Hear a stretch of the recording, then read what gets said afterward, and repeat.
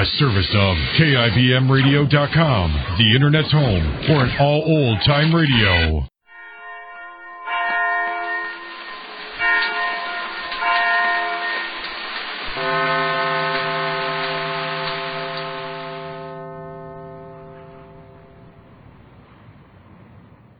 The Jack Benny Program, presented by Lucky Strike.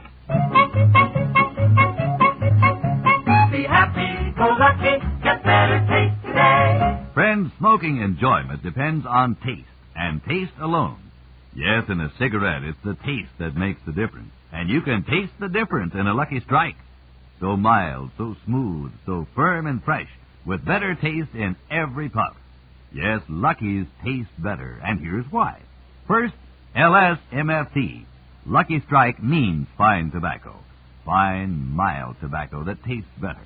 There's no substitute for fine tobacco, and don't let anybody tell you different. Second, Lucky's are made to taste better. In fact, they're the best made of all 5 principal brands. Yes, that's a fact. Established by tests measuring those important factors of workmanship that affect the taste of cigarettes. Tests made in the research laboratory of the American Tobacco Company and verified by leading independent laboratory consultants. So remember, your smoking enjoyment depends on taste, and taste alone. And you'll find Lucky's taste better. Always so mild, so smooth, so firm and fresh, with better taste in every puff. Make your next carton Lucky Strike. Be happy, go lucky, Strike today.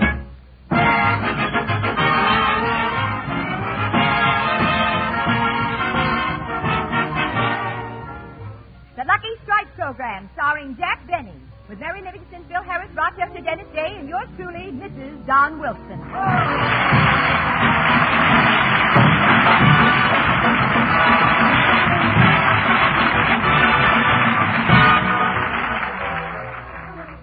And now, ladies and gentlemen, I bring you the star of the Lucky Strike Program, Jack Benny.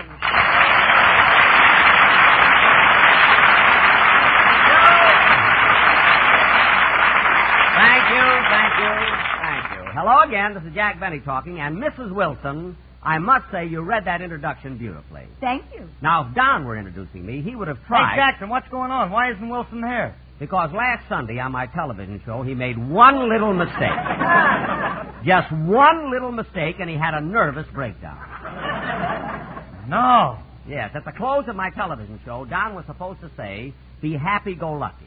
But somehow he got mixed up and said, be lucky, go happy. It was nothing. Well, you say it's nothing because you don't understand the complexities of emotional reaction. Complexities of emotional reaction? And I know what I'm talking about. I once made a mistake. And for months I couldn't look people in the eye. I was shunned, a social outcast. My friends wouldn't talk to me. Phil, for heaven's sake, what did you do? I put a cherry in a martini.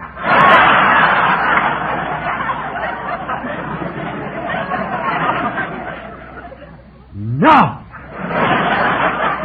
cherry and a martini. Why, Phil, I don't blame your friends for shunning you. Well, I didn't mind that, but they tied me to a post and gave me 20 lashes with a swivel stick. Phil, go sit down and stop making up jokes. Now, Mrs. Wilson, is Don really so upset about that mistake he made that he couldn't come to work? Oh, yes, Mr. Benny. Last Sunday, when he came home right after the television show, I had to coax him to the dinner table. He just sipped at the consommé and nibbled at the salad, but I knew something was wrong when he didn't eat the T-bone. Don didn't eat the steak? No, the bone. He ate the steak.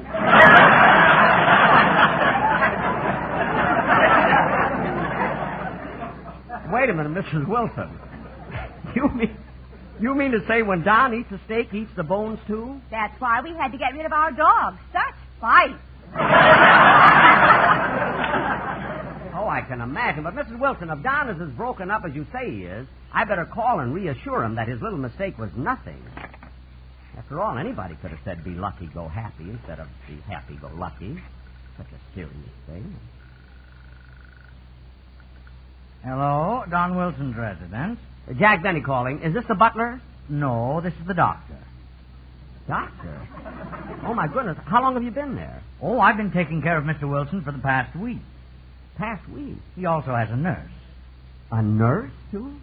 Oh, my goodness, he must be a nervous wreck. Well, tell me, Doctor, when do you think Mr. Wilson will be ready to go back to work? Well, when is your next television show? 5 weeks from now, March 9th. Oh, good, good. By then, I'm sure he will have calmed down enough to shave. Shave? Yes, in his present condition, I wouldn't dare let him have anything sharp. But this is ridiculous. Just because he made a little mistake and said, be lucky, go happy? Doctor, let me talk to him. I'm afraid he won't talk to anybody. He jumped out of bed this morning and shut himself in the closet. Well, you tell him it's Jack Benny calling. Yes, sir. Hold on. Mr. Wilson. Oh, Mr. Wilson. It's be happy, go lucky. Be happy, go lucky. Be happy, go lucky. It isn't be lucky, go happy. It's be happy, go lucky. Be happy, go lucky. So simple. How did I ever mix it up? I never mixed up that other one. Strawberry, raspberry, cherry, orange, lemon, and lime.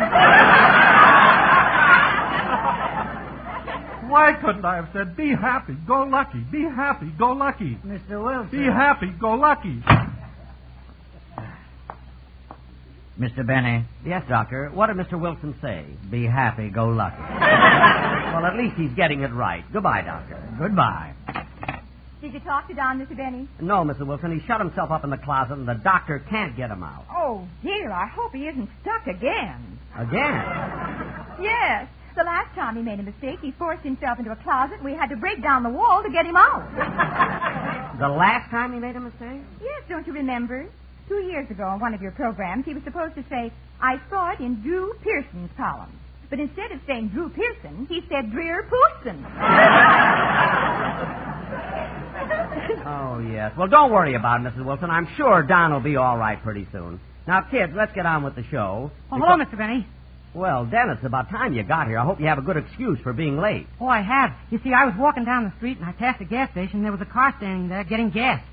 And you had to stop and watch the car getting gasoline? Oh, it wasn't that. There was a dog in the back seat of the car that attracted my attention. A white French poodle. Oh, well, that is a rare species. Yeah. The man told me the dog was worth over $2,000.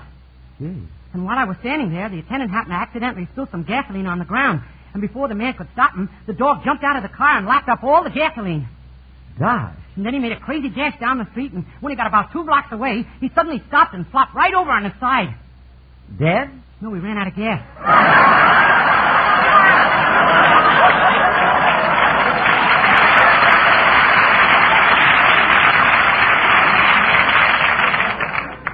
Dennis.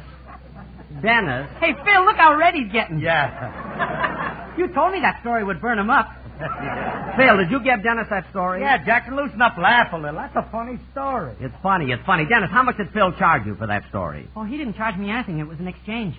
An exchange? Yeah, he told me the story, and I told him all about the complexities of emotional reactions. I wondered where he got it. Now I'm wondering where you got it. The doctor wrote it on my birth certificate. That I can believe. Now, look, kid, it's time for your song, so let's have it. Okay. Oh, hold it a minute, kid. Hello? Hello, Mr. Benny. This is Mr. Wilson's doctor. Yes, yes. We just x-rayed Mr. Wilson and found some broken bones. Broken bones? Where? In his stomach. Tell Mrs. Wilson he finished his dinner. Oh, I will. Sing, Dennis.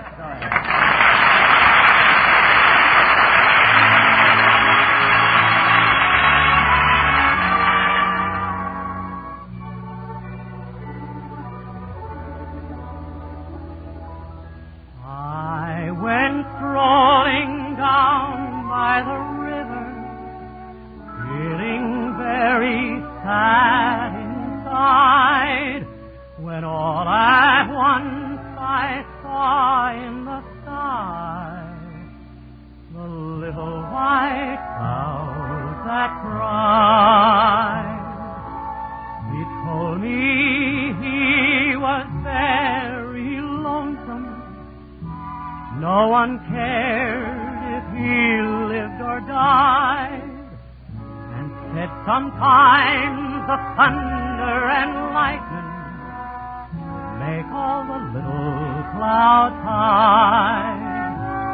He said her face in all kinds of weather, for the sun will always shine.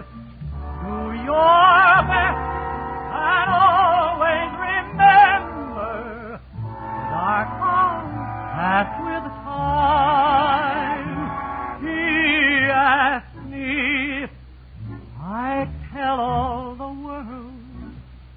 Just how hard all the little clouds try.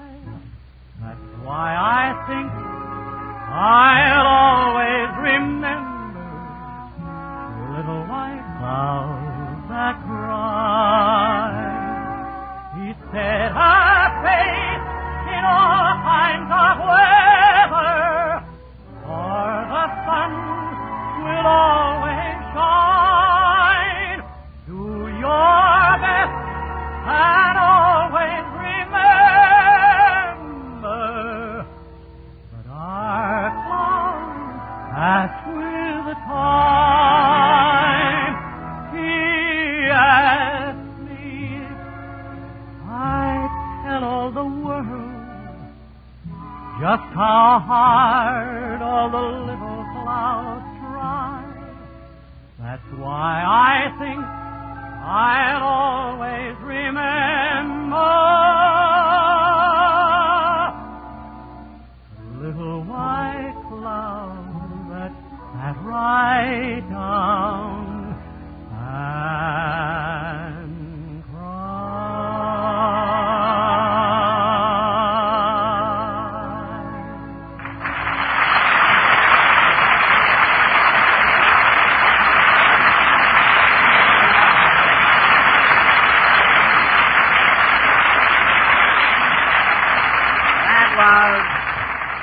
That was Little White Cloud That Cried, sung by Dennis Day and accompanied by Phil Harris and his Gruen Wristwatch Orchestra. And now, folks... Well, that's a new one. Jackson, why did you call my band the Gruen Wristwatch Orchestra? Phil, if I've got to listen to them, I might as well get something for it. Now, wait a minute, Jackson. You have just cast aspersions on a musical group that only last week played at the formal opening of the Pismo Beach Grunion Festival. Very funny, Phil, but I happen to know that last week those little fish called Grunion weren't running. That's why the committee hired my band. What? They put my boys on a barge, towed them 3 miles out. They played That's What I Like About the South, and the Grunion hit the beach like it was D-Day. Really drove the fish out of the water, huh? Well, I don't want to brag, but it was the first time they had halibut dancing in the streets of Oxnard. No, Phil, that's not bragging. If you did it, you did it. However, tomorrow I'm taking a rumba lesson at Arthur Murray's, and if my partner turns out to be a flounder, I'm going to punch you right in the nose. So, Phil, the next time I say anything about your boy, just let it go. Oh, Mr. Benny. Yes, Dennis? How come Mary isn't here? Huh? Oh, Mary's in Palm Springs. See, next week I have to go to New York. Mary's going with me, so I thought I'd let her take a little vacation. You never give me a vacation. Well, Dennis, when I give Mary a week off, we can fill in with more dialogue, but it's difficult to have a program without a song, so I can't do without a singer. Excuses. Huh? You gave Kenny Baker a vacation. What? He's been gone 12 years. Dennis. When's he coming back? I'm getting tired.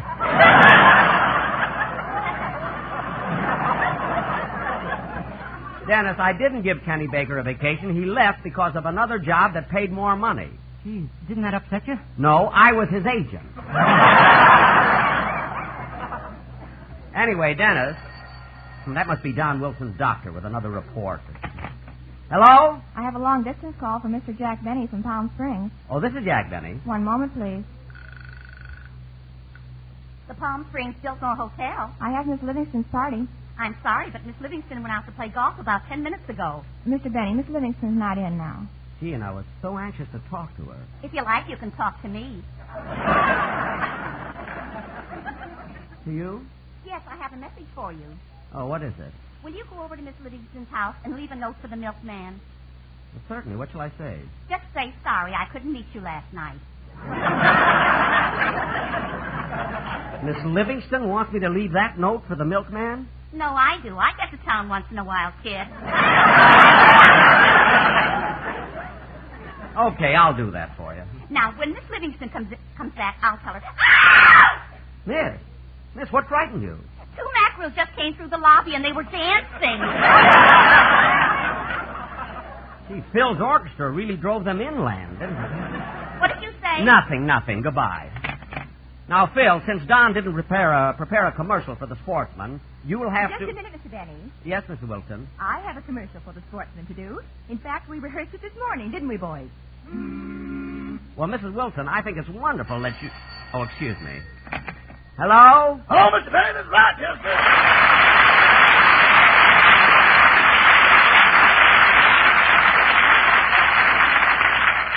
Rochester, what did you call for? I want to ask you, boss, how long will you be in New York? About a week. You want me to run the usual ad in the paper? What ad? About renting your house while you're gone.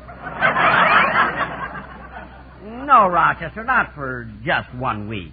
Boss, you sure are a changed man. What do you mean? You once rented your house when you went to the movies. It was a Jane Russell picture, and I didn't know when I'd get back. Now, Rochester, hang up and get back to your work. Boss, I have been working. I washed the dishes, polished the silver, vacuumed the rugs, waxed the floors, mopped the kitchen, and after I finish listening to your program, I'm going to clean the woodwork and wash the windows. Wait a minute. You're taking time out to listen to my program? What do you mean, time out? That's word, too. Oh, well, Rochester, I'll be home right after the show. Goodbye. Goodbye. Oh, say, boss. Now what? Mr. Wolfe Gilbert is here to see you. Wolfe Gilbert? The songwriter? Yeah, I told him you were at the studio, and he's on his way down to see you right now. Oh, that's wonderful. Rochester, did you tell him about the song I wrote? No, boy. Why not? That and how you look in the morning are my darkest secrets. Well, I'll tell him myself when he gets here. Goodbye. Goodbye.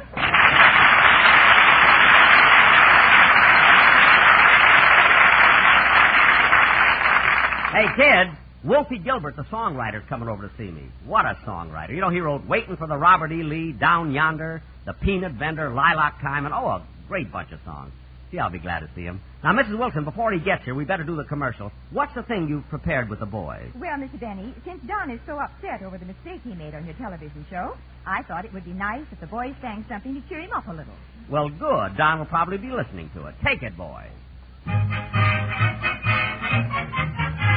Be lucky and go happy, that is what Don Wilson said. Now 40 million people know why he is sick and dead.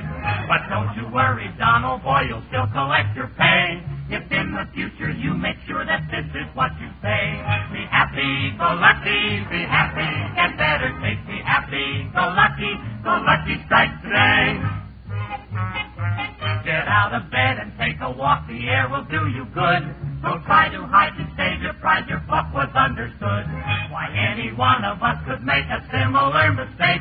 But don't feel bad, just watch it, Dad, be right for goodness sake. Be happy, go happy, get better, take be happy, go lucky strike today.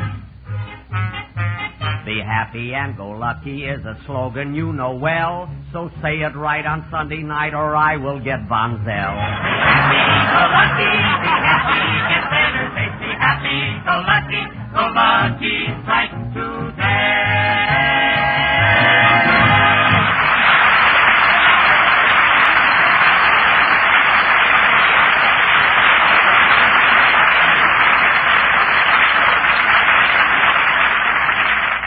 Now, that was wonderful, Mrs. Wilson, and if Don heard it, I'm sure it must have brightened up his little closet. Now, kids, as soon as we... Hey, that must be Wolfe Gilbert now. Come in. Hello, Jack. Wolfe!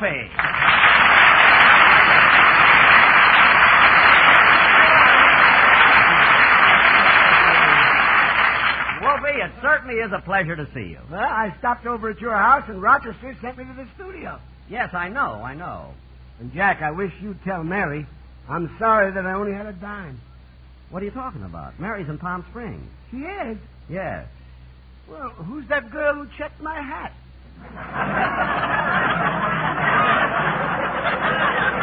Oh, that's Barbara Stanwyck.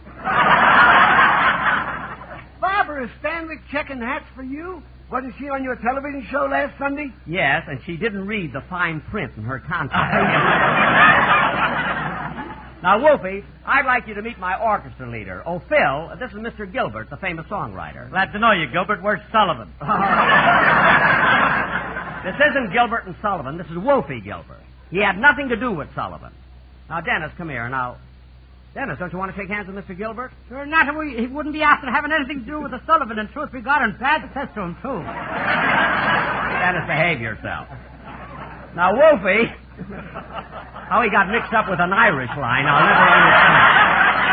A straight line, yes, but an Irish line, this I will never figure out. Now, Wolfie, was there something special you wanted to see me about? Yes, Jack. I really had a trip to make over here. I wanted to talk to you about the song you wrote. Uh-huh. So I heard that you've been having a little bad luck. I mean, about trouble with it. Yeah, well, yes, and frankly, I can't understand it, Wolfie. I wrote my song 3 months ago, and it still isn't on the hit parade. I haven't even been able to get it published. Well, Jack, believe me, it's nothing to worry about. You mustn't become discouraged. You know, it isn't easy to get a song to be a hit. But, Wolfie, you didn't have any trouble. Look at Robert E. Lee, Lilac Time, The Peanut Vendor. And how about your latest hit, Down Yonder? Everybody is singing that. Yes, I know, Jack. I'm grateful. But that's what I wanted to tell you. It's true, Down Yonder is a hit today. When I wrote that song 30 years ago, it was a flop.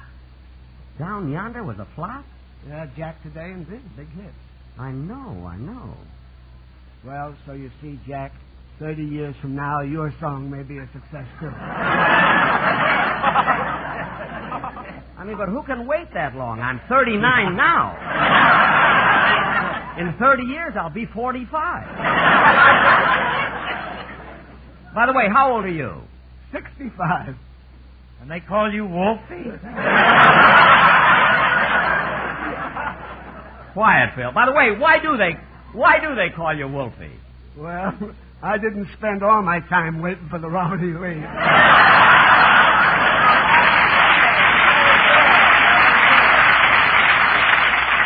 You know, that Waiting for the Robert E. Lee was a great song, too. Now, Wolfie, as one composer to another, how do you go about writing your songs? Jack, it is really inspiration. Mostly inspiration. Now, you take Robert E. Lee. I happened to be in New Orleans one morning.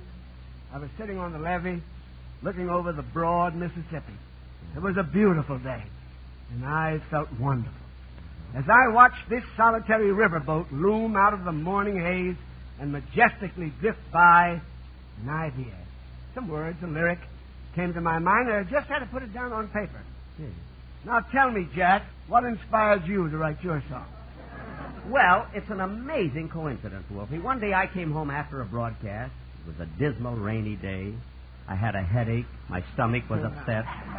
My feet hurt. And as I walked into the house, I tripped and broke my glasses and split my lip. Then I sat down and wrote, "When you say I beg your pardon, and I'll come back to you." And yet, from the lyrics and music of my song, you'd never guess how much I was suffering, would you?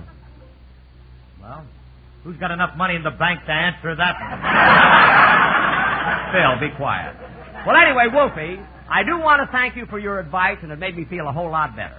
But as long as you're here, how about you and I doing one of the numbers you wrote? Robert E. Lee. How about it, folks?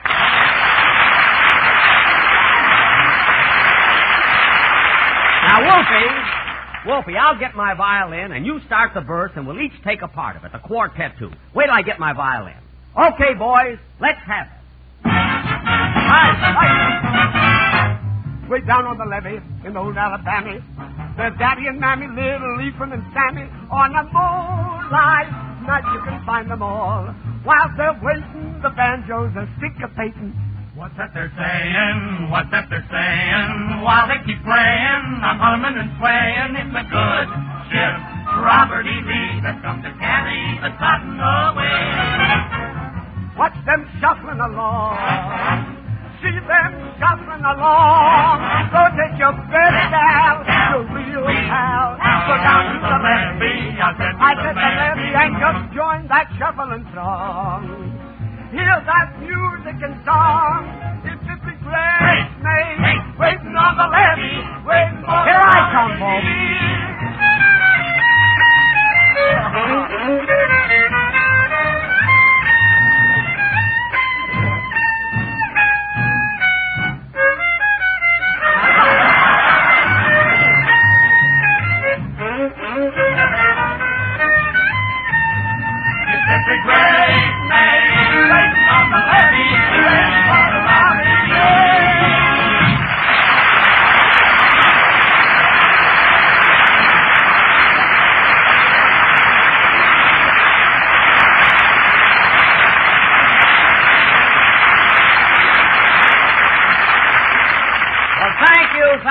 Wolfe, thank you very much. You're an inspiration to young songwriters. Thanks, Jack. I hope I inspired you, too. Oh, you did. So long, Wolfe. Goodbye, Jack.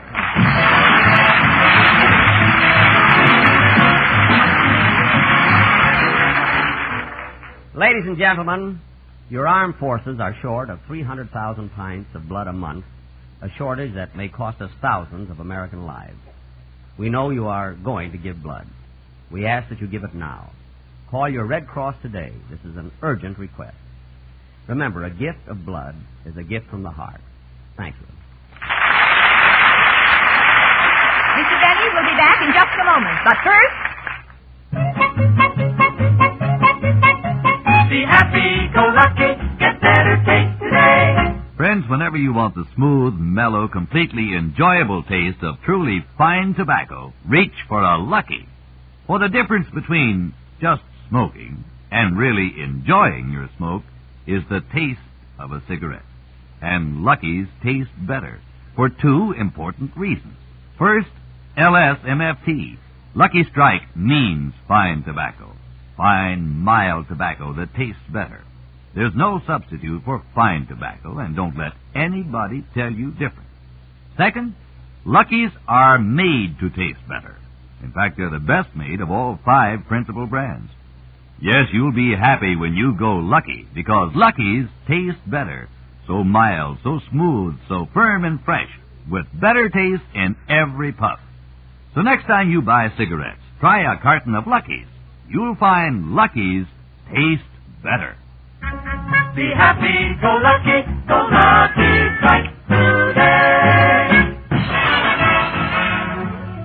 Well, folks, this ends another show. We'll be with you again next Sunday night at the very same... Excuse me a minute. Hello? Hello, Mr. Benny. This is Don Wilson's doctor. Oh, yes, Doctor. Is Don feeling better? Yes, I'm happy to report that he came out of the closet. Good. I took his pulse, and it's normal. His heartbeat is strong. His blood pressure is fine. I took his temperature, and it's 46. 46? Isn't that a little low? Not for a man who's hiding in the deep freeze. Well, when he thaws out, tell him that I hope he'll be better soon. Goodbye.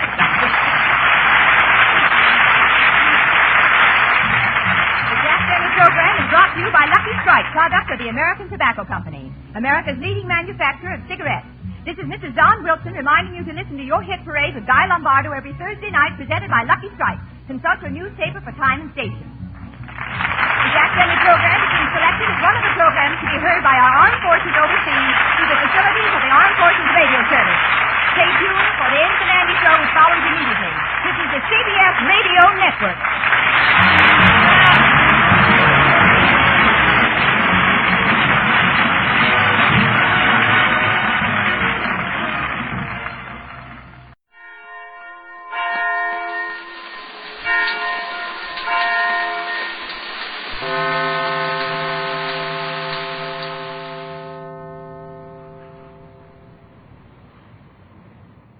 Program transcribed, presented by Lucky Strike. Be happy, go lucky, get better taste today. Friends, smoking enjoyment depends on taste, and taste alone. Yes, in a cigarette, it's the taste that makes the difference. And you can taste the difference in a Lucky Strike. So mild, so smooth, so firm and fresh, with better taste in every puff. Yes, Lucky's taste better, and here's why. First, LSMFT, Lucky Strike, means fine tobacco. Fine, mild tobacco that tastes better. There's no substitute for fine tobacco, and don't let anybody tell you different. Second, Lucky's are made to taste better. In fact, they're the best made of all 5 principal brands. Yes, that's a fact, established by tests measuring those important factors of workmanship that affect the taste of cigarettes. Tests made in the research laboratory of the American Tobacco Company and verified by leading independent laboratory consultants. So remember, your smoking enjoyment depends on taste, and taste alone. And you'll find Lucky's taste better. Always so mild, so smooth, so firm and fresh, with better taste in every puff. Make your next carton Lucky Strike. Be happy, go lucky strike today.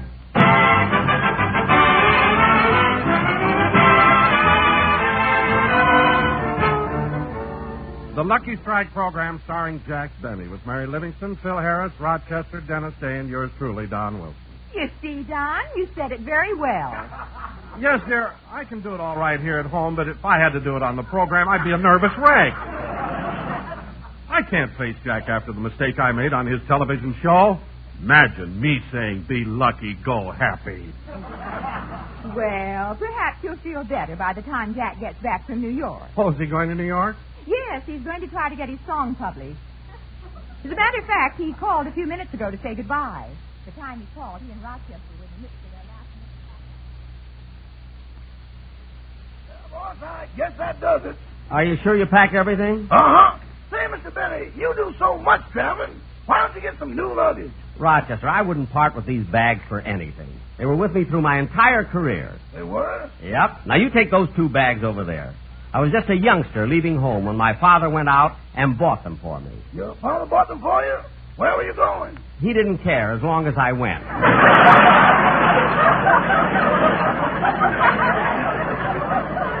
You know, Rochester, if these bags could only talk, I mean, the stories they could tell of my first days in show business. What was your first act like? I was a concert violinist. No! Yes, I was. In fact, that's why I wrote my song, to satisfy the music in my soul. When you say, I beg your pardon, then I'll come back to you. When you ask me to forgive you, I'll return. What a song. You know, as soon as I get off the train in New York, I'm taking it straight to a publisher. By the way, where did you pack my song, Rochester? In that big bag. Good. You'll find it between your underwear and your sandwiches. Did you wrap the sandwiches in wax paper? No, we didn't have any. Gee, I hope nothing from the sandwiches gets on my song. Personally, I hope nothing from the song gets on the sandwich.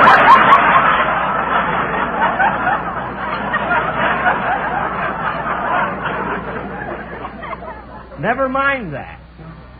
I'll answer the door, Rochester. That's Miss Livingston. She's going to New York with me. Coming. Hello, doll face. Why, Blue Eyes, I didn't think you cared. Oh, I thought it was Mary. Come on in. Hey, Jackson, I'm glad I caught you before you left for New York. I wanted to thank you for lending me that $1,000 2 weeks ago, and I'm happy to say that I can pay it back to you right now. The $1,000? You can? Yeah. Here you are. Thank you, Phil. Excuse me just a minute.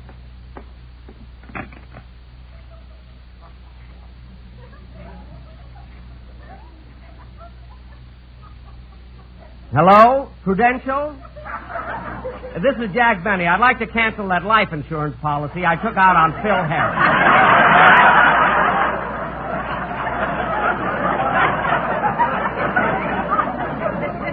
Thank you. Goodbye.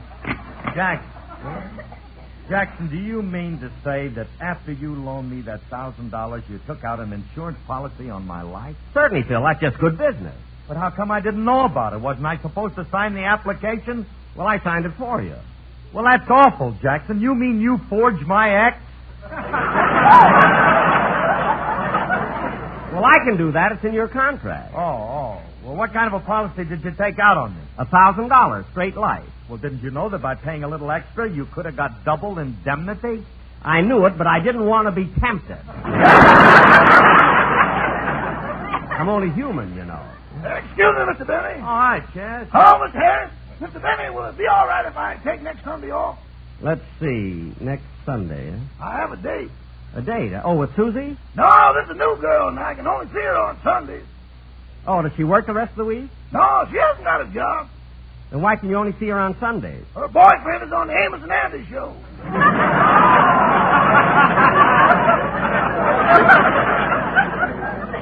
Oh. I got him the job. Oh, all right, Rochester. You can have Sunday off. Thanks, boss. Come in. Oh, hello, Mary. Hello, Jack. Hello, Phil. Just call me Doll Face. Phil, it was a mistake. Say, Jack, I came here by cab, and the driver hasn't got change for 20. Can you lend me $1? Sure, Mary. Here. Thanks. Excuse me, fellas. I want to pay the cab. Look, Jackson, I think I'll be running the Oh, wait a line. minute, I gotta Phil. Phil, wait a minute. Huh? I'm glad Mary stepped out. I want to ask you something. What? Well, while we're back east, Mary will spend all her time in Plainfield, and, well, I may want to go dancing with a girl some night in New York. And do you know any numbers? Jack. You dog, you.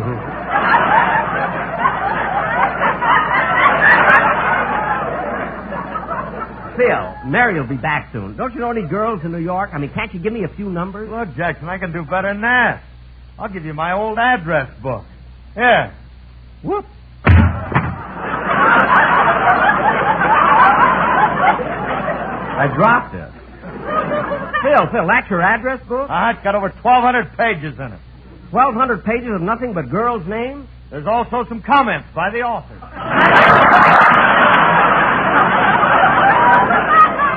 All right, Phil, thanks for the book. I'll have it crated and shipped to New York. I really appreciate it, you know. I took care of it, Jack. You ready? Just about. You know, Jackson, I think you're kind of silly going to New York just to have your song published. I'm not silly, Phil. I just have a lot of faith in my song. Jack's right, Phil. Most of our prominent composers today start as one big hit, like Hoagie Carmichael. Yeah, he got his start with Stardust. And Cole Porter. That's right. He wrote Night and Day. And what about Joe Rhines? Yeah, what about... Wait a minute, Mary. What did Joe Rhines write? Ajax, the foaming cleanser. Look, kids, if you two are trying to make fun of me, you're wasting your time. I'm going to New York, and we're... Oh, darn. Come in! Oh, it's Dennis. Yeah. I came by to see if you like the song I'm going to do on next Sunday's program. Well, I'm glad you did come by, Dennis. Not only do I want to hear your song, but I'd hate to go away without saying goodbye to you. Look, let's get this over with. What? I feel awful. Why? What's the matter, Dennis? Well, I'd never eaten oysters in my life, and everybody keeps telling me how good they are, so this afternoon I ordered some for lunch. Ooh, my stomach. Well, kid, maybe you got stuck with some bad oysters. Were they spoiled? How should I know? Well, you should be able to tell when you take them out of the shell. Oh, out of the shell!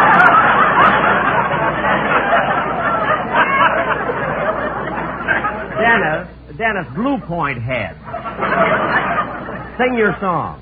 Okay, but if I rattle a bit on the high notes, blame the shells. Never mind, just sing, will you?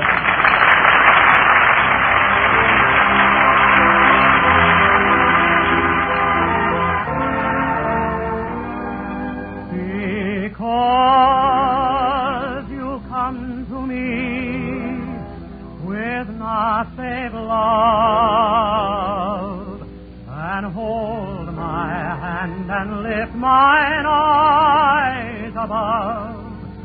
A wide world of hope and joy I see because you come to me.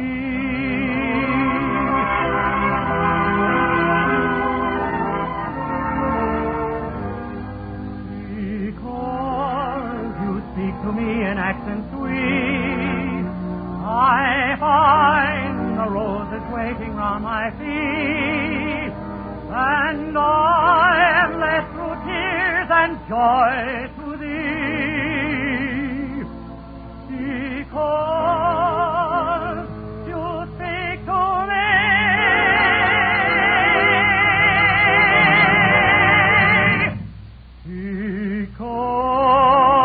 Because God made thee mine, I'll cherish thee through light and darkness, through all time to be, and pray His love may make our love divine. Because God made thee mine.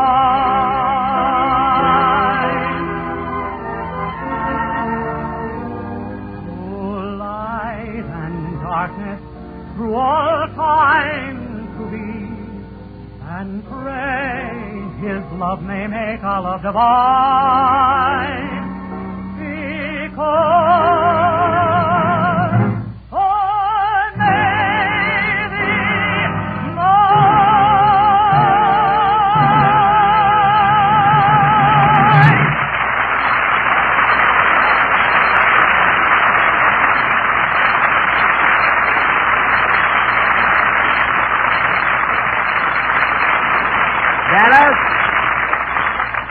that sounded wonderful. It'll be great on the program. Gee, thanks. Now, Mary, we better get going to the station. I'll call Rochester and tell him to get the car out. Oh, you don't have to, Mr. Benny. I'll drive you down in my car. Oh, good, good. Look, Jackson, I'm going to be running along. Say, look, if I want to contact you in New York, where'll you be staying?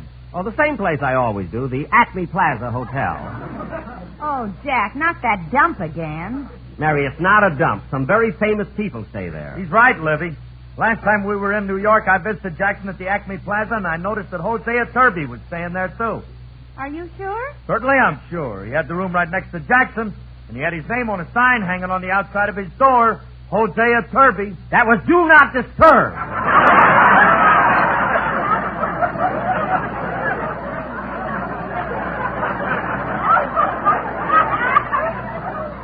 Hosea Turby. I'm just trying to help you. So long, Livy. Have a pleasant trip, Jackson. Thanks, Phil. See you when we get back, Phil. All right, Dennis, come on. We'll go in your car.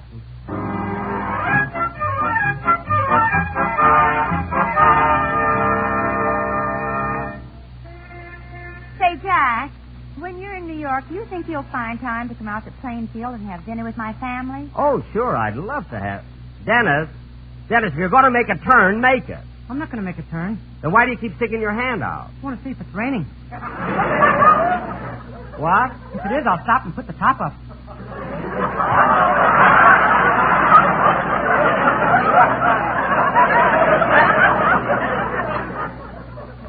Jack. Wait a minute, Mary. Wait a minute. I'm trying to figure that one out. Now, let's see. If the top is down, why does he have to stick his hand out to see if it's raining? Dennis! Quiet. I'm trying to figure it out, too. Thank goodness. Here's the railroad station. Dennis, pull up to the main entrance. Okay. Watch your step, Mary. Well, thanks, Dennis. Thanks very much. You're welcome. Have a nice trip. We will. Goodbye. Bye, Dennis. Goodbye. Why isn't there a porter around when you want one? A porter? Jack, you always carry your own bag. Well, I can't this time. Yesterday I hurt my shoulder. Carry your bag, sir? Yes. But first, would you mind signing these papers? Jack, what's that all about? I told you I hurt my shoulder. If he signs these papers, he can get his tip from the Blue Cross.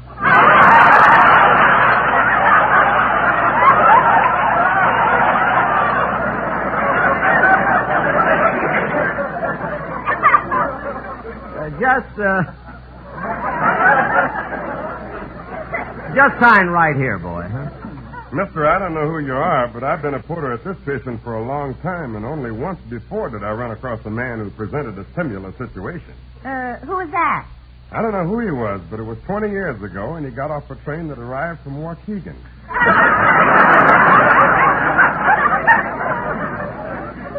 Come on, Mary, let's go. I'll never forget him. He had a violin and gypsy earrings.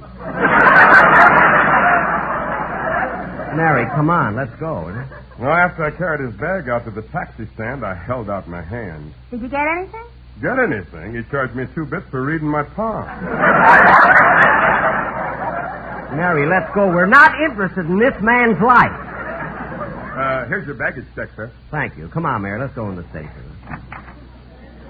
Gee, look at all these people here. Yeah. Train leaving on track 5 for Anaheim. Azusa and Coop Commander.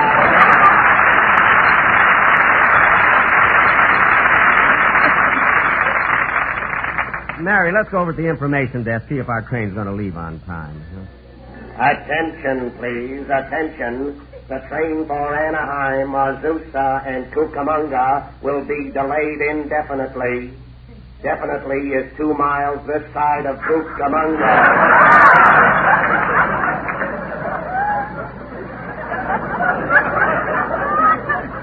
Now, let's see.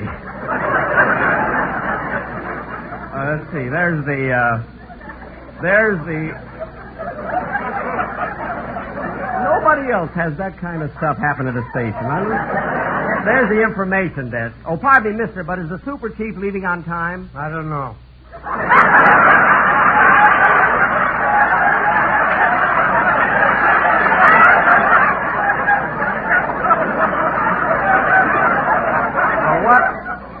What gate does it leave from? I don't know.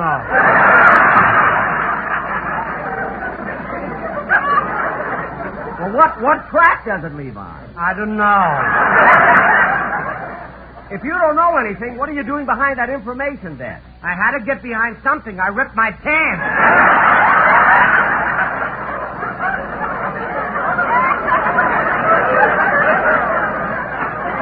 Come on, Mary, let's go. Attention, please, attention. Will the holder of baggage check number 6847-35904 please go to the station master's office? You have just won a turkey.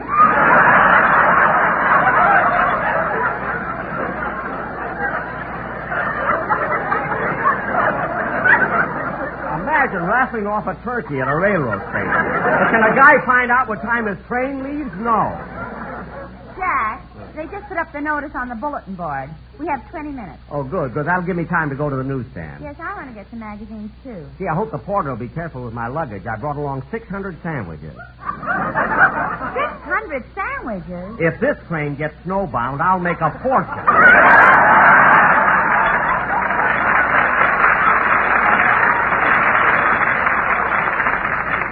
Mary, I think the newsstand is over here. Say, Jeanette, look, there's Mary Livingston. Ain't she the lucky one? Yeah, imagine having Jack Benny on your arm. Oh, is that who that is? I thought she won the turkey. Attention, please, attention.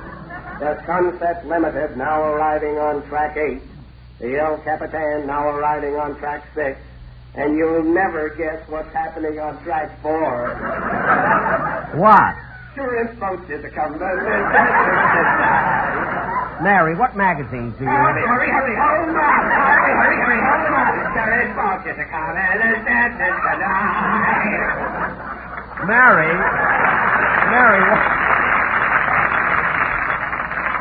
Mary, what magazines do you... Oh, Jack, look.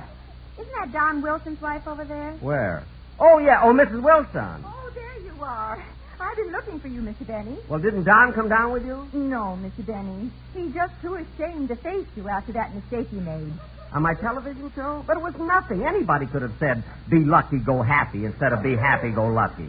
All he did was twist a word around. That's all aboard. Train now leaving on track 5 for Anaheim, Azusa, and Mangakuka. You see, anybody can make a mistake. Oh, look, Mrs. Wilson, the Sportsman Quartet is here, too. Yes, Don wanted me to bring them down to give you a send-off. Oh, they didn't have to do that. But they wanted to, Mr. Benny. You're going back east where the weather's pretty chilly right now, and they want to give you some advice. Oh. Tell him, boys.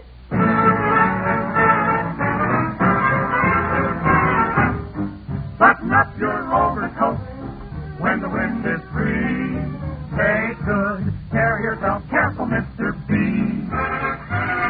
Eat an apple every day. Go to bed by 3. Take good care of yourself. Pass an NBC. Be careful crossing streets. Ooh, don't eat meat. Ooh, cut out sweets. Ooh, you mustn't gain a pound. You're on TV. If you're ever feeling bad, call a doctor too. Take good care of yourself, 'cause we all love you. When you're buying cigarettes, buy the brand new Light. Take good care of yourself, smoke a Lucky Strike. When you're driving in a car, or you're on a high, take good care of yourself, smoke a Lucky Strike. There'll be no puff that's rough. Ooh, Sure enough. ooh, No rough puff. ooh. Why not be happy and go lucky? Lucky's have a better taste. That's a fact you see. Round burn, fully packed LSMFT. We never care about the weather when we get together. We light a Lucky Strike.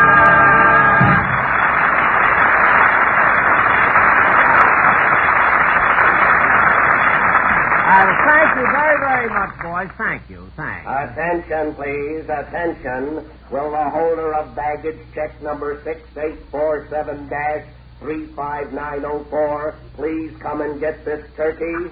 Please? Oh, shut up.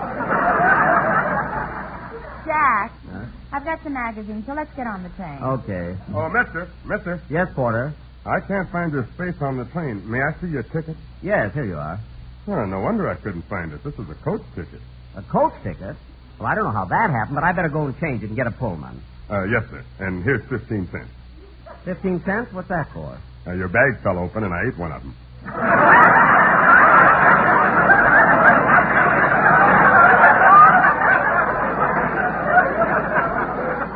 Oh, thanks. Man, what peanut butter. Come on, Mary. I want to get my ticket changed to a Pullman. Let me see. Where's the ticket window? Oh, here's a window that isn't busy here. Oh, mister.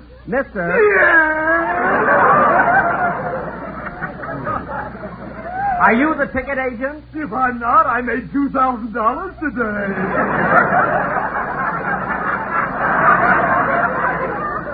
Now, what can I do for you? Well, I'd like to exchange this ticket. Oh, did you get it for Christmas?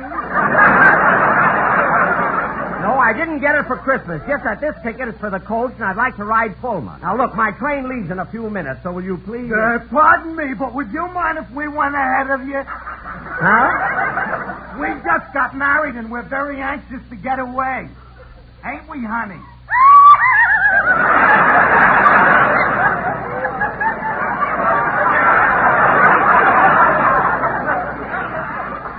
Well, that's all right. Go right ahead. Where would you like to go? Any place. We just want to get away before our parents catch up with us. They objected to us getting married. They did? Why? They tried to tell us we're too young. Too young to really be in love? They said that love's a word we've only heard. I begin to know the meaning of it. Ain't that right, honey?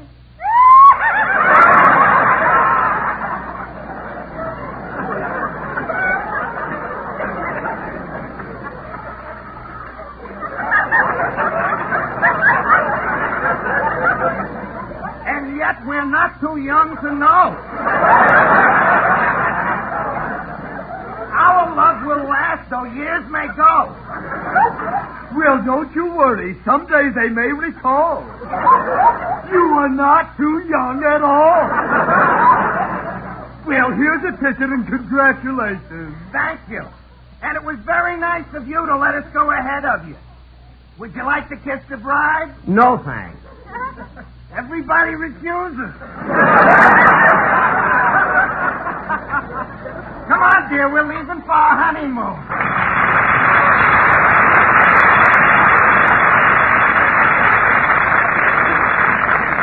Now, Clerk, how about waiting on me? Oh, yes, you want a Pullman. Here you are, compartment A. Thank you. Tell me, Clerk, do I have to change trains? Indubitably. What? Indubitably is 2 miles east of definitely. You're insane. Insane is 2 miles north of Indubitably. Now, cut that out! Just give me my ticket. All right. All we have to do now is transfer your luggage. Do you have your baggage tag? Yes. What is the number? The number? Oh, here it is.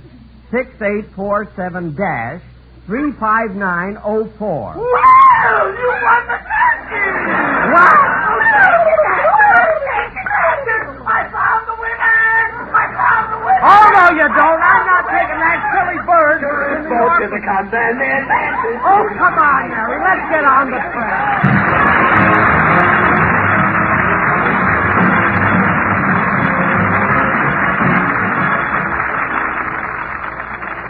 Ladies and gentlemen, your armed forces are short of 300,000 pints of blood a month. A shortage that may cost us thousands of American lives. We know you're going to give blood. We ask you to give it now.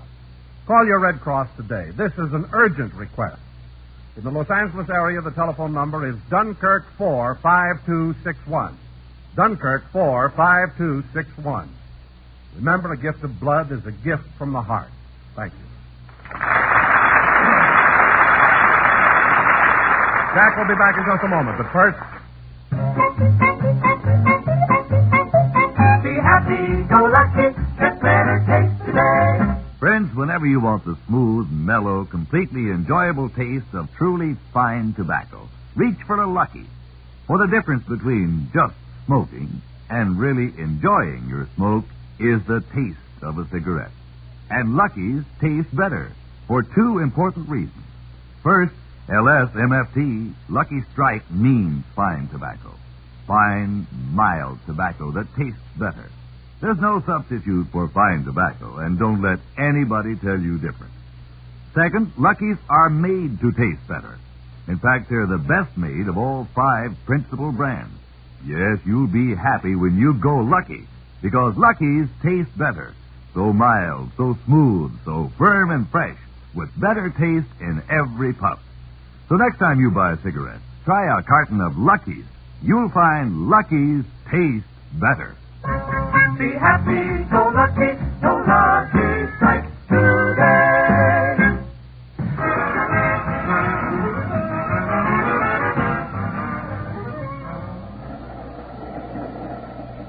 Now let's see. 594, 595, 596, 597, 598, 599, 600. 600 sandwiches. That's what I started out with. How do you like that, Porter, giving me 15 cents just to get a laugh? Oh, well, good night.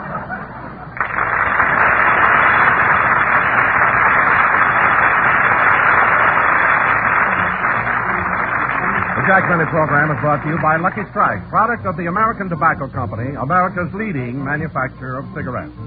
This is Don Wilson reminding you to listen to Your Hit Parade with Guy Lombardo every Thursday night, presented by Lucky Strike. Consult your newspaper for time and station. The Jack Benny program has been selected as one of the programs to be heard by our armed forces overseas through the facilities of the Armed Forces Radio Service. Stay tuned for the Amos and Andy Show. It's started immediately. That's right.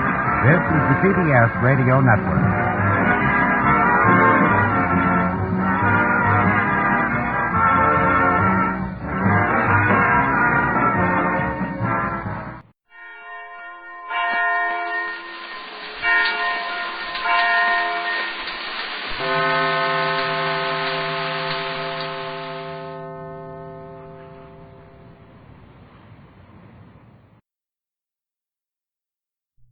Remley, I'm going to open the show the same way we did last week, with a commercial. Oh, wait a minute, Curly. Just because you got by with it last week, don't press your luck. You know, Mr. Scott of RCA Victor doesn't want our names connected with their products. Well, we didn't get any kickbacks from him last week. Only because he's on his vacation and didn't hear it. Then we're going to slip another one in. I just want to remind the people, Remley, that before they buy, they should look at the background of RCA Victor. What it stands for. Remley, you know that they're bound to have the best... All right, Curly. You don't have to tell me. Tell the people. That's exactly what I'm going to do. On with the show, Bill Foreman. RCA Victor, world leader in radio, first in recorded music, and first in television, presents transcribed the Phil Harris Alice Faye Show.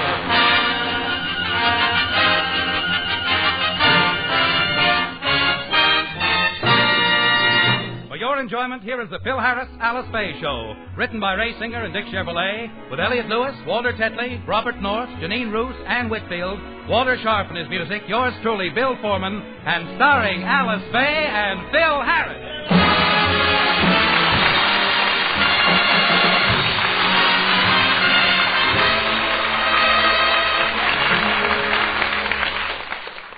Here's a word from RCA Victor. Why do more people choose RCA Victor television than any other make? The reason can be summed up in just one word: quality. Million-proof quality, proven in over 2 million homes. RCA Victor television is America's favorite television because, feature for feature, it's America's finest television. With RCA Victor, for example, you enjoy clear, bright, steady pictures that are locked in place by RCA Victor's exclusive eyewitness picture synchronizer. You choose your set from 14 separate models, every one a masterpiece of superb engineering and quality craftsmanship. Next chance you get, step into your RCA Victor dealers and look over the very finest television in America today. At the same time, add these 2 great RCA Victor Red Seal performances to your record collection: September Song, sung by Ezio Pinza, and the album of selections from Gershwin's Porgy and Bess with Reza Stevens and Robert Merrill. Phil has a recording contract with RCA Victor Records that calls for him to make a new record every month. However, for the past 2 months, the company hasn't asked him to make any new records. And Phil, Alice, and Frankie have gone down to see the vice president of Victor and find out why. What do you mean I got a lousy voice? I didn't say that, Harris. Well, somebody in this room said it. That was me, Curly. Remley, keep quiet. This is my business, and I'll thank you to keep your corkscrew nose out of it. I was just trying to help. Trying to help. Well, you were all puzzled about why your records haven't been selling lately, and I was the only one who came up with an intelligent answer. Well, Phil's records have been selling, haven't they, Mr. McDevitt? Oh, yes. On his last record alone, the company stands to make in the neighborhood of $8. I felt sure I was doing better than that. Mr. McDevitt, how do the sales of my records compare with your other recording stars? Well, I have the list right here. Let me see. Oh, here you are. You're tied for last place with Cohen on the telephone.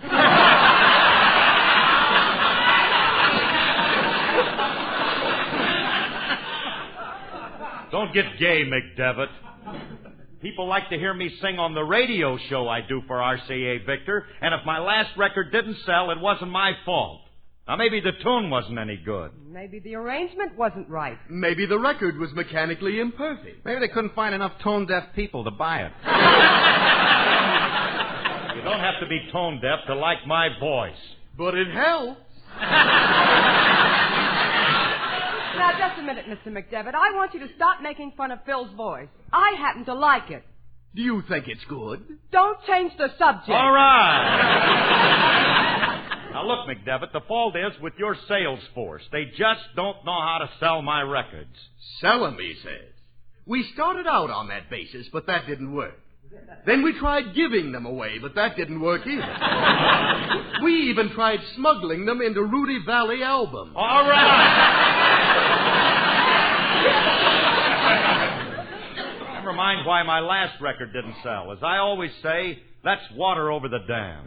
Yes, there's no point in crying over spilled milk. Maybe the next one will be better. Perhaps, but we can't count our chickens until they're hatched.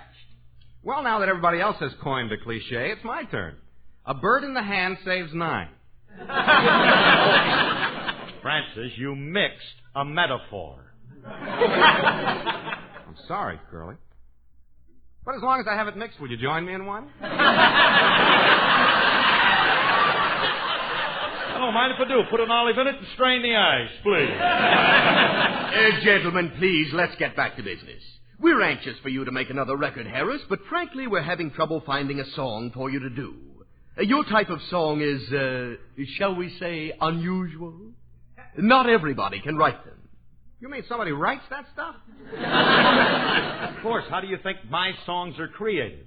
I thought you put a lot of notes in a hat, mix them well, dump them out on a piece of fly paper, and whatever sticks there is your song. Well, we used to use the flypaper method. But one day in the middle of a tune, 3 of the notes took off and flew away. And my trumpet player, who in his spare time was an etymologist, he chased the note for 2 blocks, and he was just about to... All right. Well, you started it, didn't you? Well, I'm sorry I mentioned it. Harris, as soon as we find a novelty tune for you, we'll let you know. In the meantime, you look around, and perhaps you can find one yourself. Okay, Mr. McDevitt, and thanks. Come on, let's get out of here, huh? Gee whiz, there must be some place we can find a good tune for me. We could only find another ballad like The Thing. Do you think the world is ready for that? Well, if we could only find somebody to write another hit like that. Curly, why look around for somebody else to write it? What do you mean? Why don't we write one? Yeah. Yeah. You and me'll write a song. Now you're talking, Remley. Yeah, he may be talking, but he isn't saying anything. Oh, you fellas can't write a song. What are you talking about? We'll be a great songwriting team. Come on, shall we go home and get started writing, Mr. Hammerstein? I'm right on your tail, Mr. Rogers. Right up.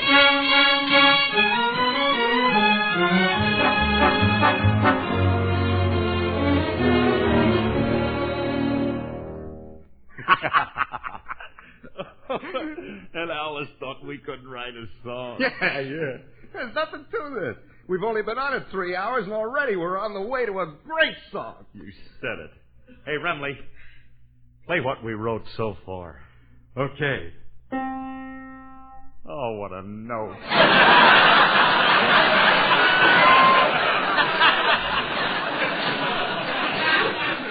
What a lovely note.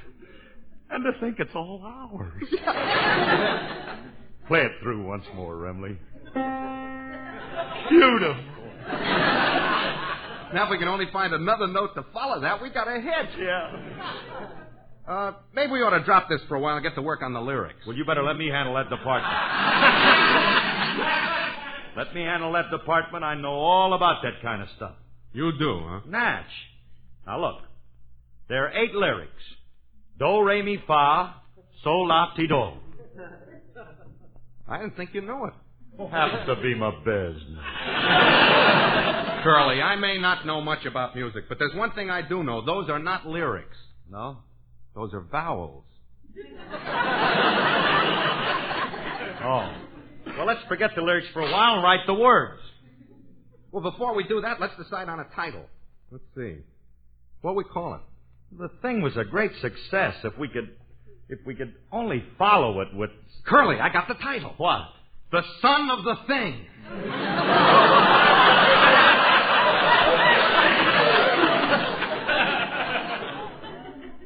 I don't know, Remley. No, but Curly, it has endless possibilities. We could follow that up with a series. The Thing goes to Princeton. Then Wait a minute, the Thing becomes engaged to Tallulah Bankhead. Wait a minute. The Thing grows another head. Remley. The Thing gives birth to an 8-pound bagel.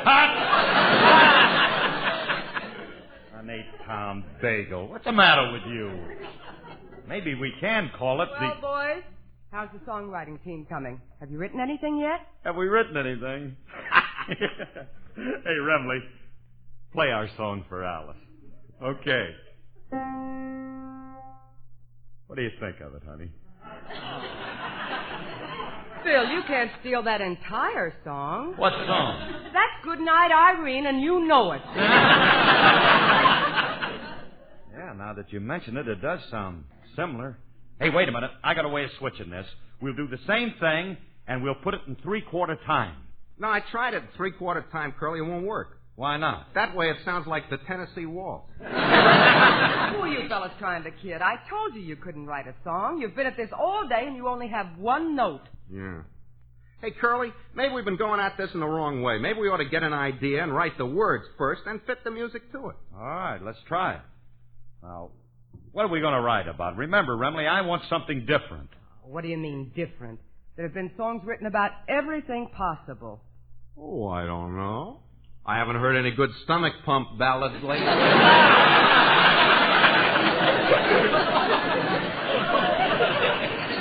Have you, Curly? No, I can't say that I have. I don't think they've written any tunes about a sluggish liver either lately. Phil, please. No, huh? Hey, Curly, let's write something nostalgic. Like a song about your hometown. They've already they wrote a song about my hometown. Do what, did he? They've written a lot of songs about where I spent my youth. Little old New York. How about a song about where I spent my youth? Your youth? Yeah, man, I can see that title now. Gee, but I'd give the world to see that old chain gang of mine. Curly, please, I was a model child.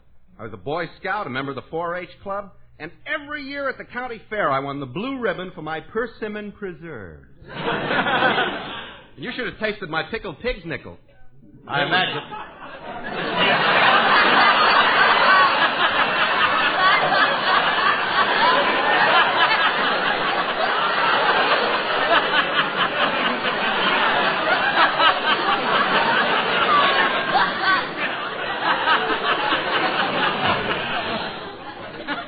Pig's nickels, huh? Now, just what part of the pig is that? You got a pig with money, huh? How'd you make him, with a trigger finger? Well, I'm Why don't you give up? You can't write a song. We're not giving up. With a lyric writer like that, we're a cinch. Here's Nichols. Look, you can't expect us to come up, honey, with a song in 5 minutes. No, it takes a lot of time and patience to steal a good tune. Now, wait a minute, Remley. We don't have to lift nothing. We're partners, and together we can do this. Now, with my brains, talent, and ability, and your... All right, my half, go steal yours. Curly, you don't sound like you have confidence in me. Oh, Frankie, how can you say that? I have as much confidence in your ability as you have in mine. We're in big trouble. Frankie, we're starting off on the wrong foot. In order to be a successful songwriting team, each partner has to have confidence in the other. Why, the Mikado never would have been written if Gilbert didn't have faith in Ed Sullivan. And White Christmas never would have been written if Irving didn't get along with Berlin. Certainly. They had faith in each other's ability. Who did? Sam Irving and Clyde Berlin. You're not paying attention, dear. No, you're right, Curly. We must respect each other's ability. Now let's buckle down and show the world that we can write a great song.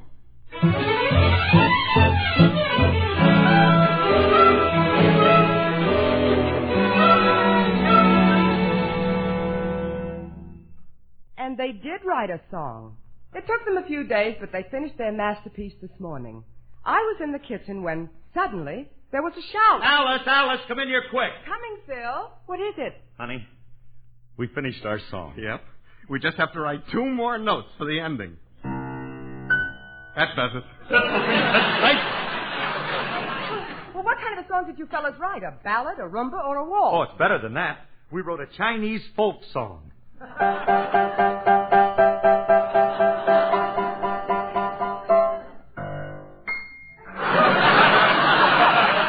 This is a Chinese folk song. Yeah. We got a great title for it. We call it Chopsticks. Or I'll be down to get you in a rickshaw, honey. Oh, fellas, I don't want to be a wet blanket, but this song has already been written. It has? Remley, this tune is your idea. Now, did you ever hear it before? No. I'll admit there's a song that's similar to it. That one goes dee dee dee dee dee dee dee dee dee dee dee dee dee dee dee dee. But ours is different. Ours goes na da da da da da da da da da da da da da. See? It's entirely different. Different, huh? Who you trying to kid? If there's one thing I know, it's music. That's the same song. All you did was to sing it 1 octagon higher. Fellas, if you have to write a song, write a love song. I tell you what, if it's any good, I'll sing it for you. Oh, do you sing, miss? Happens to be my business.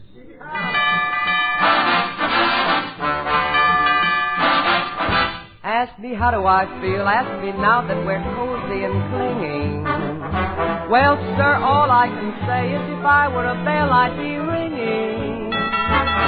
From the moment we kissed tonight, that's the way I've just got to behave, boy. If I were a lamp, I'd light, or if I were a banner, I'd wave. Ask me how do I feel, little me with my quiet upbringing. Well, sir, all I can say is if I were a gate, I'd be swinging. And if I were a watch, I'd start popping my spring, boy. Or if I were a bell, I'd go ding-dong, ding-dong, ding. Ask us how do we feel from this chemistry lesson we're learning. All right, boys, how do you feel? Well, dear, all we can say is if we were a bridge, we'd be burning. Oh, I knew my morale would crack. You gotta be careful. From the wonderful way that he looked. Boy, if I were a duck, I'd quack. Or if I were a goose, I'd be cooked. Ask me how do I feel. Ask me now that we're fondly caressing. Wonderful, isn't it? Oh, if I were a salad, I just know I'd be splashing my dressing. Or if I were a season, I'd surely be spring. Or if I were a bell, I'd go. If I were a bell, I'd go. If I were a bell, I'd go ding-dong, ding-dong, ding.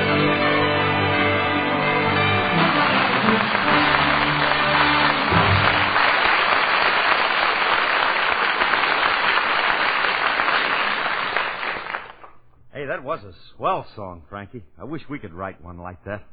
If you like it, Curly, I got an idea. Now, wait a minute. Now, we ain't going to steal it. No, of course not. But if we play If I Were a Bell backwards, nobody will recognize Will it. you shut up now, please? Or how about the Star-Spangled Banner sideways? Bill, do me a favor and forget the whole thing. You want some pig's nickels? You sound like you got a mouthful of pig's nickels. Straighten out, where you people been? Bill, do me a favor and forget the whole thing. You've become the laughing stock of the neighborhood. Everybody in town knows that you're trying to write a song. How they know? Who told them? Well, I had to explain the horrible noises that were coming from the house. Everybody in town thinks you're crazy. It's humiliating. People Bill? always ridicule creative genius. They said Edison was crazy. They said Marconi was crazy. They said Robert Fulton was crazy. They even said Sam Fromkis was crazy. Who is Sam Fromkis? My uncle. He was crazy. Julius, what are you doing here? I heard you guys was writing a song and I hurried right over so I could be the first one to tell you it stinks.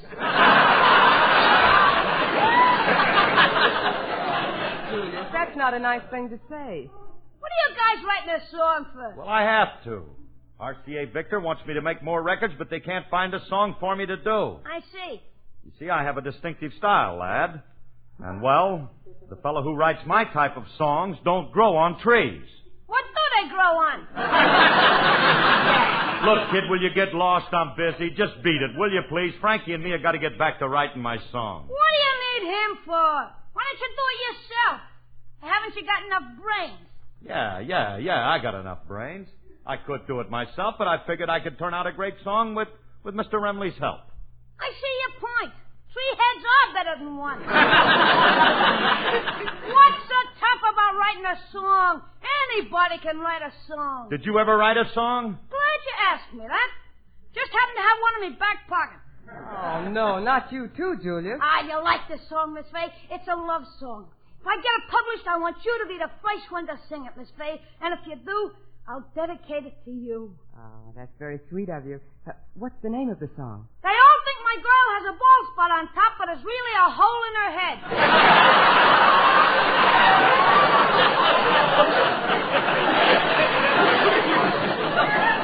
Julius, I don't think that's my type of song. Hey, now, wait a minute. Wait a minute. Let's see there.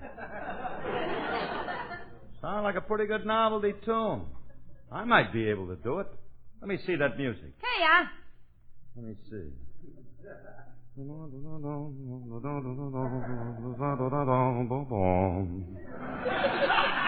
That's not bad. They might really have a hole in their head. The ball is still my sweet honey bun. Hey, this is really something. This guy is amazing. I give him a copy of the Police Gazette and he's singing it.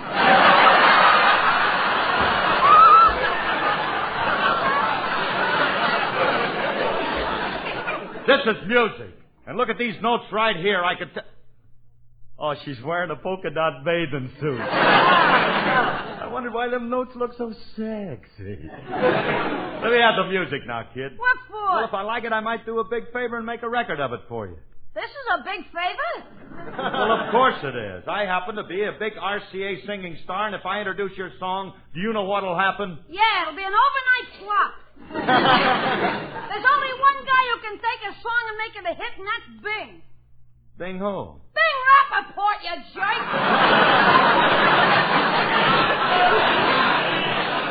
Look, kid, let me have that song. Julius, if I like this thing, I'm willing to introduce it on my radio program. You are?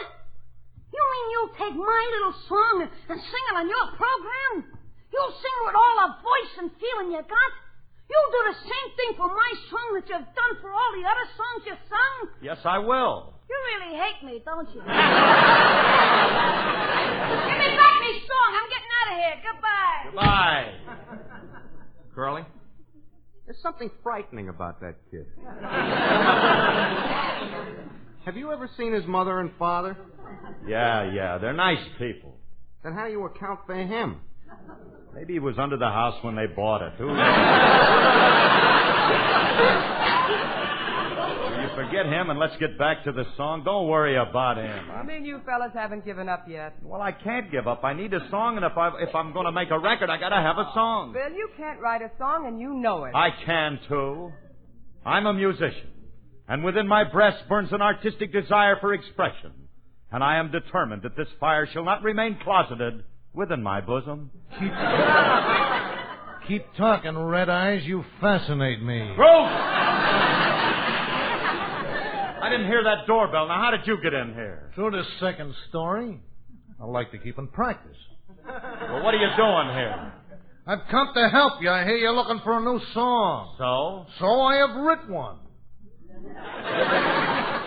And you are going to make a record of it.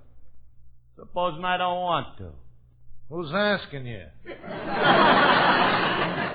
You are making a record of this tune. Who's going to make me?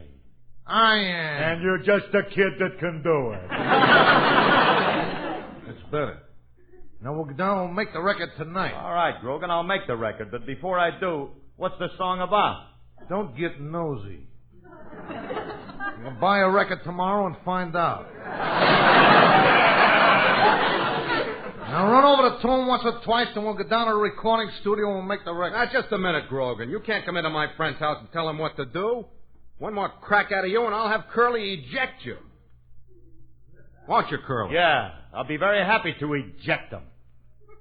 You are going to throw me out? Is that what that word means? Tell me, why don't you tell me these things? What's up? Are you trying to get me killed or something? I'll be very happy to do your song, Grogan. What's it about? Well, I got two songs. You can have your choice. There's one that's a kind of a cowboy's lament, you see, and the other is a mutter song. Well, let me hear the mutter one. I don't think there's ever been a song about a horse who runs on a wet track. It's not about a horse, it's about a mutter. A mutter. Who's married to your father? Oh, Mom. But, Grogan, there's been a lot of mother songs already written. Well, no, not about a mother like mine. Now, quiet while I sing this. Remember, no crying during a rendition because heavy sniffling distracts me. All right, here I go. M is for the mob she used to run with. U is for the other racket she was in. D is for the dum-dums in her luger. The other D is for my daddy who the dum-dums dim. E is for her eyes so hard and shifty. R is for the rat who turned her in. Put them all together, they spell mother. A word that leads the world to me.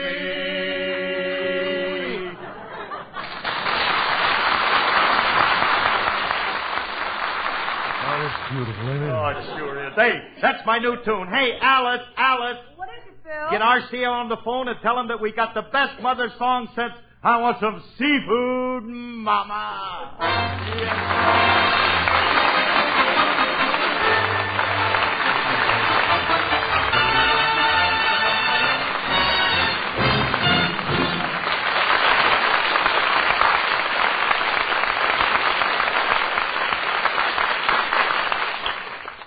Here's a word from RCA Victor. Long-haired symphony or short-haired jive, they both sound best on 45. RCA Victor's modern system of recorded music. And whether you want to cut a rug or relax, the RCA Victor 45 record changer sets you free to do it. You can make up your own programs quickly and easily. You can select just the music you want when you want it. And the 45 will give you almost an hour of continuous music at the push of one button. Your RCA Victor dealer will be happy to introduce you anytime to the whole family of 45 instruments.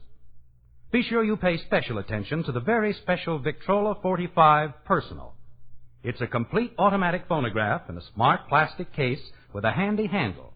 You can carry it with you and plug it in for music wherever you go. Get personally acquainted with the Victrola 45 Personal soon. It could be the start of the most beautiful friendship you ever made in recorded music. Yes, long hair symphony or short hair jive, they both sound best on 45. The 45 RPM system of recorded music by RCA Victor.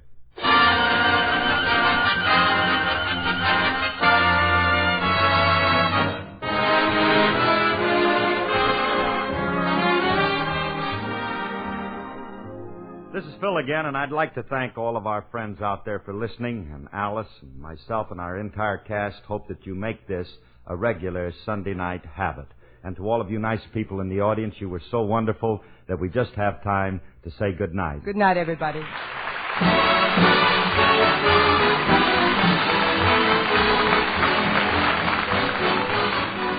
This program was produced and transcribed by Paul Phillips. Included in today's cast were Sheldon Leonard and Frank Nelson. The part of Frankie Remley was played by Elliot Lewis, and Julius was played by Walter Tetley. Remember, whether you're buying a television set, a radio, a Victrola phonograph, or records, put your faith in the cornerstone of American home entertainment for 3 generations. RCA Victor, world leader in radio, first in recorded music, first in television.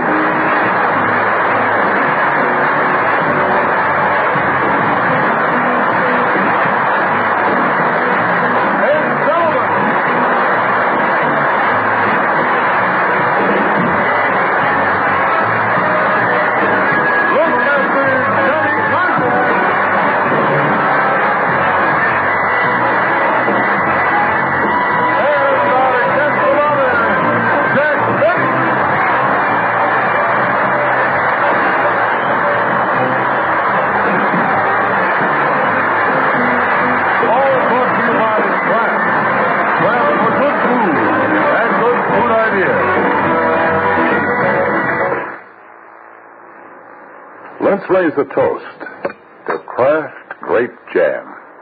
The jam with the fresh fruit goodness of juicy Concord grapes.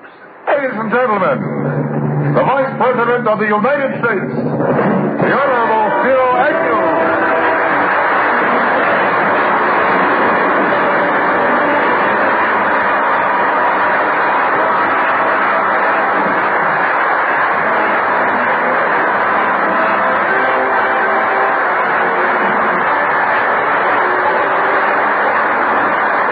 Guests of honor, distinguished members at the dais, ladies and gentlemen. Tonight, the Friars Club, an organization of good fellows dedicated to philanthropic and charitable causes since its beginning in 1904, gathered together to honor one of its own, Jack Benny. This evening, Jack's name is added to a most select list of illustrious individuals whom the Friars have chosen to honor in the past. Distinguished names like Enrico Caruso, Clark Gable, George M. Cohan, Nat King Cole, Humphrey Bogart, Bing Crosby, and Mayor James J. Walker. So tonight we pay tribute to a man who, in the election of 1968, threw his support to Richard M. Nixon, who promptly threw it right back at him. Now, wait a minute. It's not that the president didn't welcome Jack's support. It's just that he was apprehensive when he learned that Jack had also thrown his support to Tom Dewey, Wendell Willkie, Ralph Landon, and William Jennings Bryan. Looking around, I see on this dais some of the greatest comedy talents in this country. So I'm not going to compete with them and do jokes about Jack's stinginess or how old he is. I don't know how old Jack is. All I can tell you is that the Treasury Department sent me Jack's income tax return, and his Social Security number was 1.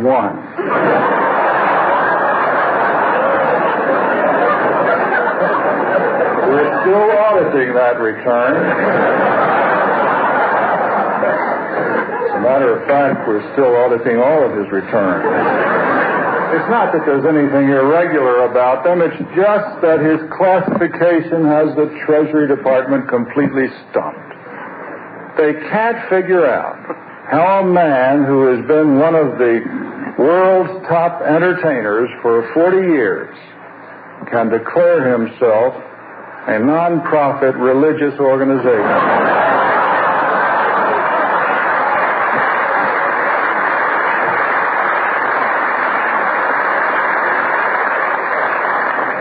I've gone and done what I said I wasn't going to do. I've told jokes about Jack's stinginess and about his age. And I'm going to stop right now. Instead, I'm going to talk about the human side of a great comedian, Bob Hope. I'm sorry, Jack, but Bob told me he'd never let me beat him at golf if I didn't throw that one in. Vice President, I stand here tonight to say our beloved country faces a great many serious problems. But thanks to men like Jack Benny, we can bear them a little easier. I'm honored to take part in this tribute to Jack Benny, and although I'm not able to stay on for the entire show, since I have no desire to turn this festive evening into a solemn occasion, I'd like to turn the proceedings over to Johnny Carson and let him turn it into a solemn occasion.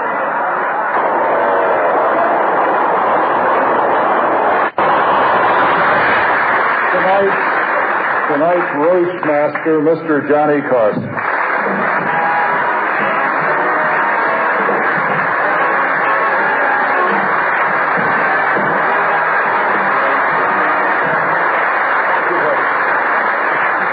Thank you very much, ladies and gentlemen, and welcome to the Friars tribute to Mr. Jack Benny. And to you, sir, I thank you very much. You were marvelous.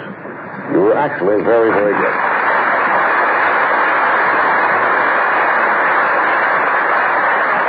Take those kind it just goes to show that the vice president can be funny even when he's not making a political speech.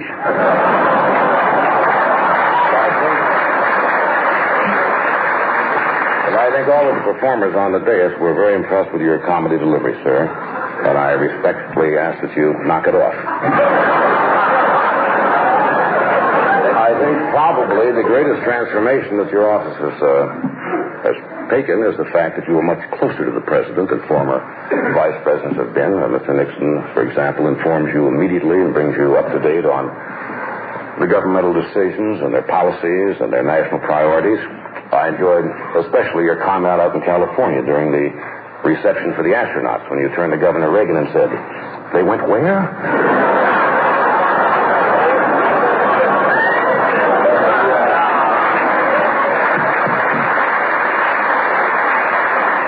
The vice president has been a guest on the Tonight Show, and he enjoys a good joke, and he doesn't take me seriously at all, as I was telling the desk sergeant yesterday during my Army physical.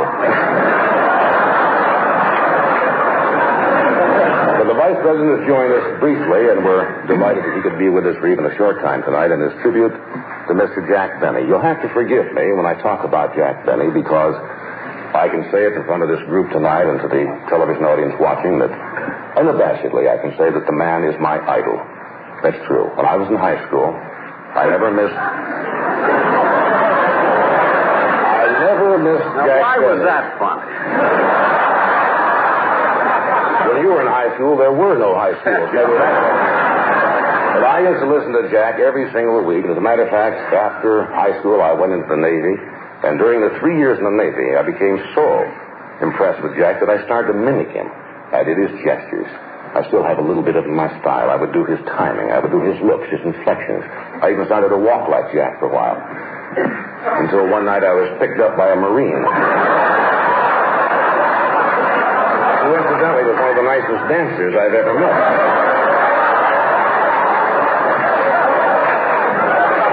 Jack, I am proud to be the roast master.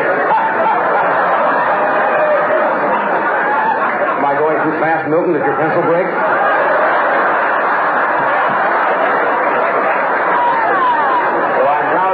Be the roast master at this Friars roast for Jack tonight, and we're delighted that the vice president could come here. He does have to go. He has an important meeting in Washington, and we thank you, sir, for being with us this short period, and I know Jack is flattered. And we will continue, and you'll meet our next speaker in just a minute.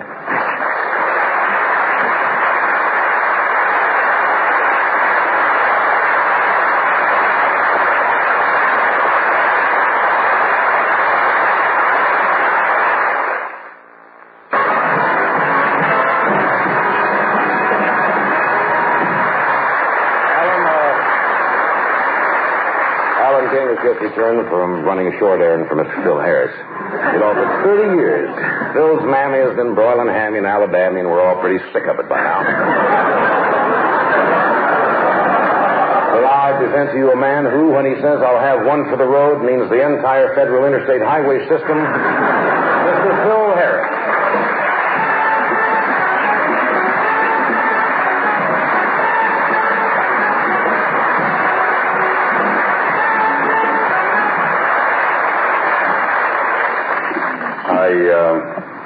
I'm delighted, ladies and gentlemen, to be a part of this roast of my dear friend and former employer, Mr. Jack Benny.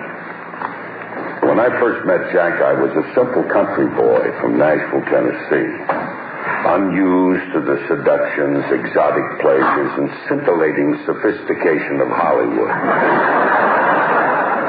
But Jack taught me everything, including how to use big words like them there I just used. But Jack hired me for his show, and the first time that I went to his house for dinner, we're sitting around waiting for dinner, and Jack says, "Would you like to have a drink?" I said, "Yes, I'll have a cherry phosphate, please." Jack says, "No, I mean liquor." Well, I drew back in horror.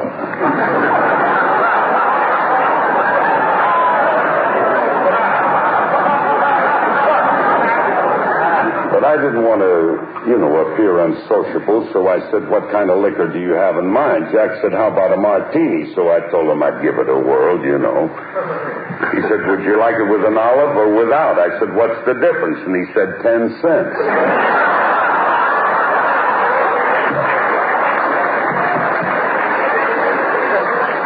That's the night he got me started. I had one martini with an olive, then another one, and then another one, and finally I told him to leave the olive out. It was taking up too much room.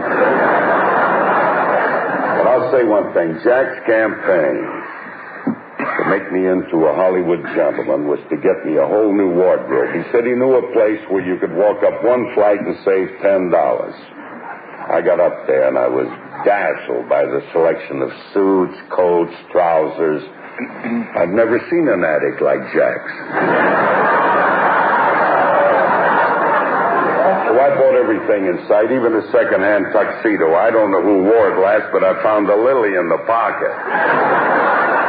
Every time I put it on, my arms kept going like this. That's right, folks. Jack Benny made me over, gave me a whole new image. Not just me. He did that with everybody. He magnified everything. Now, you take Don Wilson. When Jack hired him, he was 6'2", weighed 110 pounds. Jack kept stuffing him like a goose on day-old bread so he could do fat jokes about it. Dennis Day, one of the brilliant intellects of our time. Jack made him into a dummy. Now we talk about Rochester. You ain't going to believe this, but when I first met Rochester, he was white.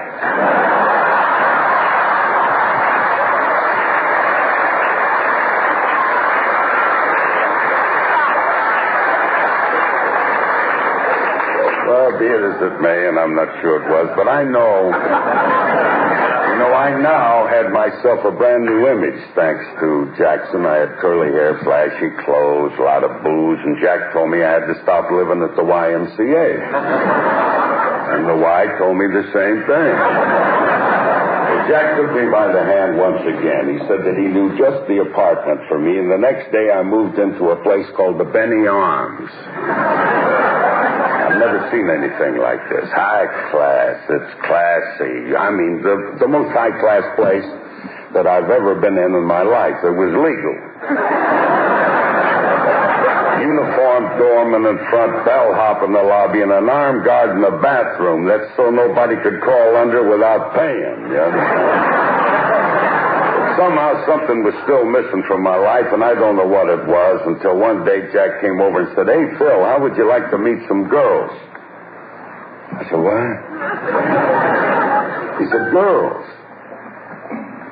You see, the thought had never occurred to me.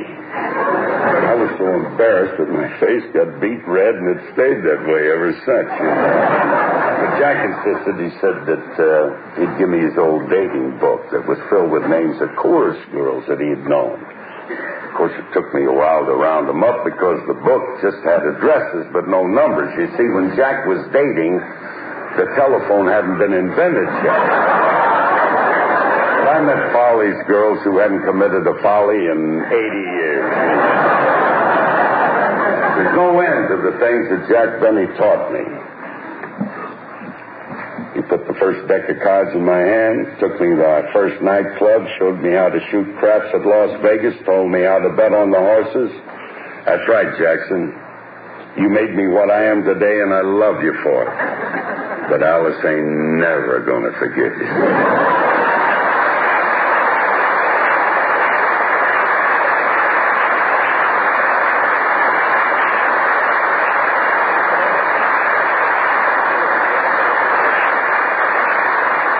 Thank you, Phil. Here, Ed, put this on your chest. Look natural. Thank you.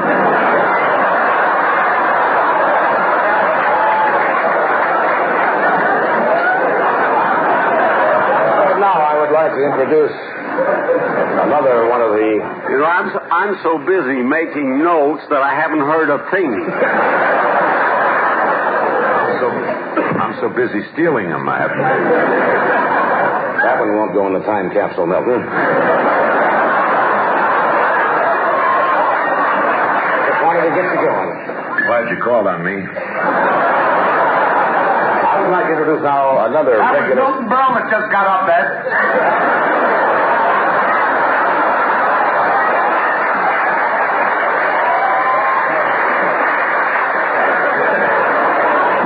Careful, the pennies will fall out of his eyes. You're supposed to be a roasted jack, and we're picking on you already. I started to introduce Mr. Dennis Day. I guess the reason for these mics we're supposed to ad-lib, aren't we? That's right, George. Okay, I will.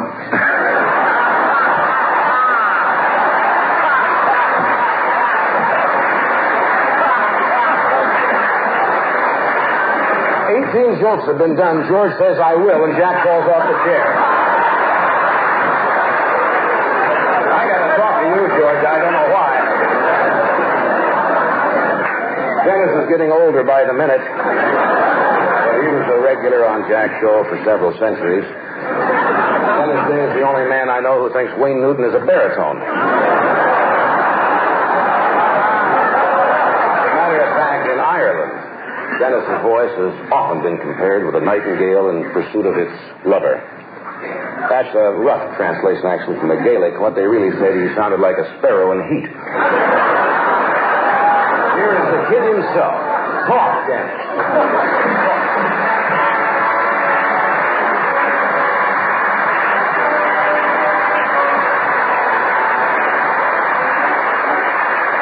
I'm really happy and thrilled to be here tonight to honor a wonderful man and a steadfast friend.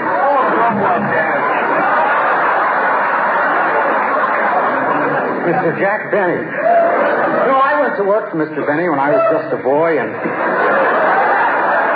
through 24 years, our relationship remained exactly the same. I never got a raise. But just knowing Mr. Benny was worth it. He told me that himself.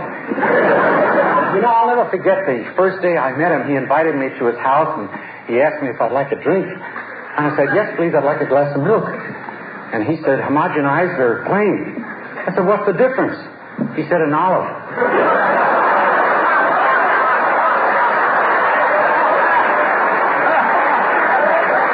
I didn't know what that meant, but I laughed anyway. Mr. Benny, you know, he always took a personal interest in me. For instance, he thought it would help my appearance if I had a new wardrobe. And just by luck, he knew a place where I could get a discount. He even took me there personally. I'd never seen an attic like that before.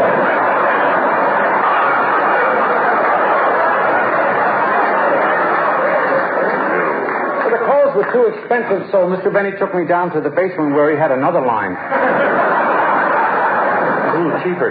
I bought everything that was in sight, even a tuxedo. Mr. Benny must have known that I was coming because it was the first tuxedo I ever saw with short pants. I don't know who wore it last, but I found a banana in the pocket. Turned out it came from the Marquis Chimps. Perfect fit. All I had to do was shorten the sleeves. 13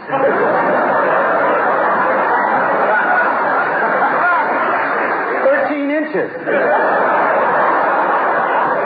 Mr. Benny was always looking out for my welfare like that, though. For example, he didn't like where I was living because he said that it wasn't the right environment. I might go wrong. The people there were a bad influence on me. So I left my mother and father.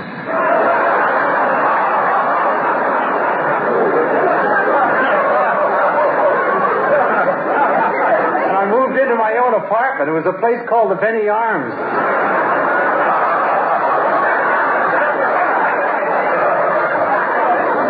I was right next door to some loudmouth drunk.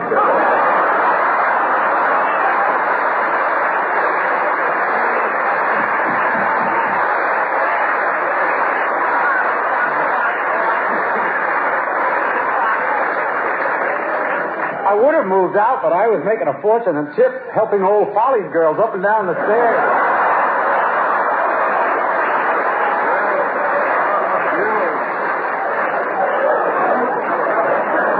But after a while, I got to like the place.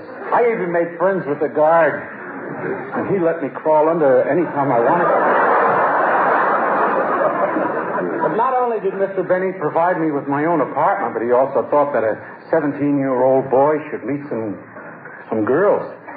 So Mr. Benny sold me his old dating book. I had a lot of trouble rounding him up, though, because when Mr. Benny was dating, girls hadn't been invented yet.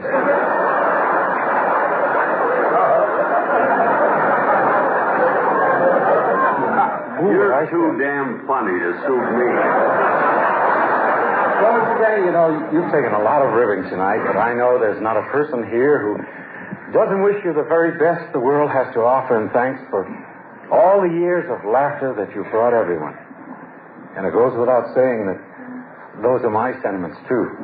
Oh, my mother would have sent her regards, but she doesn't like you.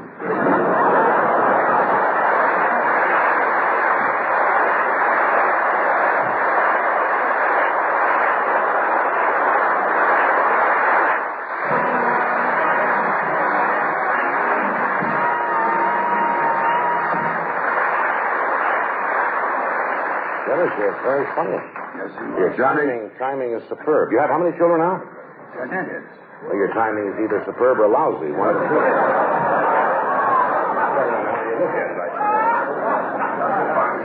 Yes. What can I say complimentary about our next speaker, Milton Berle, that hasn't already been said by Milton Berle?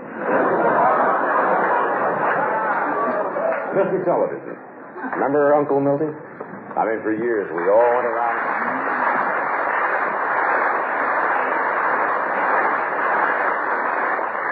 Well, for years we all thought of him as our uncle. Assuming your uncle walks around on the sides of his feet and wears a dress. I like to think of Milton as the Myra Breckinridge of comedy. And it's always nostalgic when Milton appears on a dais with other comedians. It's kind of like going back and paying a visit to your material. Ladies and gentlemen, Milton Berle.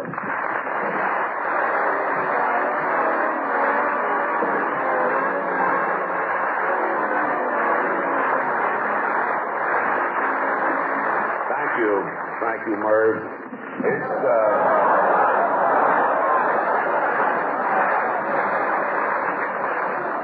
How about that introduction you just gave me? All Sunnyside, Giants. Beautiful. I needed this. I gave up a funeral to be here. Did I? Well, I must tell this. I'm kidding, Eddie. I'm kidding. I must tell the truth about you, Johnny. You were hilarious. I'm a big fan of yours. I really am. I'm the one. Somebody nudge Phil Harris and tell him where he is, please.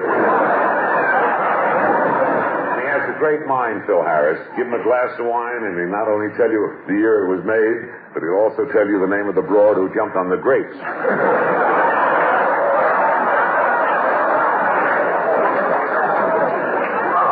Up, Ed, please. You look beautiful. He's got the personality of an empty locker. Look at Sullivan. He looks like he's being choked to death from the inside. Enjoying yourself, George? Gumming on your cigar?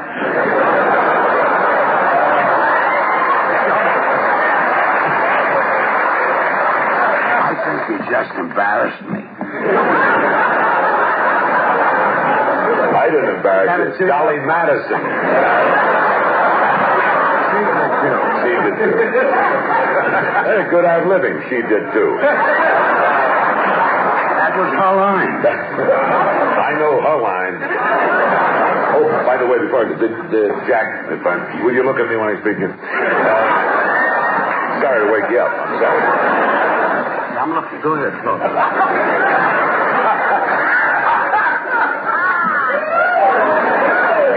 If I ever switch, you're first.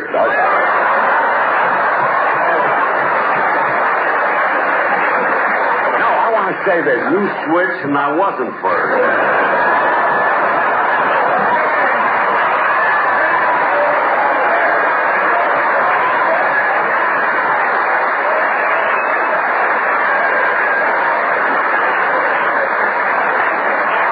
I wish I'd have said that.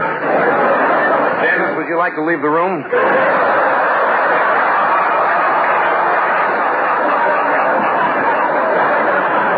This man that we are honoring tonight, this Yasha Heifetz with the hormones removed.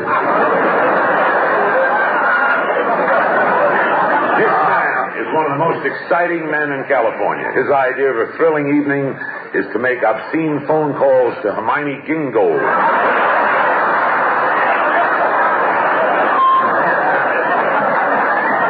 His biggest thrill on Sundays is to wake up his leg.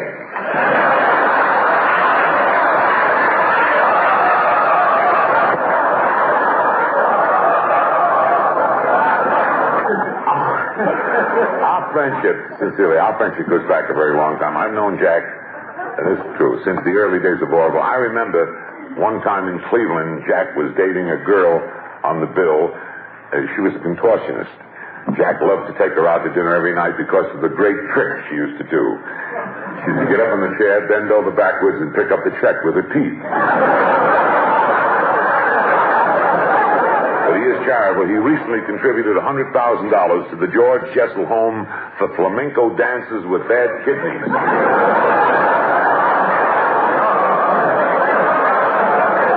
This man that we are honoring tonight, I have to be truthful. I'm sorry. He gives away nothing. Nothing. I'm getting mad now. Oh, are you? Yeah, okay. It's the only man I know who has a burglar alarm on his garbage can. Every night he waits until Mary falls asleep and then turns off her side of the electric blanket. When Benny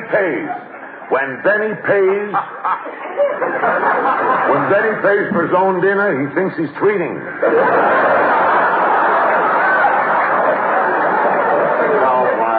I don't want to stay on too long. But let me conclude my portion by saying, Jack, honestly, it's really a great pleasure to be here. Everything I've said about you, Jack, and everything that everyone has said about Noah is in jest and in fun. And ladies and gentlemen, I am doubly thrilled to be standing on this rostrum because I understand President Nixon is watching this show tonight. And not only because of Jack, but he wanted to see what Agnew looked like. Thank you very much.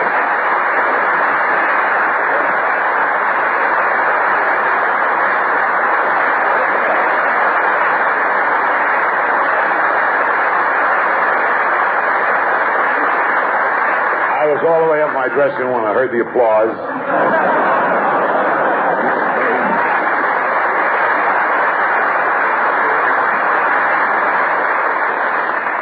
Wonderful to be appearing on Milton's telethon.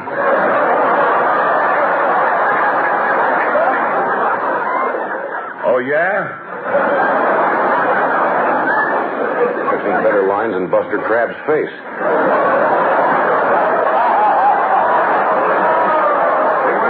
I got a line here that'll close the network. I don't... Almost 20 years ago.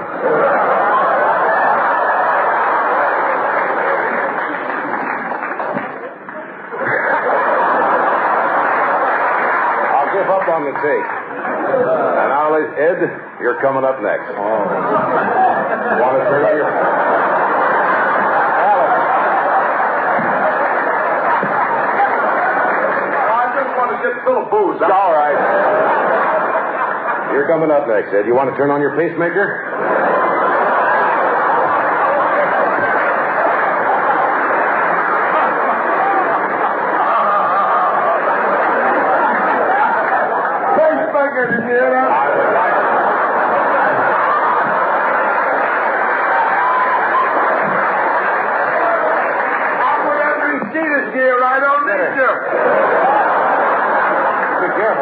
Used up his one gesture of the night.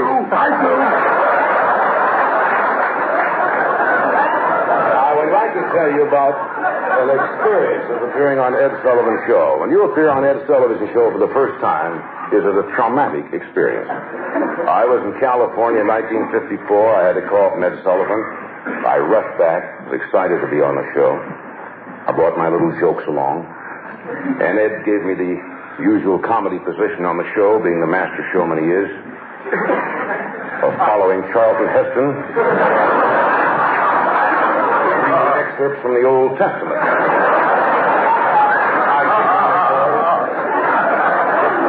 I came on and died immediately, you know. Ed rushed out and gave me one of those cute little hugs he has where he gets all tangled up with you. Then he cued me off the wrong side of the stage where I was damn near eaten by a bear.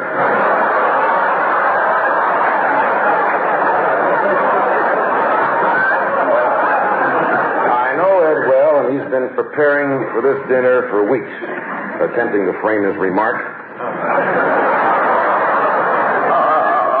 Personally, I like Ed's personality. I find it lighthearted, pixie-like. Ed has the kind of a personality that can immediately trigger an audience to file past him. I saw Ed Gilbert down in the lobby before the show having a duel of wits with a gum machine.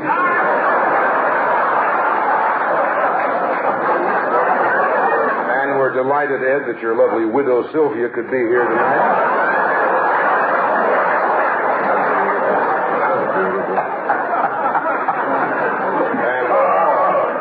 I know on the dais here are eagerly looking forward to hearing your remarks.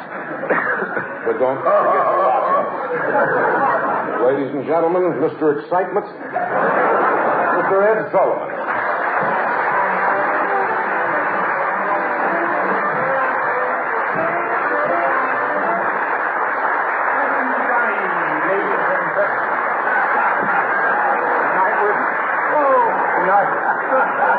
I playing tribute to one of the... You're rolling, Ed. Great figures. Jack Benny. And I'm very pleased to be here because Jack and I are very old friends.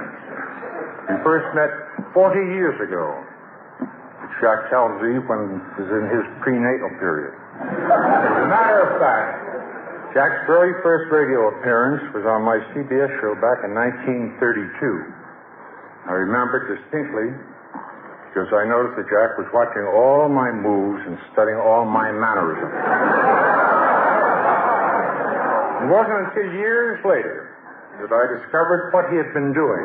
By carefully observing me, Jack had stolen my entire personality, leaving me with practically none.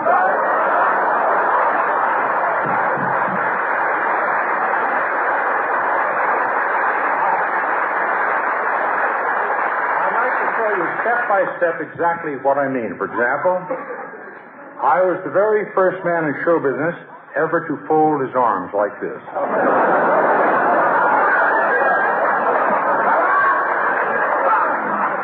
Jack pounced on that and has been using it ever since, without so much as a thank you.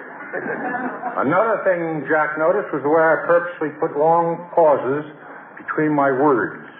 I practiced for years, developing that hesitation in my speech, knowing that the audience would be kept on the edge of their chair, wondering what my next words would be, whether there would be any at all.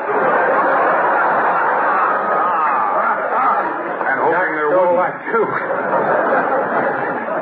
And when he too began pausing between words, I had to go one better, and I started pausing between syllables. If the truth be known, the only thing that Jack Benny didn't steal from me is his walk. He stole that from my wife, Sylvia. Yes, when Jack Benny first met me, he was nothing but an empty shell. By stealing my personality, he became one of the finest comedians in the country. So today, when Jack Benny gets laughs, those are really my laughs. Meanwhile, I'm stuck with material like, let's hear it for the bouncing Bartok.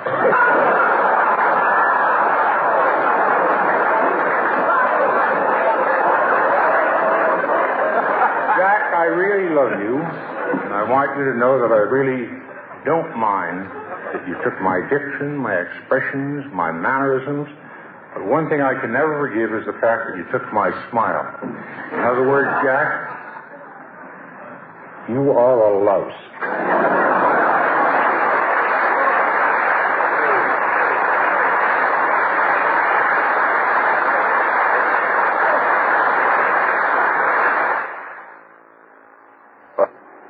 An ice cream cone? A sundae? Neither. It's the new taste treat, the Kraft Caramel Cone. Delicious. And you and the kids will have fun making them. Melt a bag of Kraft caramels. Dip Kraft Jet Puff marshmallows in, then pop them into an ice cream cone. And there's your caramel cone. So pick up Kraft caramels, Kraft Jet Puff marshmallows, and some cones. How about tomorrow? Happiness is a Kraft Caramel Cone.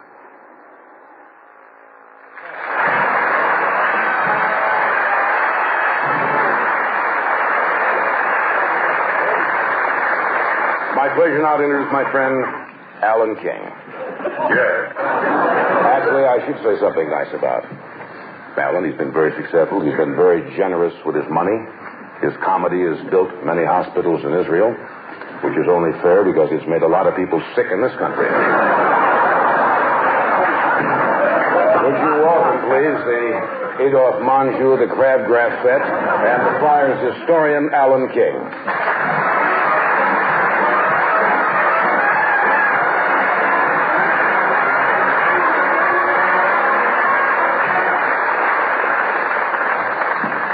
As historian of the Friars Club,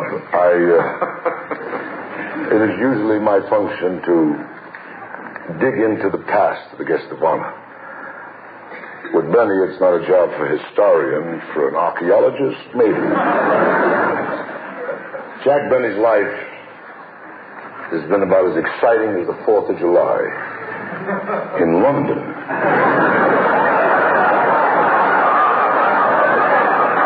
Jack was born in Waukegan, Illinois. Not in the hospital, but at home. His mother wanted to go to the hospital, but a voice inside of her kept repeating, "It's cheaper here. It's cheaper here." Something you may not know. Jack joined the Navy, First World War. He liked the uniform, came without pockets.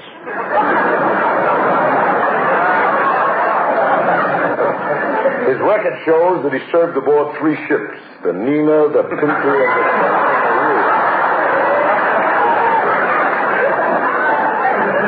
Decorated for valor. Above and beyond the call of duty, I would like to read from the citation. While entertaining aboard a battleship, they came under heavy enemy attack. The vessel was badly hit. In order to lighten the load and remain afloat, volunteers were asked to abandon ship. Jack stepped forward and uttered these now famous words, "I have but one life to give for my country," and threw his piano player overboard. From that point on, Jack Benny's career skyrocketed. He became a full-fledged movie star.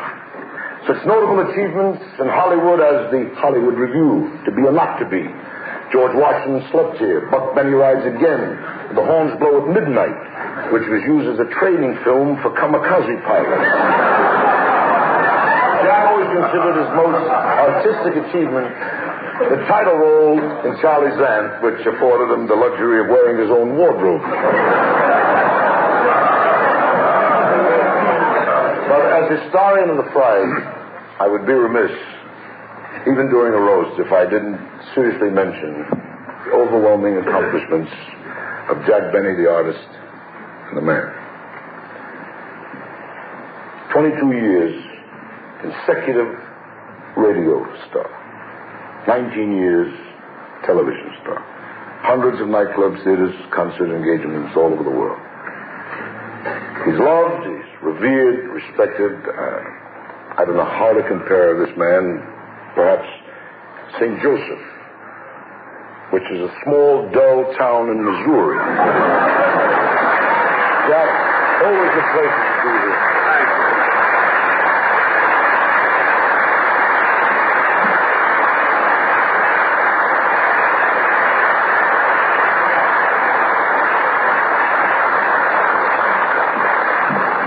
It's all right, Alan. Historians aren't supposed to be funny. Ladies and gentlemen, no dais that purports to represent the friends of Jack Benny and to be a tribute would be complete without the appearance of his best friend, George Burns. George, of course, as you know, Jack, is known for his ability to break you up at any time. Not that it's hard to do. I see you fall down over a speech by Karl Munt. You welcome, please, Jack Benny's security blanket, George Burns.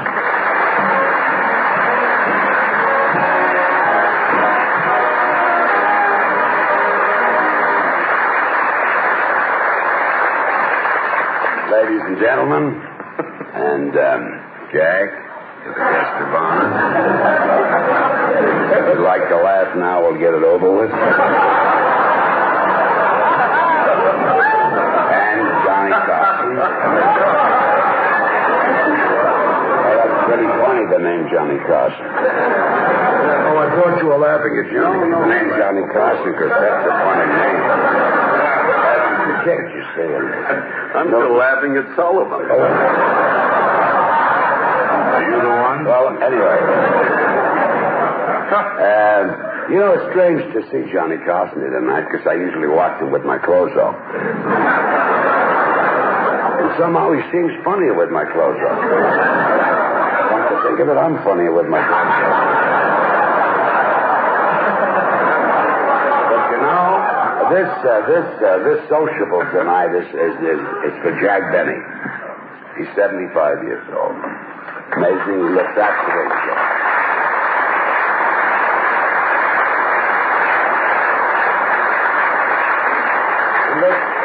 He looks absolutely wonderful. He looks as young as Groucho Marx.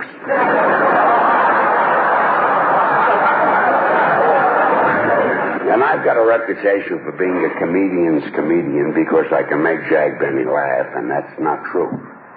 I don't make him laugh at all. He makes himself laugh. Like I met him at the club. I wasn't doing anything, and he started to laugh.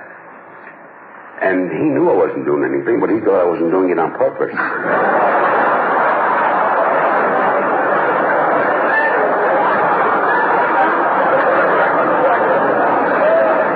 One night, the Edward G. Robinsons gave a party, sort of a musicale for Grace Moore. And her picture just came out.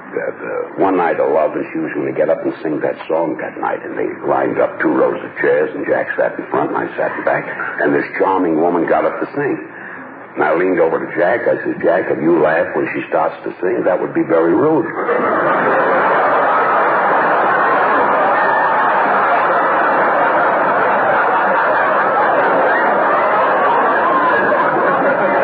The minute the first note came out, his shoulders shook. They carried him out of the room. So you see, I don't make him laugh. Grace Moore makes him laugh. But let me tell you something. Don't ever try to make him laugh. Don't plan to make him laugh because it doesn't work. One night I asked him and Mary to my house for dinner. And he came, he was in a tuxedo, and Mary was in a long dress, and Gracie was in a long dress. I was in a tuxedo, and I had a 6-piece orchestra, dance floor, and they got there at 8 o'clock, and at 8:30 there was hors d'oeuvres, and the butler came in, he says, dinner is ready at 8:30. And Jack looked at me, he says, well, where are the rest of the guests? I said, that's all, just you and Mary and Gracie and myself.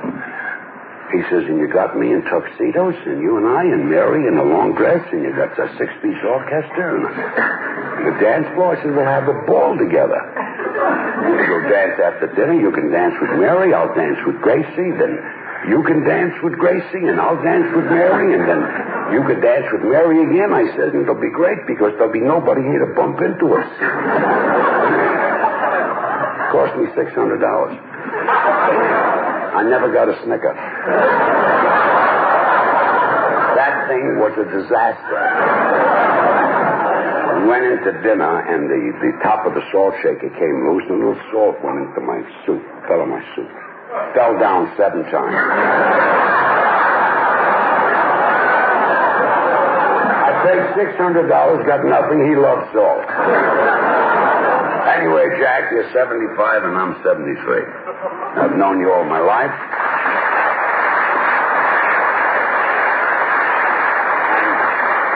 I've known you all my life, Jack, and I can truly say this, I've never met a nicer man. You're a fine man, and I only hope when I get to be your age, I'll look as good as Groucho does, too.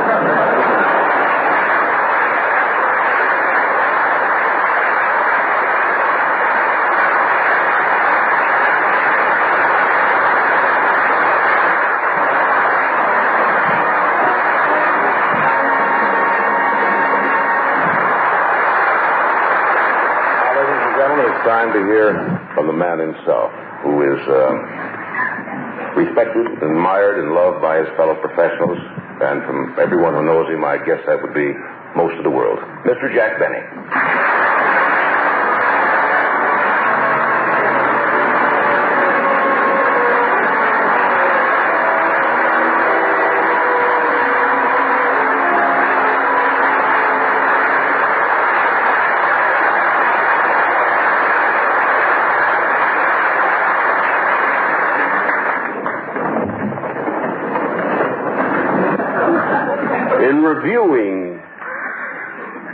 the evening, I would like to say, first of all, how very flattered I am that the Vice President could be here tonight, even for this short time. And I'd like to say that even though Mr. Agnew and I have been friends for a long time, he knows that at the last election, I did not vote Republican. Neither did I vote Democratic. You see, I happen to be a registered Whig.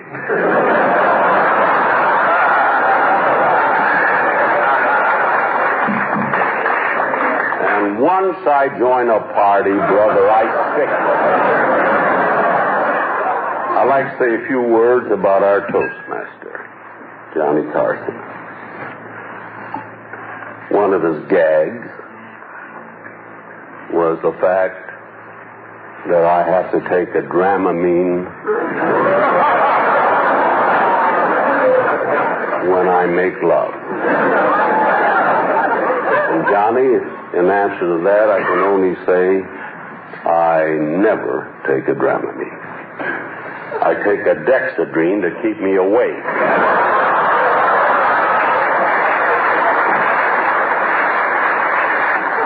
Then he mentioned the fact, as did some others, about my walk. Now, all the comedians, they claim I walk very effeminately. I walk like a girl. Well, in fact, my very dear friend Phil Harris once said about me when we were together, he was walking behind me.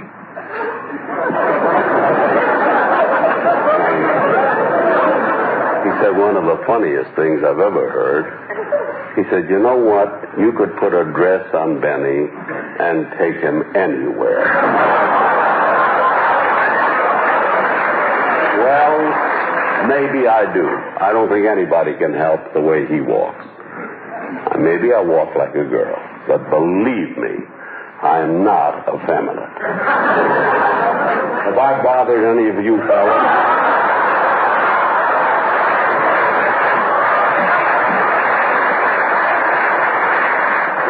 Go to Dennis Day. It has been with me for many, many years. I had him tell him the facts of life and all about the birds and the bees and everything. And now he's married and he has 10 or 11 children. Evidently, I made it very interesting.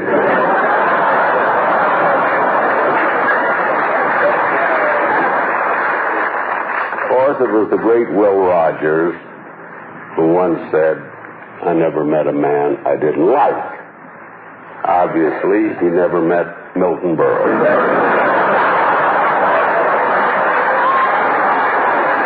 Anyway, Milton, thanks for being here. Whether your speech was original or not, it's the thought that counts. Now, I've taken a lot of good ribbing tonight. And I liked it. And I'm sure it was all in good fun, as all of these Friars affairs are. I've only got one complaint, which I marked down there, that how could Ed Sullivan accuse me of stealing his personality? I know we both work alike, but when I smile, it's not written on a cue card.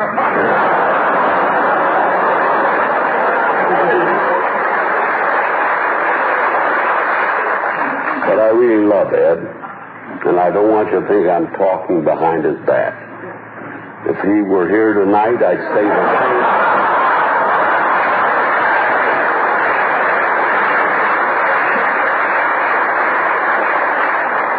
Now I'd like to get to Alan King, that young, very angry man. What he's got to be angry about, I don't know. He should be very grateful. In the past, he's attacked the phone company, the airlines, the medical association, all the great American institutions. Now, tonight, me. Now, let's see. What else do I want to say here? Well, I can't leave out some. I'd like to say a few words about my very dear ex-friend, George Burke. This man, really and truly, he admitted it tonight, didn't he? Says some of the stupidest things. And he expects me to laugh. And I do. But there's a reason for it. You see, after knowing each other for over 50 years, not 40, 50 years, we finally have something in common. We are both senile.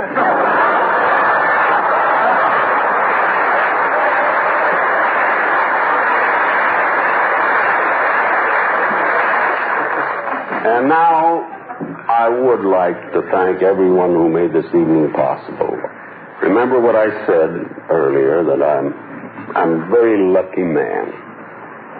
I want to thank everyone for being here tonight.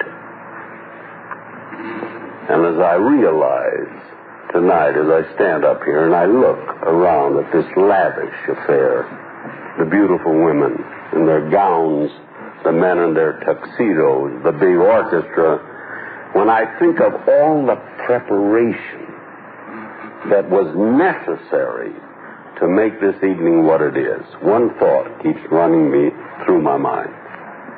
Why couldn't they have given me the money? Thank you, everybody.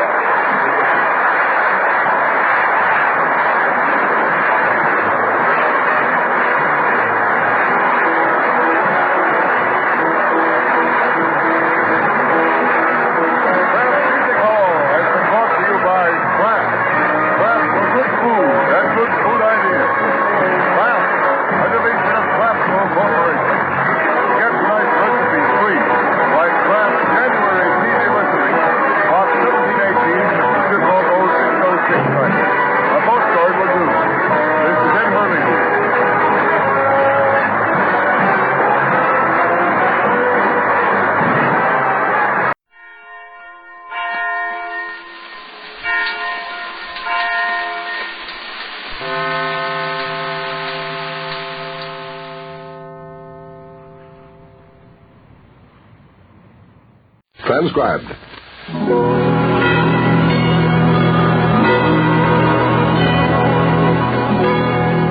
Schlitz, the beer that made Milwaukee famous, presents The Halls of Ivy, starring Mr. and Mrs. Ronald Colman.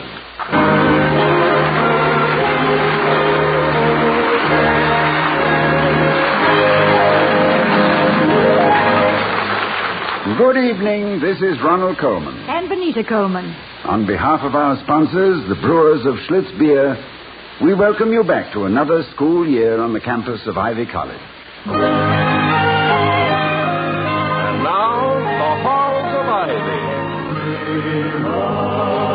The halls of ivy that surround us here today, and we will not forget though we be far, far away. Welcome again to Ivy. Ivy College, that is, in the town of Ivy, USA, which is still in the throes of settling down to the academic year. The professors are still scanning new faces for signs of concealed intelligence. The football coaches and the co-eds are estimating the approximate number of attempted passes in the coming season. And the Board of Governors is rechecking its list of wealthy alumni. Object, sentimental extortion. As Ivy's president, Dr. William Todd Hunter Hall, says to his wife, the former Victoria Cromwell of the London stage, at this time of the year, I feel like the director of the mint, taking in raw metal to be turned out as coin of the realm, stamped to a certain pattern, but put to a million various uses. At least that's what he intends to say as soon as she gets off the telephone. Well, I'd simply love to, Eddie. But let's wait till school settles down a bit, shall we? Oh, no, darling, I'm sure he won't mind. I know a few days in New York with you will be wonderful fun. Well, come over for lunch Friday. We'll talk about it. Yes. Bye, Eddie. Hello, Toddy, dear. I was wondering when you... what's the matter? Oh, nothing, really. I was simply wondering how I could pry into your affairs long enough to learn who Eddie is. Eddie? Eddie. Whom you are sure I won't mind if you spend a few days in New York with. If you'll pardon the atrocious sentence structure. The Eddie I was just talking to. Edwina Carrington, Professor Carrington's wife, Eddie Carrington. Oh. Yeah, yes, I thought it must be she. You thought nothing of the kind, you handsome green-eyed monster, you. You were teetering, my love, on the brink of jealousy. I was not teetering. The word indicates a certain lack of control. No, I was gathering myself for a plunge right into it. Well, how'd the morning go, darling? Oh, it passed in the familiar welter of unnecessary confusion. The usual autumnal kaleidoscope. Kaleidoscope? What colourful, you mean? No, I mean the scope of every operation seems to collide with all the others. Oh, well, you're never happier than when your telephone's ringing, your door is flying open, your desk is shoulder high with the... Well, you better answer it, yes. Probably a crisis of some kind. As the comedian said to Clyde Beatty, gird up your lions, boy. I hope it's something really devastating and crucial. I'm tired of puny, picayune little problems, not worthy of me. Hello? Yes, this is Dr. Hall. Oh, yes, Professor. Oh, I see. Well, don't take it too much to heart, Professor. This is just a warm-up period, you know. Oh, yes, by all means, please do. I'll be here. Got a nice juicy one, Doctor. Well, I don't quite know. That was Professor Waldeck. New this year. What particular brand of information does he strive to impart to the eager, it says here, student? Genetics. Genetics. Oh, well, ask a silly question, get a silly answer. What is Professor Waldeck's trouble? Oh, let's wait and hear it from him. He's coming right over now. Now, what were we talking about? About how glad you were to be back. Well, I am glad to be back, in spite of such a splendid summer. Well, we saw a lot of country, didn't we? It's positively frightening. How on earth can a country as large as the United States be run by a little town way over on the edge of it? And why isn't the capital in the middle someplace? Incidentally, where is the middle? Geographically, in central Kansas. Yeah, but Washington, D.C. must be 2,000 or 3,000 miles away from it. It doesn't seem reasonable. Oh, the explanation is simple, my darling. The residents of Washington, D.C. do not vote. Politicians feel much more comfortable having offices in a community where the citizens have no ballot. It's restful. How would you like to do more American exploring next summer? More? You mean we didn't see all of it? We didn't see a tenth of it. Personally, I'd like to continue the tour. I was tremendously interested in talking to people along the way. Interested and, I must admit, a little disturbed. Well, then why do it again if it disturbs you? Let's call it an urge for diagnosis. I want to see in what degree the brassy courage, the inherent confidence, the spit-in-your-eye independence of our hickory-shirted ancestors has disappeared. Think it has disappeared? Not necessarily, but it's symptomatic when a free-born American citizen fears to sign a test copy of the Constitution of the United States for fear that it might be used against him. Oh, dear, that old hammer and sickle. So symbolic, making hay with the sickle while they knock down the barn with the hammer. We should face our collective fears. It's too bad we can't be psychoanalyzed on a national scale. Can't get a big enough couch, for one thing. Just look at us. Leading the world industrially. Possessing unlimited resources in men, material, ingenuity, and inventiveness. Wealthy beyond measure. Mighty in everything but self-confidence. Looking tremulously over our shoulders at a paranoiac nation which is so internally insecure that it requires 2 secret policemen for every citizen. Which maintains slave labor of so many millions that it dare not turn its back on them or even admit their existence. Which forbids contact of its people with free countries for fear of their enlightenment and desertion. How on earth can we, a nation of gifted poker players, be bluffed so long with such an obviously busted flush? That's what I want. Well, now, before we answer the door, dear, what's a busted flush? Well, as a totalitarian example, 4 long-handled spades and a heavy club. Yes, but what if they do start a war? Well, then we'll fight, my dear, but not from under our beds. And I think this must be Professor Valdek. Excuse me. Ah, Professor Valdek. Dr. Hall? Come in. Good of you to see me. Delighted to see you. Victoria, this is Professor Valdek. Professor, my wife. Hello, Professor. Do sit down. It is a great pleasure, Mrs. Hall. Several people have had the temerity to try to describe you to me. They should go back to the School of Speech and brush up on eloquence. Well, thank you. That's very nice. Yeah, you seem to be fairly well qualified yourself, Professor. But what is it that has you so disturbed?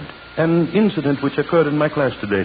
In the middle of my lecture, a student became greatly upset, very emotional, left his books and notes and went out.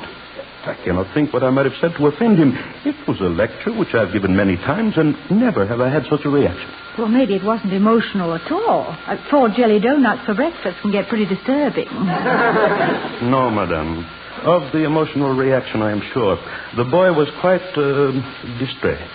Well, who was the student, Professor? Did you check? Immediately after class. He is Bradford Brooks Bradford the First. Oh, I know him. He's a nice boy, a little over-mannered, if such a thing is possible, but nice. Pioneer Chicago family. Well, why didn't you get in touch with young Bradford and ask him what was wrong, Professor? I tried. I could not reach him. At the fraternity house, they said he was packing his trunk, was leaving, did not wish to see anyone. Well, he must have been upset. He never seemed that flighty to me. Very solid scene design under dramatic productions. Professor, what was your lecture about? On the Mendelian laws, inheritance of dominant and recessive characteristics. Quite prosaic and certainly not clinical enough to disturb the most sensitive. Seems very strange. Why not let me locate Bradford, if I can, and see what touched off the explosion? I'm sure you're not at fault. Well, thank you. If you can substantiate that, I shall feel a great deal better. Well, don't you worry about it. My husband has a knack for straightening these things out. Oh, please, darling, not a knack. Well, that's to class my gift for conciliation with that of carving ships in bottles or dancing the samba with a full glass of water on top of my head. Knack, indeed. It's a rare talent, highly developed. Did you ever see a man take so many bows before the curtain went up? Do you know what my father used to say, Professor? He used to say, Bill... my name is William. Yes, I know. Bill, he'd say, a man must neither be praised nor censured for any endowments he may or may not possess. For these he is not responsible. Honor or disparage him rather for his attainments. For these he may claim the credit or must admit the lack. How true. You know, dear, I'm sure your father was a very wise man, but I sometimes suspect that the remarks you credit him with are just the things he would have said if you hadn't thought of them first. In this case, I admit that possibility. Vicky, please see if you can get Bradford on the phone, will you?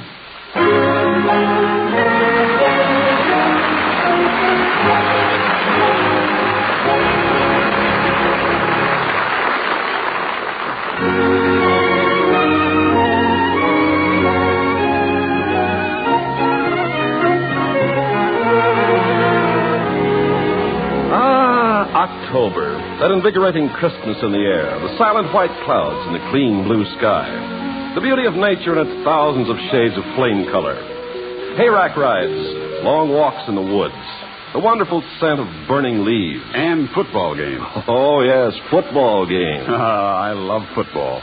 But you know, at Ivy home games, I have to watch the last few minutes of play standing on tiptoes at the nearest exit, ready to dash for the parking lot. But I don't mind. You see, I settled here in Ivy after I got out of school, married, bought a home, and every year on football weekends, Martha's and my old classmates and friends come back. It's gotten to be a tradition, our open house after the game. And that's why I stand at the exit to see the last of the football game. I have to hurry home to see that everything's ready for our friends. Cold cuts, plenty of dark rye bread, pickles, cheese, potato chips, and naturally Schlitz beer. Incidentally, last week we had an especially big crowd, and Professor Wilson, my neighbor, loaned me his children's plastic wading pool. We filled it with ice and Schlitz bottles, and the open house was a swell success. But that was expected. Good friends, good food, and the mighty good taste of Schlitz beer. You know, a glass of beer just naturally tastes good on special occasions like our open houses. But I've discovered that whenever a beer would taste good, Schlitz beer tastes best. Of course, that's just my opinion. Well, your opinion and the opinion of millions of other people like you, too. So many people like the taste of Schlitz beer. It's first in sales in the USA. Why don't you, too, make a point of always enjoying the most popular beer in history? Next time, every time, ask for Schlitz, the beer that made Milwaukee famous.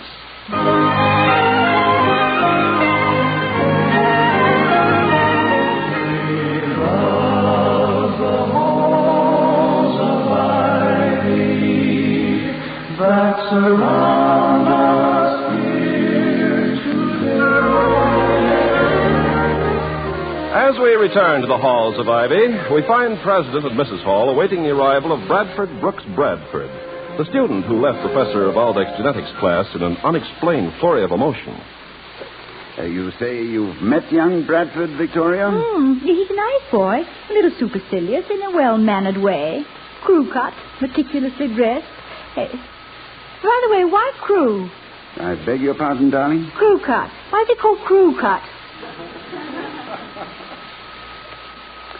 I presume because a college rowing team started using short haircuts to cut down wind resistance. And keep their forelocks from obstructing their view of the coxswain. Flinging back an errant cowlick 40 strokes from the finish line would certainly be no help to the rhythm. Unless, of course, the entire crew tossed their heads in unison. But then it might look to the spectators like a mass tantrum. Thank you. One reason I love you, dear, is that you always have an answer. Well, I try. If I lack authentic information, I find simple logic quite helpful. Incidentally, this summer I found another reason why I love you. Did you? It suddenly occurred to me what a wonderful instinct you have for companionship.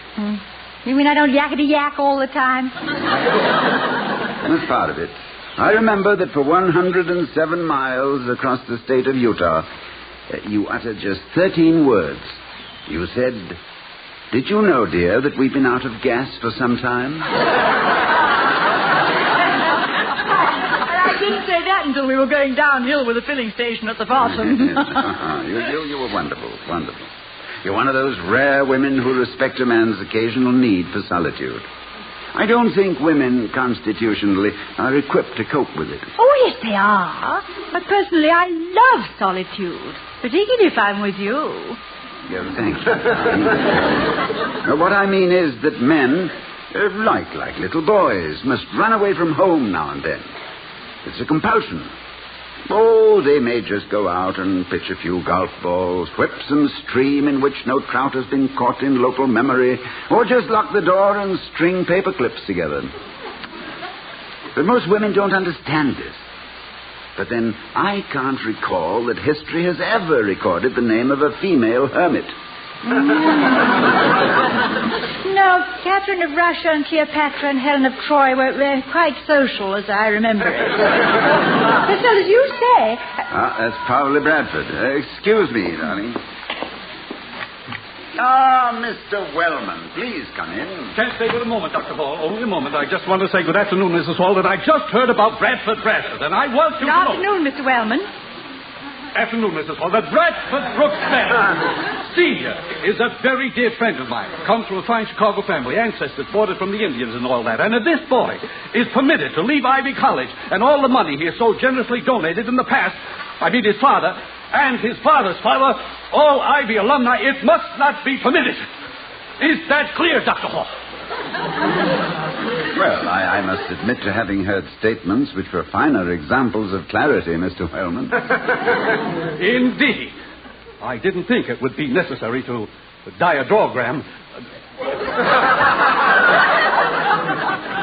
Gamma diagram. Look, if this boy is allowed to... Mr. Wellman. What is it? Mrs. Hall. If what you're trying to say is that we must make every effort to find out what has happened and, if possible, keep young Bradford as a student, well, I'm sure Dr. Hall couldn't agree with you more. Of course, influence and connections are not necessary to enlist my help, Mr. Wellman. This is my job. Yeah, he likes it, too. He flushes trouble out of the bushes like a bird dog. Please don't misunderstand me. I was merely trying to... Did you know, Mr. Wellman, that I am one of your admirers? Well, don't just stare at him, Mr. Wellman. It was a compliment. I know, but what did I mean, I wasn't aware that this comes as a complete... What was that you said, Doctor? I said I was one of your admirers. That's what I thought you said. As chairman of the Board of Governors, Mr. Wellman, your primary function is to keep this institution in a state of solvency. Our solid financial status at present is largely a tribute to the grim and resolute manner in which you pursue and capture the wily contributor. I admire any man who has a task to perform and acquits himself well. Well, my goodness. Thank you. But so, the fiscal responsibility being yours and the educational responsibility being mine, I suggest that we each stay within our respective preserves. I'll handle the younger Bradford. You go and extract a stadium from the elders. In other words, Dr. Hall, I'm to mind my own business. Oh, no, yes.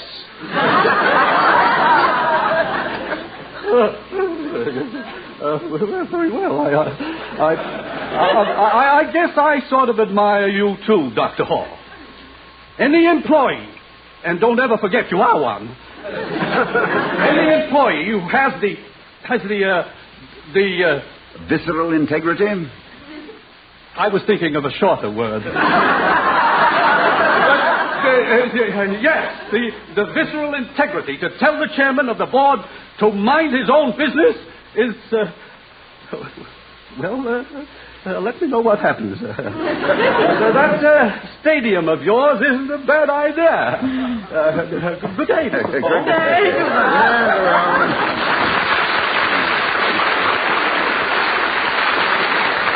Well, now that he's had a pat on the head, he'll go to work harder than ever for donations. Sort of wagging his toil, as it were, you know. No. Wagging his toil. Yes. Ricky might have... I suppose that's Clarence back for another kind word? No, Clarence is much too astute to expect it twice in one day, from me at least. Well, in that case, I'll let Mr. Bradford in. Hello, Brad. Come in, please. Well, thanks, Mrs. Hall. Dr. Hall here? Yes, I'm expecting you. Brad, I don't think you've ever met Dr. Hall. Ah, welcome to the powerhouse, Bradford. Thank you, sir. Sit down. Now, can I get you gentlemen something cold and wet or something hot and fragrant? Not for me, thank you, Mrs. Hall. And don't leave on my account. Oh, yes, it might help to have another opinion. Although what there is to have an opinion about, I'm sure I don't know. Professor Valdek seems to think he said something either disturbing or offensive to you in his class. Oh, it wasn't his fault, sir. I'm sure it was just a routine lecture, but, well, it gave me a bad shock. In what way? Well, I suddenly discovered I'm a phony. I've been masquerading all my life. Bradford Brooks Bradford III. A lot of malarkey. I don't know who I am. I'm suddenly Nameless Joe, the doorstep kid. I'm afraid this is a little beyond my comprehension. Exactly what was it in the lecture which led you to this sudden loss of identity? You know the Mendelian law, Dr. Hall. Yes, a natural law which relates to the inheritance of certain characteristics worked out by Gregor Johann Mendel, the Austrian biologist. Born 1822, died 1884. Yes, but... Why, Vicky, how did you... Well, I looked it up this afternoon. Oh. Go on, Brad. Well, I've always been rather proud of my family, Dr. Hall. Being Bradford Brooks Bradford was important to me, and I don't think I'm a snob either. Oh, of course not. There's a certain proper pride in good stock and good breeding if you try to live up to it. Well, that's what I mean, sir. My family were Mayflower stock. Well, I'm glad to meet one of our passengers. My ancestors built the boat. Thanks for the ride, Mrs. Hall. Anyway, this morning, that was all shot out from under me. According to Professor Valdek and Mendel, 2 parents with clear blue eyes, a recessive characteristic, cannot have a child with brown eyes. Ah, clear blue eyes. Yes, quite rare. Very few people have clear blue eyes. I know, Dr. Hall, but it happens that both of my parents have them. Now, sir, will you look at my eyes? Brown, aren't they? Do you understand what that means? Oh, I can see the possibility that you were adopted. Yes, adopted. A waif. It's a kind of a poke in the teeth, Doctor, to be somebody all these years, a member of a distinguished family, a man with a background and everything, and then suddenly discover that you're a nobody, a foundling. Now I got to go home and find out just who and what I am. Why? Why? Well, Mrs. Hall, how can you ask why? I've just explained. Excuse me, Bradford. Sir? I think Mrs. Hall's question, brief as it was, is quite pertinent. You know who you are, apparently. You're the adopted son of the Bradfords of Chicago, who took you and cared for you all these years because they wanted you and loved you. Have you ever had the feeling that they were not your real parents? Of course not. That's why this is such a shock. Well, then that pretty well shows the affection they have for you, doesn't it? As far as they're concerned, you are Bradford Brooks Bradford. In this case, the biological aspect is a recessive characteristic. It becomes an academic matter entirely.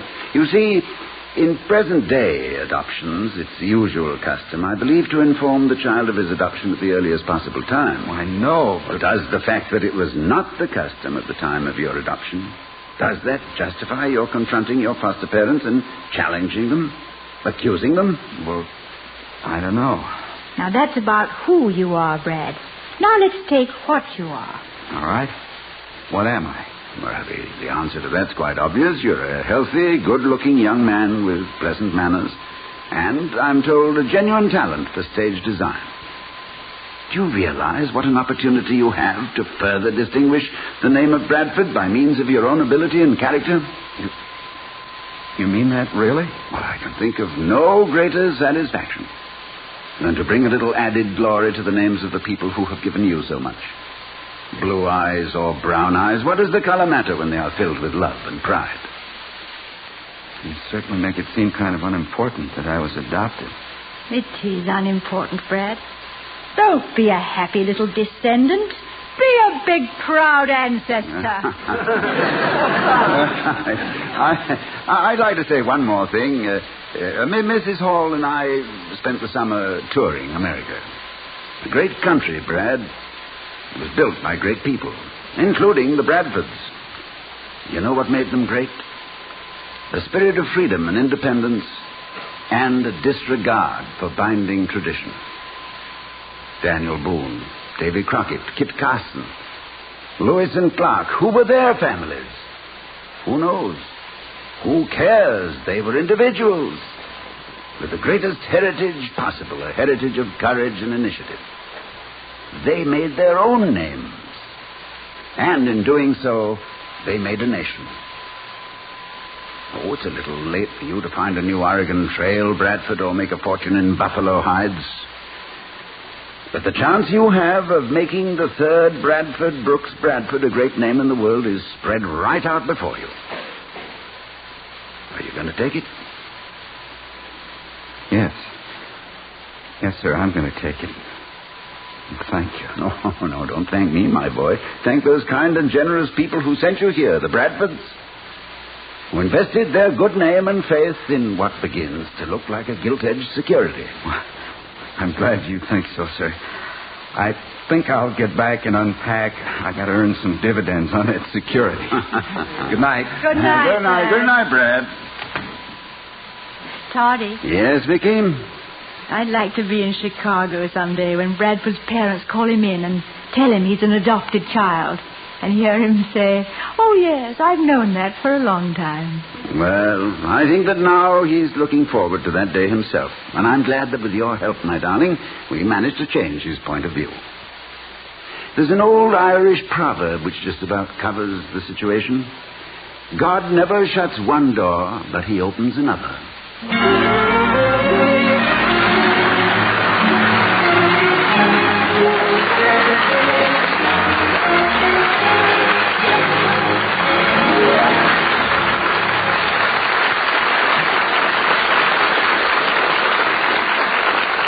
The Halls of Ivy, starring Mr. and Mrs. Ronald Coleman, has been presented by Schlitz, the beer that made Milwaukee famous.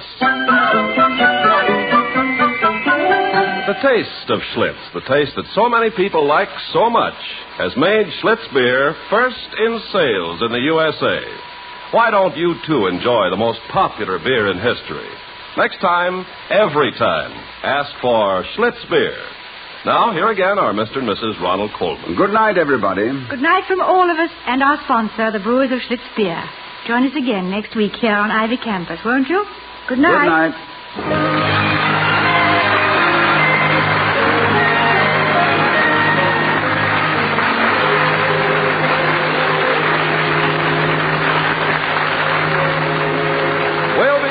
Next week at this same time at the Halls of Ivy, starring Mr. and Mrs. Ronald Coleman. Mr. Wellman is played by Herbert Butterfield. Also in our cast were Lou Merrill and Victor Perrin. Tonight's script was written by Ted Rosnack and Don Quinn. Music was composed and conducted by Henry Russell. The Halls of Ivy was created by Don Quinn, directed by Nat Wolfe, and presented by the Joseph Schlitz Brewing Company of Milwaukee, Wisconsin, who invite you to enjoy the Schlitz Playhouse of Stars on television with the brightest names of Hollywood and Broadway. See your newspaper for time and channel. Ken Carpenter speaking. Oh, we love the halls of ivy that surround us here today. And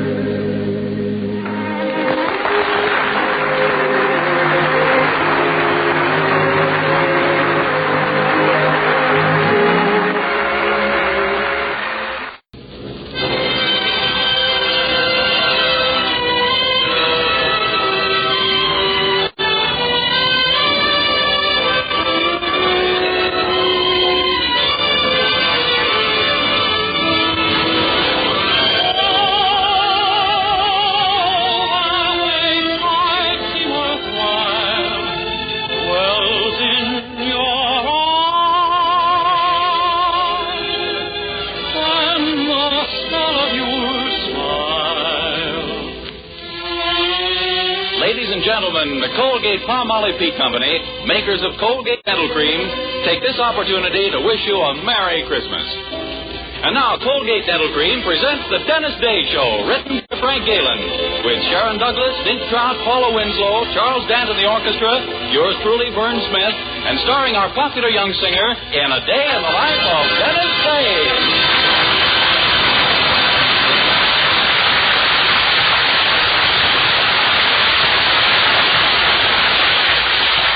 Here's Dennis to sing A Gal in Calico.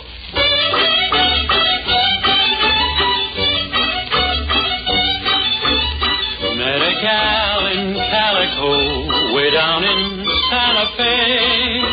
I used to be her Sunday beau till I rode away. Do I want her? Do I want her love? Yes, sirree. Will I win her? Will I win her love? Wait and see. Working with the rodeo, go from town to town, see most every kind of gal, every kind of gown. But who made my heart sing? Yippee-I, yippee-oh, my little gal in calico.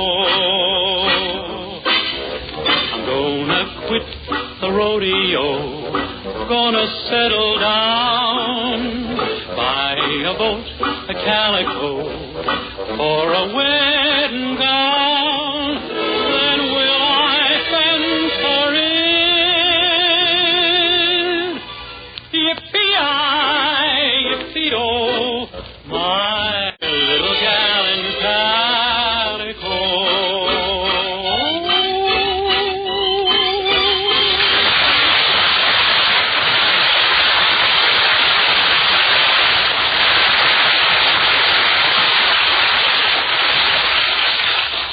of you know our young hero, Dennis, very well by this time, but those of you who'll be making his acquaintance for the first time on these Wednesday nights would probably like to know just what sort of person he is.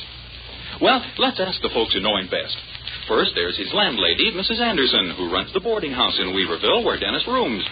Mrs. Anderson, what's your honest opinion of Dennis Day? My opinion of Dennis Day is that he's a 22-year-old boy. Well, yes, of course, but what sort of 22-year-old boy? Well, I'm sorry, but that's as far as I'd care to go on. Well, it's a fact that Dennis has never managed to get into Mrs. Anderson's good graces. Now, Mr. Anderson, on the other hand, kind of likes him, although he's never come right out and admitted it. And just why haven't you, Mr. Anderson? Well, it all goes back to when I first married my dear wife. Or, as I like to call her, the big woman. Go on, Mr. Anderson. You see, when we were married, we made a pact, Poopsie and I. We decided we'd always think and act as one person. Of course, I didn't know then that the one person would turn out to be Poopsie.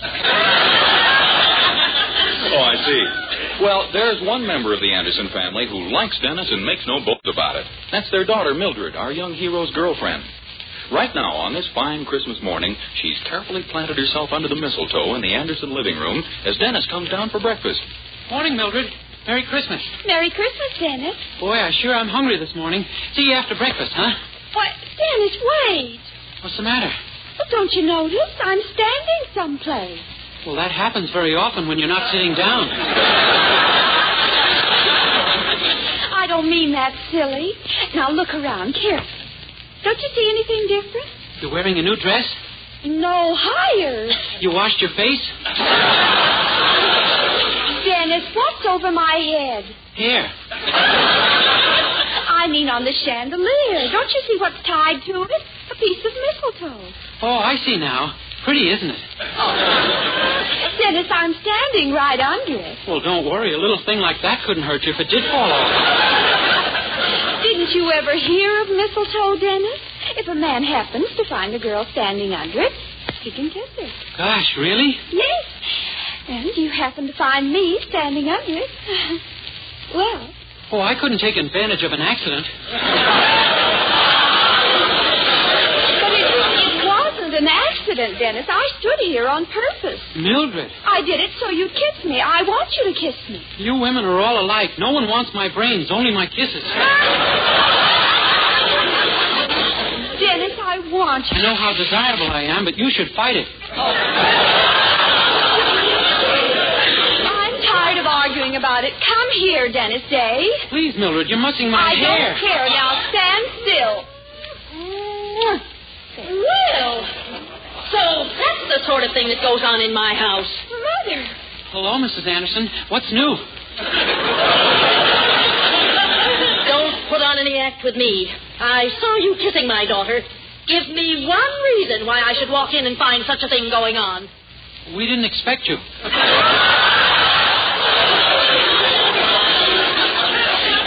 Well, it was all my fault, Mother. Really, it was. You see, it's Christmas, and there was mistletoe, and I was standing under it, and... Well, anyway, it was only a little peck on the cheek. That's true, Mrs. Anderson, and I promise it won't happen again until we've been married for years. Married, indeed. Young man, you've been nothing but trouble to me since you began boarding here. I suggest that you look for another place to live as soon as you can. But, Mrs. Anderson... That's my last word on the subject.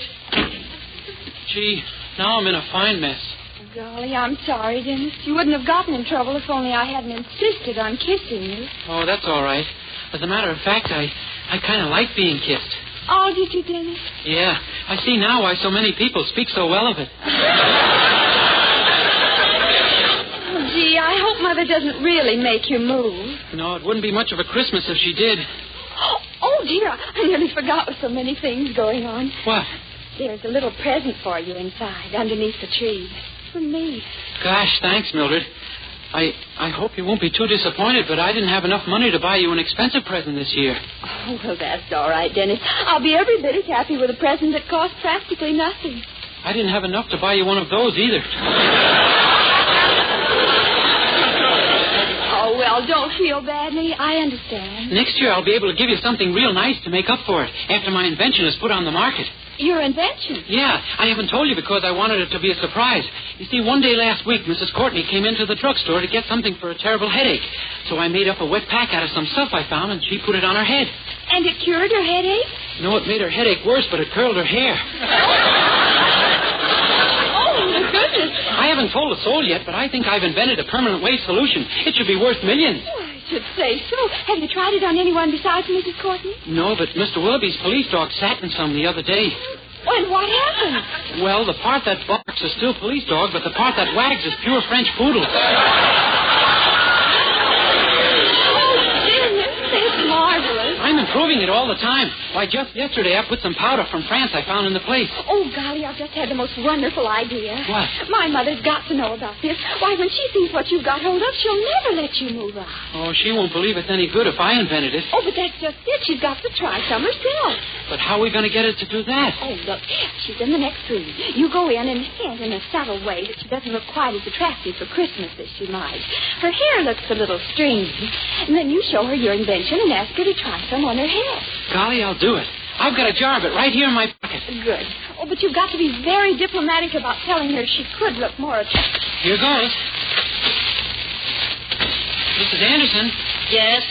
You know, I was just thinking, you're pretty ugly today. I don't mean all over, just above your neck. How dare you talk to me like that? Mrs. Anderson, wait, you don't understand. What I meant is you're beautiful, only your hair kind of spoils it. My hair? Yeah, it's so straight. Why, if you had curly hair, you could look just like Lana Turner all over instead of just locally. Oh, that's very sweet of you, Dennis. Oh, but my hair's always been straight. Even a permanent doesn't curl it. Well, I have some stuff right here that will, Mrs. Anderson. If you'll just put some on your head in 2 or 3 minutes, you'll be amazed. Well, if it's as good as all that, I certainly will try it. That's swell. Come out and show Mildred. Well, Oh, good morning, Mr. Anderson. Good morning, Dennis. My lover girl in there? Yes, but don't go in, Mr. Anderson. You're going to get a surprise in a minute. I am? Yeah. How would you like it if your wife suddenly became Lana Turner? Outside of Lana Turner suddenly becoming my wife, I can't think of anything nicer. Well, you just wait. You really think it'll work, Dennis? Oh, sure. And with that French powder I put in yesterday to make it smell nice, she'll just love it. Well, what kind of French powder was it? Oh, I don't know. Only the name of the maker was on the box. Some fellow named Plaster of Paris. Plaster of Paris? Oh, Dennis, no. I did something? Did something? Oh, we're finished forever. Mildred, what do you mean? Yes, what are you two talking about? Well, how do I look? Well, my head feels awfully peculiar. Oh, really, Mother? Yes. How do you like it, Herbert? Oh, very nice, Poopsie. That's the first sensible hat I've ever seen you wear. Hat? I'm not wearing a hat. You mean that's you? Well, certainly. This is my new hairdo. Don't you think you overdoed it? What do you mean? Get out of the way so I can see myself in the mirror. Why, I don't... Ah! My hair! It's ruined! Listen to it. Well, there's nothing to worry about, Mrs. Anderson. I'll have your head in fine shape as soon as I get hold of a hammer. Oh, a hammer? Yeah, that's the only way I can get that shiny white crust off your head. Fine thing. It was supposed to be Lana Turner and me. Now it's the egg and I. Oh, here, use this, Dennis. The fire tongs. Okay. Hold still, Mrs. Anderson. Oh, there, see? Dennis Day, I told you once today to leave this house as soon as you can. Well, I can't wait. You're leaving this instant. Mrs. Anderson, I was only trying to help. Get out of my sight. That's final. Come, Herbert. Gee, didn't turn out to be a very Merry Christmas, did it, Mildred? No, I'm afraid not. Oh, but don't worry, Dennis. We'll find some way to see each other. Gee, I hope so. Oh, Dennis, listen. Yeah, a bunch of kids singing carols. It'd be kind of nice to have them in, wouldn't it? Yes, it would. Open the door, Dennis. Let's have them in. Okay. Hey, fellas, come on in. Mrs. Anderson may have something for you. Okay, come on, guys. You better shake the snow off your shoes. Mrs. Anderson is very particular about her rugs. Come on in, boys. Yes, ma'am. Thank you, ma'am. Thank you, ma'am. Hey, what about that little fellow out there in the snow? Isn't he coming in? Nah, he don't sing with us. He just follows us around. Yeah, everywhere we go, he tags along. We can't get rid of him. He's a pest. Hey, fella, why don't you come up here on the porch? You'll catch cold out there. Come on up. Don't be afraid. What's your name? Cecil? Oh, your name is Cecil, huh? Yes, sir. Cecil. Well, come on up, Cecil. Yes, sir. See, you are catching cold. I'm not cold. You're not crying, are you? Yes, sir. You are? But this is Christmas. You shouldn't be crying on Christmas. Yes, sir. What are you crying about, Cecil? They won't let me sing with them. They won't let you sing with them? Why not? I've got braces on my teeth. They say I don't sing good. Well, I don't believe it. I'll just bet that you're a real good singer. No, I'm not. I don't really sing good. You don't? No, sir, I don't sing good, but I like to sing anyway. I like to sing more than anything in the whole world. Sure you do. And that's what makes singing really important. To want to sing from the bottom of your heart, whether you can really sing or not. It is? It certainly is. You know, once upon a time there was a little boy just like you. Well, this little boy wanted to sing more than anything else in the whole world. Honest? Uh-huh. And one night he had a vision. And the vision told him never to stop singing, because someday he would sing for the king. What's a vision? A vision? Oh, a vision is something like a dream, I think. Well, this little boy... What was his name? His name? Oh, I don't know what his name was. You see, it was a very long time ago. How long ago? Oh, a long, long time ago. Did he sing over the radio? No, this was long before radios and phonographs and moving pictures. Before just Benny? Yes, even before that. Gosh. It was a long, long time ago, in a land far, far away. The little boy came from a very poor family. Though his father and mother worked hard, they could barely buy enough bread to eat. The boy had no shoes to wear, and his clothes were ragged and torn. But he didn't care, for he was happy. He had a song in his heart. Life is fair on a summer's day. Sweet the western wind is blowing. La, la, la, la, la, la.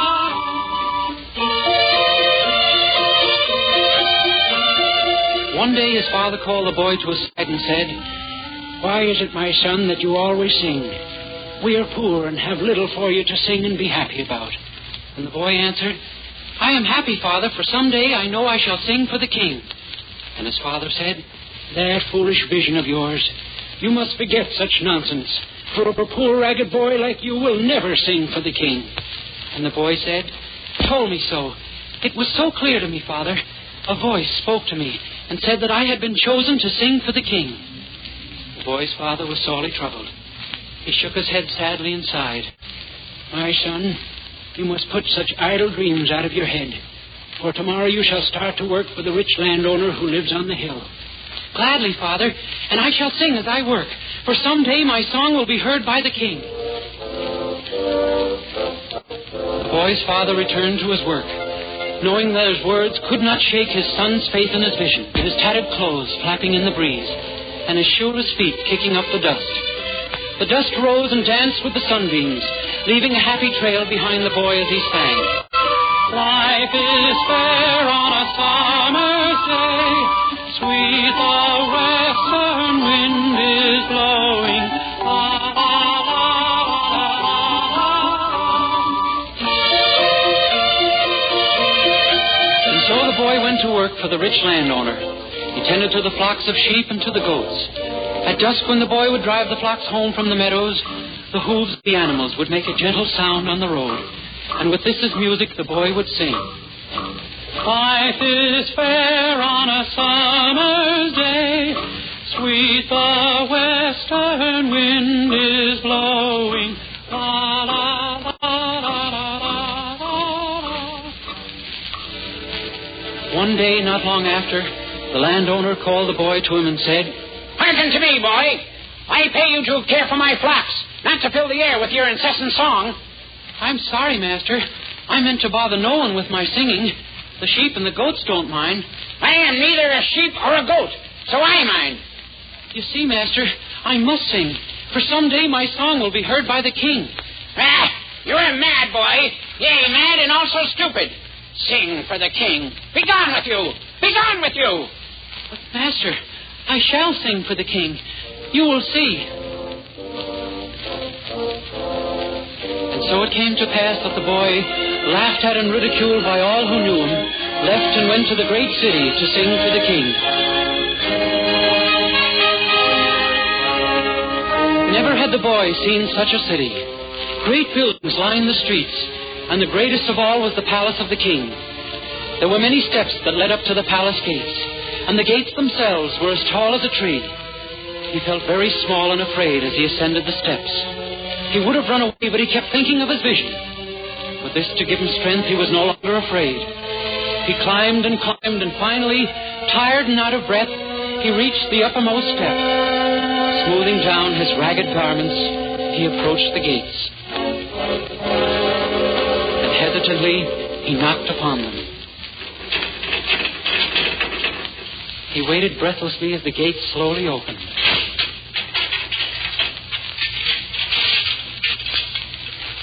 Who knocks at the palace of the king? The boy looked up at the tall guard and said, I did. Ragged beggar, what is it you want? I am not a beggar. Speak up! What is it you want? I have come because of a vision. I have come to sing for the king. You? Sing for the king? You, a ragged beggar boy, have come to sing for the king! The guard laughed and laughed. Other guards came, and they, too, joined in the laughter. They laughed even more when the boy told them of his vision.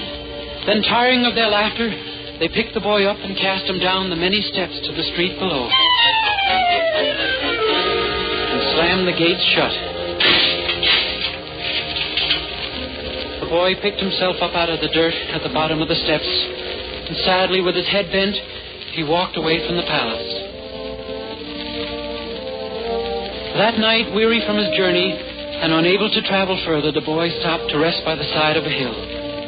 Sheep were grazing nearby, and as he fell asleep, the boy knew that he would never sing again. He was awakened that night by a strange light, a light that transformed everything about him, a light from a great star that shone above.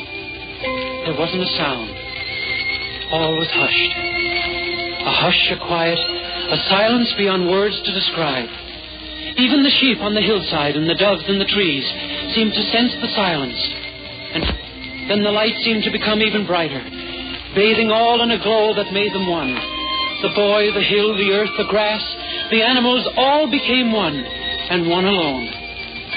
The boy raised himself from the ground, not daring to breathe. Then he felt a song swelling in his throat. He could contain himself no longer. Something was compelling him to sing. He stood up straight and small on the hill. What if they had laughed at him? What if his song was unwanted? He felt he must sing now, here now in this divine night. So he stood, his tattered clothes shimmering in the light of the star above, were like the raiment of angels. And he sang. Ave Maria,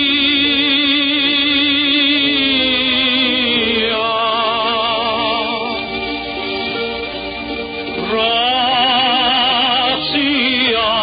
plena, Maria, gratia plena,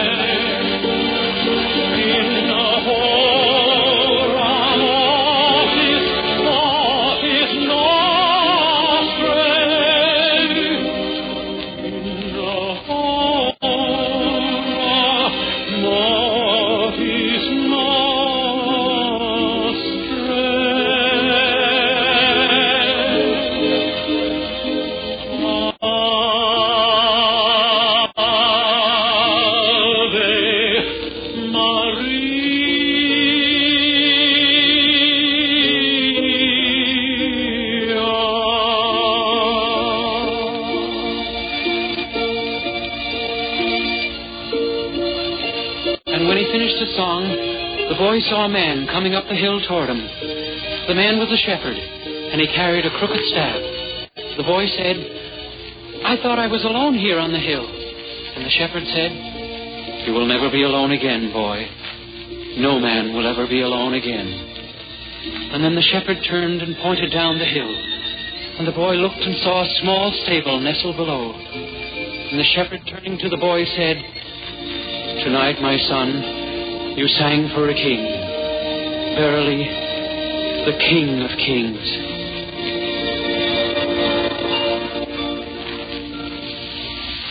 And so you see, Cecil, if your heart is full of song, you must sing. Oh, I didn't know you folks were listening. It was a lovely story, Dennis. It was beautiful, Dennis. Yes, it was. Yes, it was a very nice story. And I'm sorry I got so angry with you. I hope you forgive me, Dennis. Oh, sure. That's all right, Mrs. Anderson. Cecil, would you like to sing with us? Can I? Oh, gosh, I'd love to sing with you. I'd love to sing with you. Will you let me, honest? Will you let me sing with you? Sure. How about we all sing together?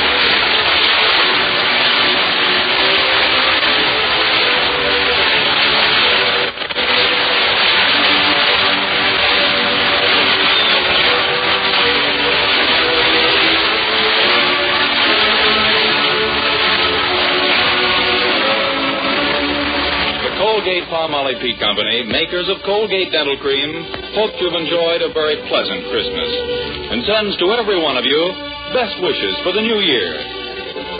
Dennis Day can be heard with Jack Benny every Sunday. And be sure and be with us again next week for another Dennis Day program. More songs, more adventures in the life of our star, Dennis Day.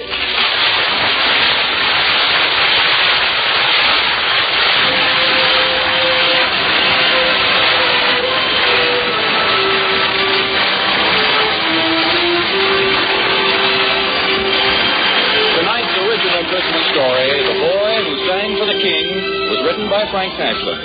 Bobby Driscoll, who played the part of Cecil, appeared through the courtesy of Walt Disney and can be seen in the Technicolor picture Song of the South. All the other parts in the Christmas story were played by Dennis, of course. The special musical background was by Charles Dance. This is Vern Smith speaking.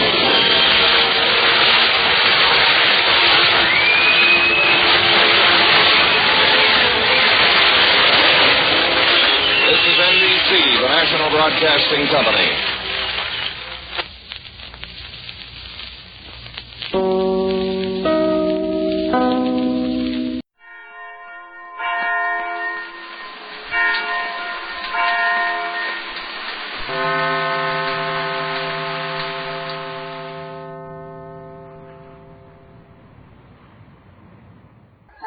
From Hollywood, Colgate Tooth Powder for a breath that's sweet and teeth that sparkle presents the Mel Blanc Show.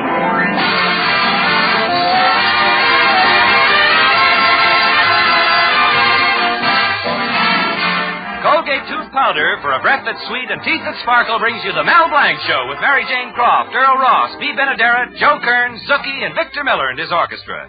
Ladies and gentlemen, you've heard Mel Blanc as the Happy Postman. Hello, Mrs. Burns. Here's your mail.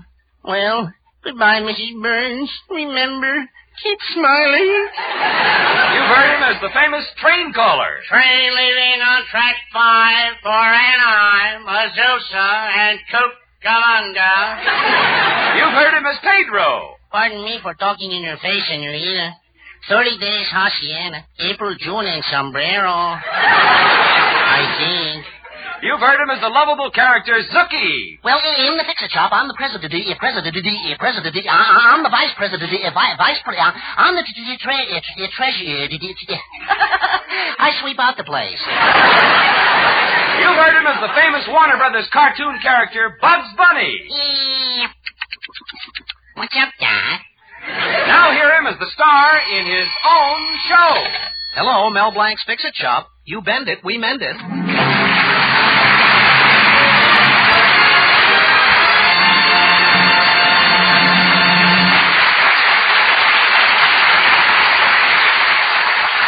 Say, do you have a broken chair in your house? A broken table in your house? Anything that's housebroken? Well, don't try to fix it yourself. Don't ruin it. Bring it to Mel Blanc. Let him do it.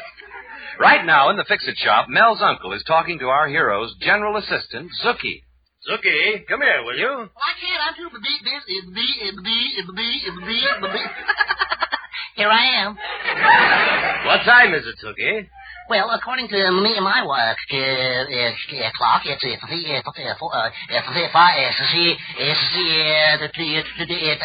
can't tell you. Why can't you tell me? Well, because by the time I tell you what time it is, it's some other time. Come on, Zookie. Here come Mel and Betty. Let's get out of here. Look, darling, don't you see the Fix-It Shop will never amount to a thing as long as you let your Uncle Rupert and Zookie live with you. Well, gosh, honey, I have to let them stay here. Well, why can't that uncle of yours go to work? Well, he's still weak from his overseas shots. Overseas shots? Yeah, he got him in 1917. He spent 6 months in Pierre's Bar and Grill in Paris. 20 shots a night. That I can almost believe. Oh, that's right. The last time he saw Paris, he didn't see it so good. Oh, Mel, why don't you try to be serious about business? Well, I try. And another thing, do you realize that we have been engaged now for 5 years? Gosh, our wooden anniversary. Don't you think we might begin toying with the idea of getting married? Oh, now, honey, you know I've been working on our nest egg. Well, we're both getting old, the egg and I. Well, yeah, but... Mel Blanc, now this is what I'm talking about. Now, look at this birthday card my father got from the Eternal Life Insurance Company this morning. Now, why don't you do something like that? Why don't you try to build goodwill? Okay. I'll send a birthday card to everybody in town who has a birthday this month. Oh, Mel, that's wonderful. And another thing, I'm going to talk to Uncle Rupert and put him straight. Oh, darling, it's so good to hear you talk like this. I'll tell Uncle. He'll just have to buckle down and loaf somewhere else.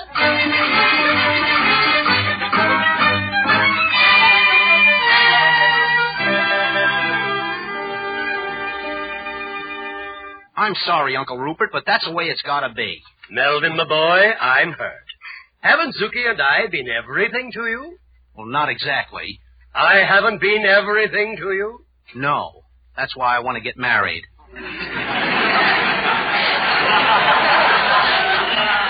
You can't even cook. Well, anyway, my lad, let's not be hasty. I've got another idea. Why don't I go on living here and work for you? Oh, but Uncle Rupert, I can't afford to pay you anything. Oh, that's all right, nephew. After a while, you'll owe me so much money, I'll own the Fix-It Shop. Well, yeah, Then you can go to work for me until you earn enough money to get it back. Say, both of us can make a darn good living like that for years. Now, wait. Doesn't hit you, eh? No. Uncle Rupert, you're not talking me out of this. I see what you mean. Well, Melvin, if this means the parting of the ways, I shall simply have to ask Widow Longnecker to marry me. Oh, but you said yourself marriage is a serious thing. Are you sure Mrs. Longnecker's your type? Why, of course Clara's my type. She's rich, isn't she? Yeah, but you should marry for love. Well, I love money. But she's so long and lanky. Melvin, my lad, when a lady is that wealthy, she's not long and lanky. She's tall and stately. Well, have it your way. Now, will you send Zookie for those birthday cards? Indeed I will. Oh, Zookie, will you come here, please? Well, I can't. I'm too busy. Here I am. Nell wants you to go down to City Hall and get a list of people's birthdays. Oh, people's... Yeah? Then stop off on your way back and pick up some birthday cards in the 5 and 10. Yeah. Have you got that straight now? Yeah.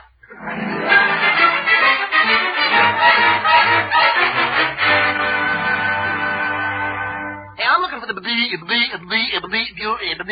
Young man! Huh? This is the Bureau of Vital Statistics. Yeah, I know. Oh. We have records on everybody from the cradle to the grave. Records on men, records on women. Also Spike Jones playing the gypsy. What can I do for you? Well, I'm looking for the birthday, rockabye, Hey, I bet you was a beautiful baby. Oh, yes, indeed I was. Why, my mother used to... Oh, so that's it. You're expecting a baby. Oh, how could I have a baby? I'm not even married. Well, you should have thought of that before. Marriage licenses are down the hall. Hey, but I'm a confirmed bachelor. I don't believe in me. I'm footloose and fancy. Nobody wants me. Now, make up your mind what you want. Our files are complete from the cradle to the grave. We have the cross index to ZY, countercross to AAL, and crisscross to YYZ, ending with the fiscal year MCM XLV. Now, what do you have? Let me hear Spike Jones playing the gypsy. I give up. Look, here's a list of everything we've got. You can take your pick. Oh, thanks. Gosh. This printing is sure close to the paper.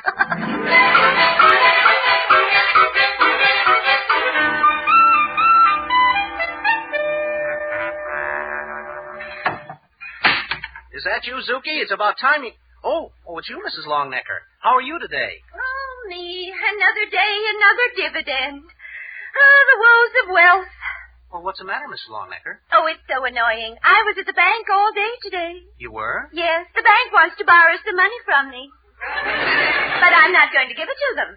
Why not? They haven't paid the last loan I made them. If they don't pay me back soon, I'll just have to foreclose. I get more darn banks that way. Oh, money, money, money. Think of it, Melvin. I'm just swimming in wealth. What a beautiful way to drown. Oh, by the way, Mrs. Longnecker. Yes? Were you born this month? Was I what?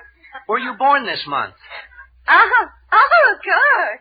I'm just out doing a little shopping for my mother who's still in the hospital.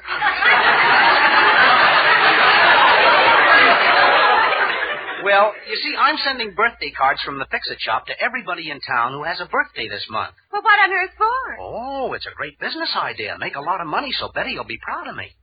Money. Doesn't that fiancé of yours realize the terrible things money can do to a human being?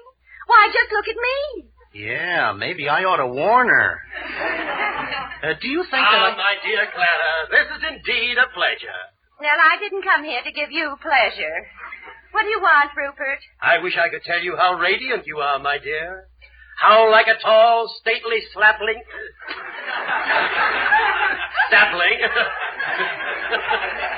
sapling in the breeze. Yes, I wish I could tell you, but I don't have the words. Well, considering you did it without words, it was okay. Please, Rupert, I'm in no mood for your nincompoopity. Nincompoopity? Oh, Melvin, I've quite forgotten what I came in for. I'm giving a reception tonight at the mansion, and I want you to come up and fix a loose floorboard on the front porch. A loose floorboard? Yes. Every time somebody walks into the house, the board comes up and slaps them in the face. Gee, that's embarrassing. It's even more embarrassing when they walk out. Goodbye, Mrs. Longnecker.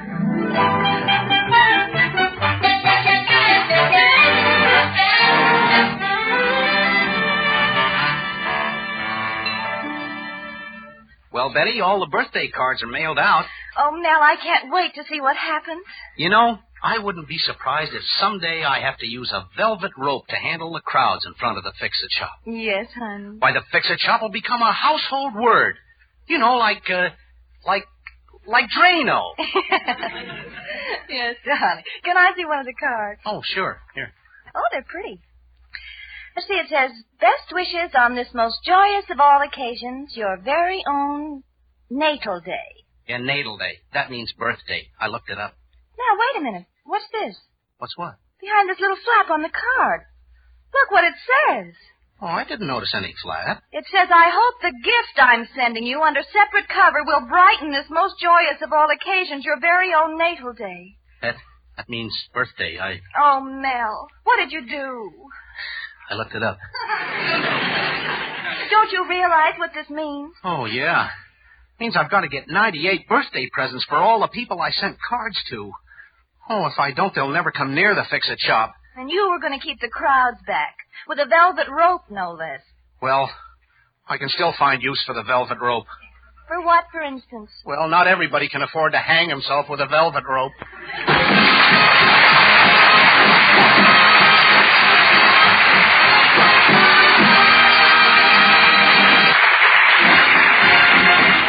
Use Colgate tooth powder, keep smiling just right. Use it each morning and use it each night. Don't take a chance with your romance.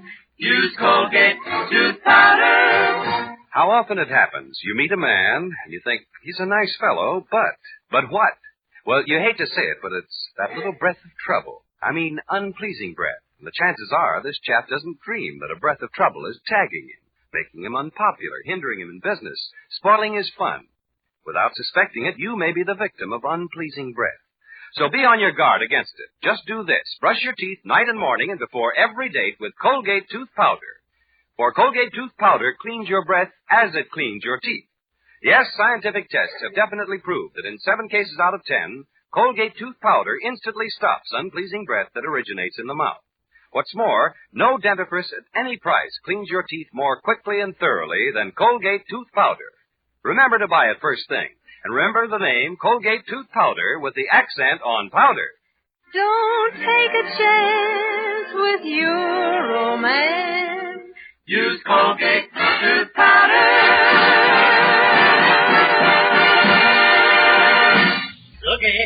Looky, come here, please. Yeah, oh, okay. Don't take a chance with your every romance.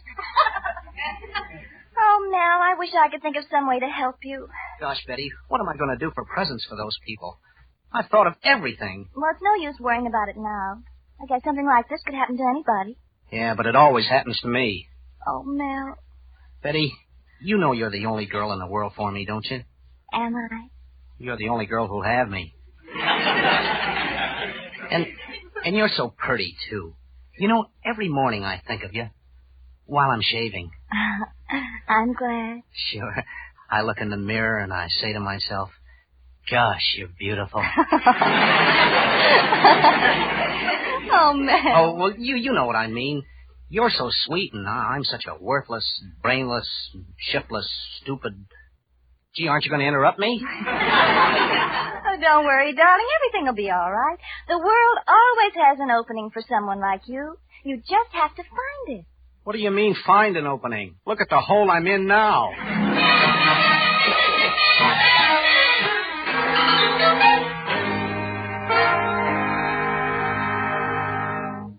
Melvin, my lad, your troubles are over. What do you mean, Uncle Rupert? In this big package, you see 100 beautiful boxes of candy. They'll make 100 most appropriate birthday presents for the people you sent the birthday cards to. Hey, that's swell, but where did you get them? It so happens I ran across a dear old friend today, one Harry Greenspiegel, who now owns the Ace Novelty Company. Yeah? Ah, good old Greenspiegel. Used to be a fellow vendor in a barbecue house in Hoboken. Uncle Rupert, I never knew you sold things in a burlesque house. Huh? Oh, purely educational. Photographic knowledge for gentlemen who never went to college. Postcards, to be exact. Postcards? Oui. Ooh la la. Uncle Rupert. Oh, inspirational views of the Eiffel Tower. Well, let's get these boxes in the mail. Say, I'll be doing better than the life insurance company. They only send out birthday cards to customers. The cheapskates. Yeah. I'll be sending bonbons by Greenspiegel. De Paris. I guess this'll show people in this town this isn't a melon I have for a head. That's right, Melvin. You've got brains in that melon.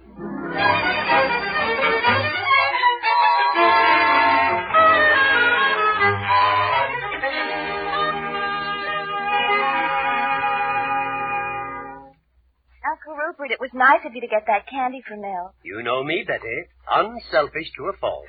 Yes. Well, anyway, I don't understand it. We mailed that candy out 2 days ago, and we haven't received one thank you note. Not even a phone call. Oh, look, here comes Mrs. Longnecker. Ah, maybe this is my chance to win her hand. The one that signs the checks. I have just one box of candy left. I'll try it on her and see how she likes it. Well, good luck to you. I'll leave you two alone. Ah, Clara, my dear. Hello, Rupert. So glad you dropped in. Now, Rupert, I'm in no mood for your nincompoopity. But, Clara, I have a beautiful gift for you. A gift for me? Oh, how nice, Rupert. Yes, a box of French bonbons, direct from Paris. Made by my very good friend, Monsieur Greenspiegel. Oh, you shouldn't have done it. Oh, it's quite all right. A gift for the fairest of the fair. They come to you untouched by human hand. Greenspiegel wrapped them himself. Well, I must open them immediately and try one. Try one of the peanut clusters. Oh, but these are not peanut clusters. These are ordinary peanuts. If I'd known you were coming, my dear, I'd have clustered them myself. Yes. Well, no, I think I'll try one of these caramels. Mmm! Delicious, aren't they, my dear? Mm. Stop jumping up and down, Clara.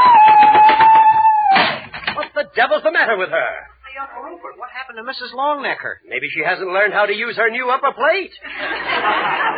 Learn? What does she do, take lessons? Hey, what happened anyway? Hold on. What's this inside the candy box? What? Oh. Ace Novelty Company's #1 Joker. Be the life of the party. Treat your friends to Sure Pucker alum candy. Oh, no. Oh, 50 mirthquakes to a box. Laugh yourself to death. There's been some mistake, nephew. Oh, some mistake is right. I can just see 98 people chasing me down the street, all of them yelling, Kill Mel Blanc! Kill Mel Blanc! Mel, take it easy, take it easy. What are you doing? Can't you see? I'm laughing myself to death! Laughing! Gosh, I feel awful.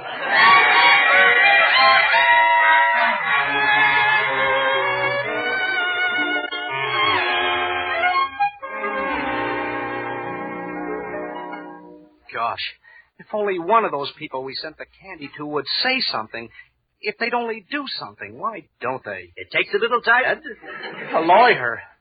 Gee, I bet they could send me to the state penitentiary for doing this to people. They can't send you to a state penitentiary, Melvin. Of course they can. Using the mails to defraud is a federal offense. State penitentiary and federal prison. You know what I'll have pinned on me? A two-way stretch. Now, don't be silly. Hey, the mailman is coming. Oh, he's got the loads of mail. Hey, you better leave by the back door, Mel. Yes, nephew, run for the hills. No, Uncle Rupert. I'm going to face the music. Well. Quite a bit of mail for you today, Mr. Blank. Wait. All those boxes. It's the candy we sent out. And those are all the birthday cards. Here, let me see. Hey, they all read the same way. Listen. Return to sender. Addressee deceased. That means dead. I looked it up.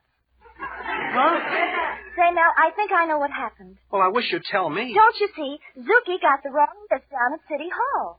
Instead of birthdays, he got the names of people who passed away. Oh.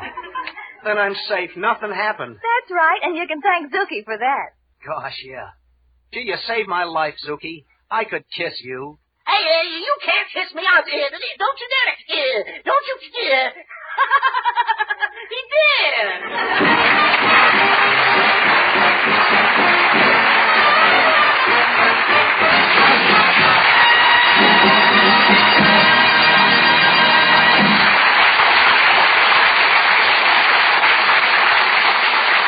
Well, we'll be back in the Fix-It shop in just a minute for a Zookieism. What's a Zookieism? Wait and see. Use Colgate tooth powder keep smiling just right. Use it each morning and use it each night. Don't take a chance with your romance. Use Colgate tooth powder. Take it from me, that little breath of trouble, unpleasing breath, can put the end in friendship or even give the heir to a love affair. And the worst of it is, you may not even suspect it, because unpleasing breath can catch up with you without your knowing it. So ask yourself, could you be the victim of unpleasing breath? Guard against it this way. Brush your teeth night and morning and before every date with Colgate tooth powder. For Colgate tooth powder cleans your breath as it cleans your teeth. Yes, scientific tests have definitely proved that in 7 cases out of 10, Colgate tooth powder instantly stops unpleasing breath that originates in the mouth. What's more, no dentifrice at any price cleans your teeth more quickly and thoroughly than Colgate tooth powder. Remember to buy it first thing. And remember the name Colgate tooth powder, with the accent on powder. Don't take a chance with your romance. Use Colgate tooth powder.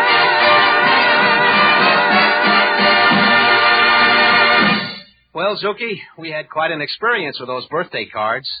You know, Zuki, I like to feel that you learned something from it. Yes, Zuki, everything has a moral. Just what did you learn? Well, to tell you the truth, I learned that anything worth you must keep your nose to the grind. You gotta keep your nose to the grind. I learned that. It sure pays to be ignorant.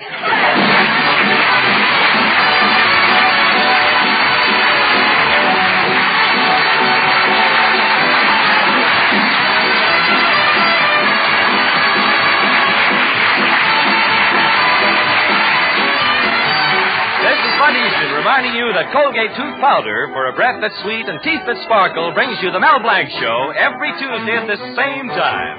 Be sure to join us again next Tuesday night for more fun with Mel and the people you'll meet at Mel Blanc's Fix-It Shop. The Mel Blanc Show was written by David Victor and Herb Little Jr. and was produced and directed by Joe Rhines. Say hello to Halo Shampoo if you want naturally bright and beautiful hair. For Halo Shampoo contains no soap, therefore leaves no dulling soap film. Halo lets hair sparkle with natural brilliance. Even in hardest water, Halo makes oceans of rich, fragrant lather to quickly carry away loose dandruff and dirt. Halo needs no lemon or vinegar rinse. Say hello to Halo and goodbye to dulling soap film. Get Halo Shampoo at any cosmetic counter.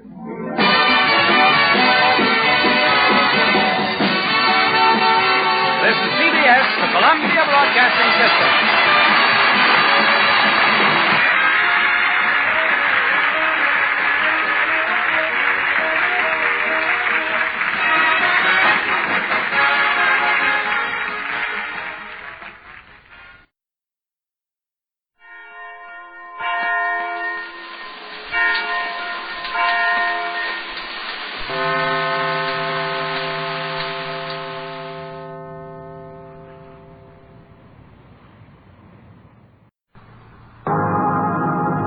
Ladies and gentlemen, 450 years ago yesterday, Christopher Columbus discovered America.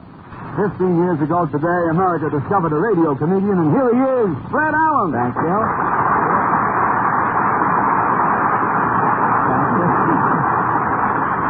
Thank you, and good evening, ladies and gentlemen. And Steady, Columbus was certainly lucky that he arrived in America when he did. How do you mean, Fred? Are you sincere in that interrogation? You really want to know? Yes. Well,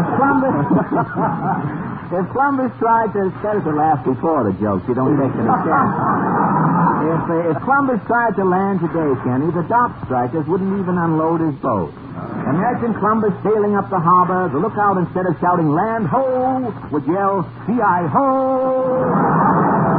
Well, didn't Columbus say that the world was flat, Fred? Yes, Kenny, and the way things are going, Columbus may be right yet. If Columbus were alive today... I laugh at it, I mean, just to show you where it should have come. If Columbus were alive today, he would probably say... Well, boy, see here. Portland, tell me, what is new this week? Cigarettes have gone up again. Say, I thought Mr. F.E. Boone sounded a little higher tonight. Do you think that raising cigarettes a cent will make any difference? What's another cent to a camel? Oh, how true. His sponsor sent that joke and we had to tell it. I mean, what are you going to do? Tell me, have you any other hot items? Mama's out of sugar. Really? How does she sweeten her coffee? Mama takes a mouthful of coffee. Yes? Then she thinks of the good old days. The good old days, and? A lump comes up in her throat. Well, that's as close to sugar as anybody's getting, I think. What are you using? Well, I do manage to get a little sugar, Portland, thanks to a grateful fly. A grateful fly? Mm-hmm. You know, when times were good, every morning when I'd sit down to eat breakfast, a little fly would buzz around the table. He'd step into the sugar bowl and fly away with a few grains of sugar on his feet. Well, when times were good, I never even bothered him. And now that sugar is scarce, the fly comes back every morning. And when my coffee is ready, the fly lights and stamps his feet on the edge of my cup. That, Portland, is a grateful fly. Shall we leave for Allen's Alley? Also a dead fly. After that, I think services will be held for the little weed inspection. After that, I think we had better fly. What is your question tonight? Well, this past week, the President proclaimed to be Fire Prevention Week to caution people in an effort to reduce the nation's fire losses. And so our question tonight is, what did you do to observe Fire Prevention Week? Shall we go? Well, why not?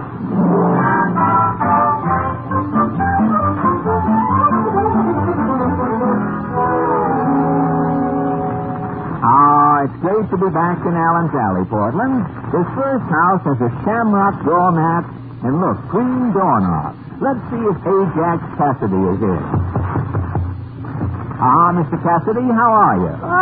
Terrible. What's wrong? I'm not wrong for this water. Well, tell me,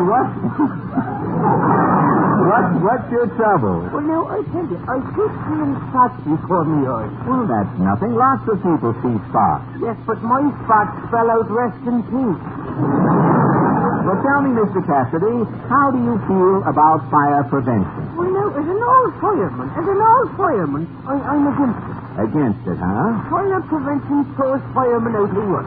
Well, tell me, what is the biggest fire you've ever been to? Oh, that was the night the Shaughnessy rubber factory burned down. The rubber factory? Oh, yes.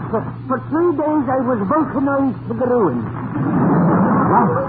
Would you believe it? After they tried me loose, I had to get the back of my union suit recredited.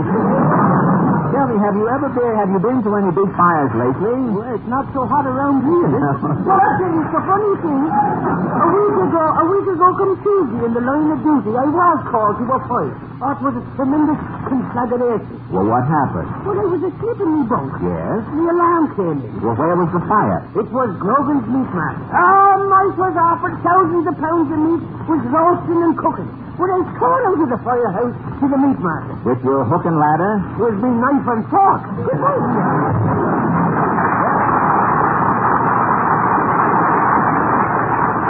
Well, that takes care of Mr. Cassidy. I wonder if Titus Moody is in tonight.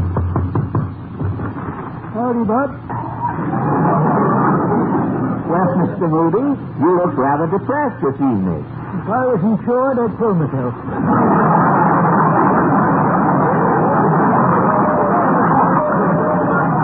What's wrong? You remember that big windstorm last week? Yes. It blew 200 eggs back into my hands.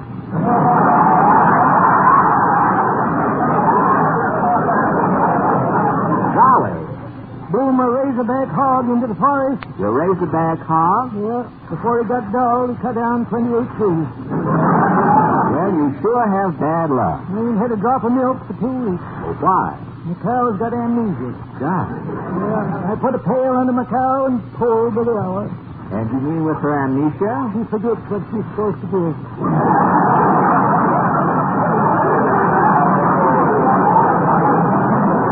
Well, tell me, Mr. Moody, what is your reaction to fire prevention? Why, we used to have a fire engine in the village. Yeah, what happened? The night Stebbins' silo caught fire. Yeah? It was pitch dark. Uh-huh. We couldn't see what we was doing, so we pulled the engine close to the flames. Yeah? Fire engine caught fire. All we saved was the whistletree. Well, how do you put out fires now? Why, when the alarm comes in, Yes? 10 of us old men run to the fire with a ladder. Good. We climb up onto the roof of the burning building. But how do you put out the fire? We drew. So long, Bert.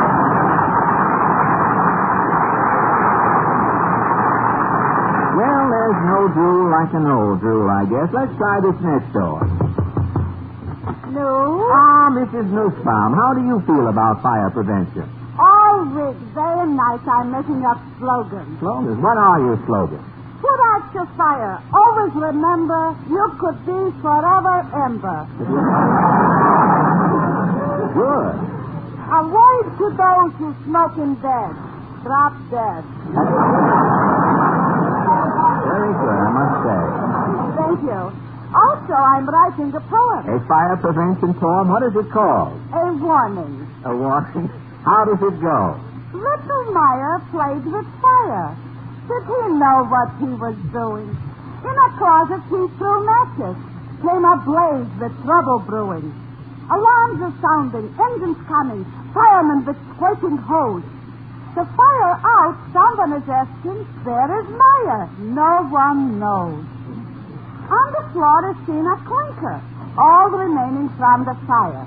The clinker has a little cap on. By this we knew the clinker's Meyer. So from my story, take a warning. Face the facts. Don't be a shrinker. Have a care. Don't play with fire. Like Meyer, you could end the clinker, don't you? That brings us to the last house in the alley. Let's try here. Somebody, I say, somebody knock. Where? Claghorn's the name of Senator Claghorn. Now, look, I know. Talk up, son. My bindle's packed. I'm Alabama bound.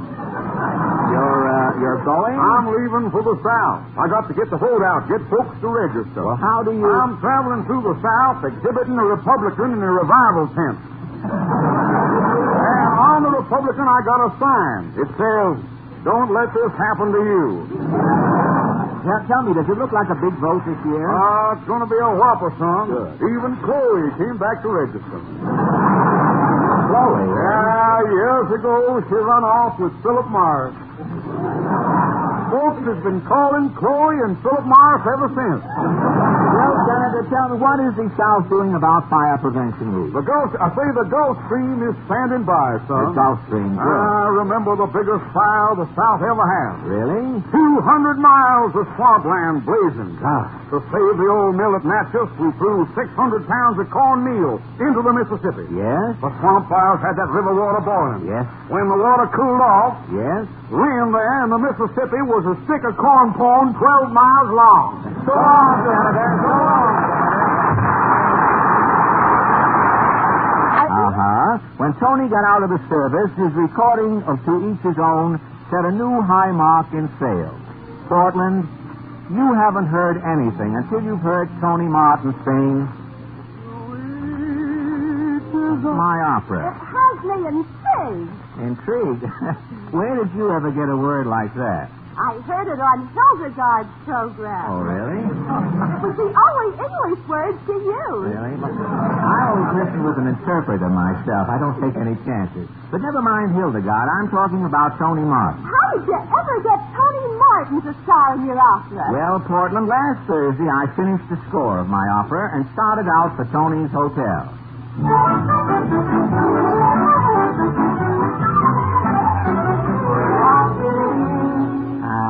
Let me see, room 64, 65, 65 and a half.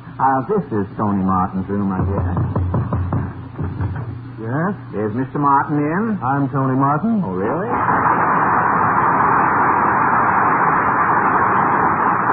Well, Tony, if you're busy... No, come right in, Fred. I was just breaking up some new Sinatra records. Fred? Oh! Mm-hmm. Oh. Yes, sir. Want to break another one while we're waiting? All I had to say was, I said it, you know. You can't. So what you can do with a vowel, I mean, right? I'll be right with you, Fred, as soon as I tear up this picture of Perry Como. Now, Tony, what have you got to worry about? Sinatra record, Perry Como. Didn't I read that you just signed again with MGM? That's right, Fred, and what a welcome they gave me. MGM went the whole lion, hey? Fred, there were hundreds of men outside of the studio gates all carrying signs, walking up and down. Fine. Imagine going to all that trouble just to welcome me, the street singer's brother-in-law. Gosh, Tony, you know, the last time I saw you, we made a picture together. That's right, Fred. It's called Sally, Irene, and Mary. You realize that picture broke the popcorn record in St. Paul? More people went out to buy popcorn during the first 2 reels than any other picture that ever played St. Paul, including The Horn Blows at Midnight. You know, Fred, I understand Sally, Irene, and Mary was the original version of the Big Sneak. I heard that. They remade it. But since those days, you have come a long way, Tony. And you've come a long way, too, Freddie. Oh, I'm nothing, Tony, in radio. Just a half-hour filler to keep Charlie McCarthy from sneaking on the Manhattan merry-go-round. But that's why I'm here tonight, Tony. You have got to help me. If it's money, it won't take a minute for me to get my shoe off. No, it isn't. Don't start unbuttoning them, Tony. It isn't money. I've written an opera based on Gilbert and Sullivan's Mikado. Well, I've heard of the Hot Mikado and the Swing Mikado. Well, my opera is the Radio Mikado. You'll be a sensation in it. Do I sing the leading role? And how you sing the leading role.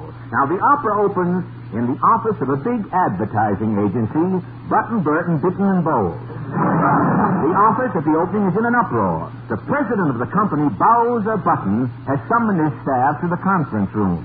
And as the curtain rises, the entire staff breaks into song. If you want to know who we are, we're the brains of radio. We built every radio star. We're all yes men, we never say no. We form your listening habits. We're like the fellows and our abbots. Confidentially, we're no babbits. Yo-ho, yo-ho, we're the brains of radio.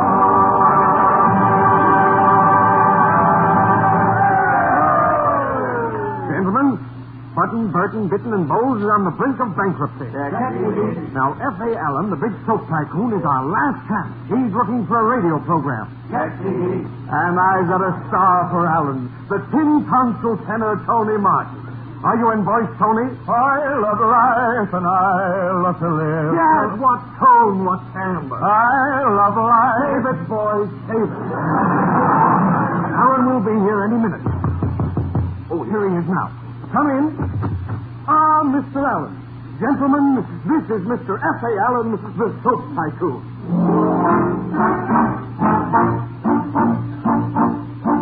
A wandering sponsor, my products always soap. With the dirtiest dirt it will cope. It's 110% lie. On wash day you should buy it. It bubbles and cleans and rinses. And it doesn't taste bad on blintzes. Housewives cannot deny it. It does everything, but nobody will buy it.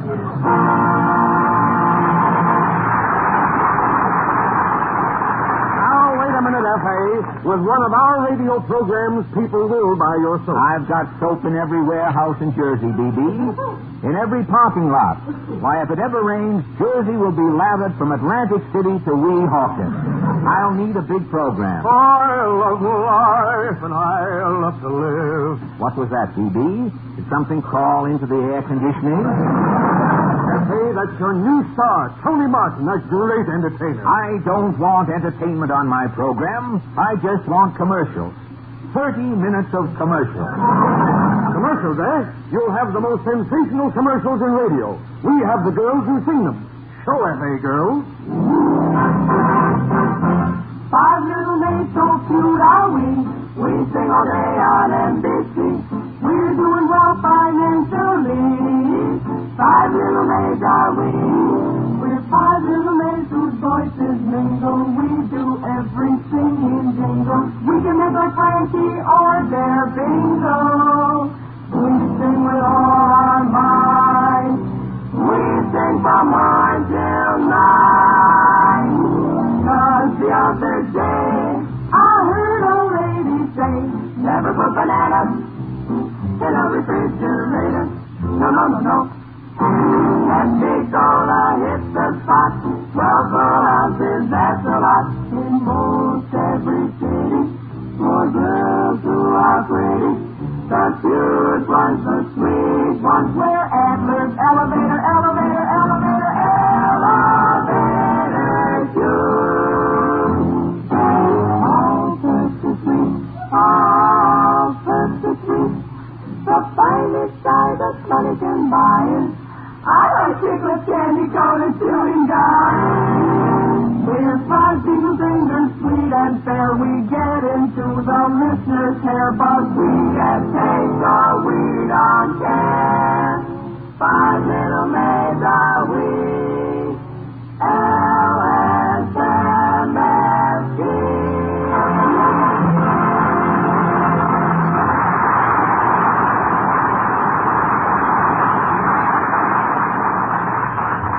Well, F.A., those are the DeMarco sisters who sing the jingles on all the programs. Not on my soap program. Oh, but F.A., listen, if Someday, B.B., I'll take over radio, and you'll see some changes made.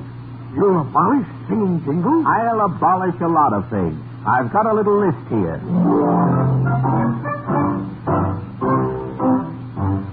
The day that I take over, I'll clean up radio. I've got a little list. I've got a little list of things that upset listeners. I'll see that they all go, and they never will be missed. Oh, they never will be missed.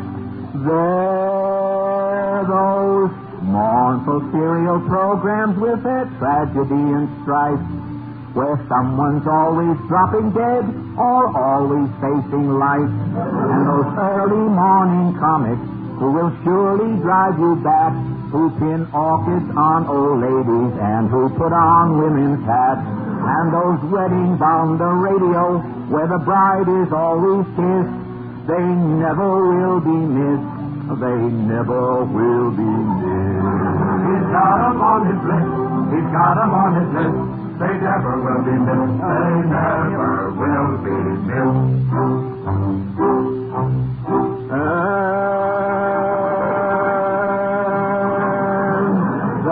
Round-table discussions with their boring, dull debaters, and the housewives who are morons but yet win refrigerators, and those gruesome mystery programs with their terrifying plots. You hear 3 words of dialogue, the rest is shoots and shots, and those hillbilly ensembles who insist on playing lists, they never will be missed. Oh, they never will be missed. He's got 'em on his list. He's got 'em on his list. And they never will be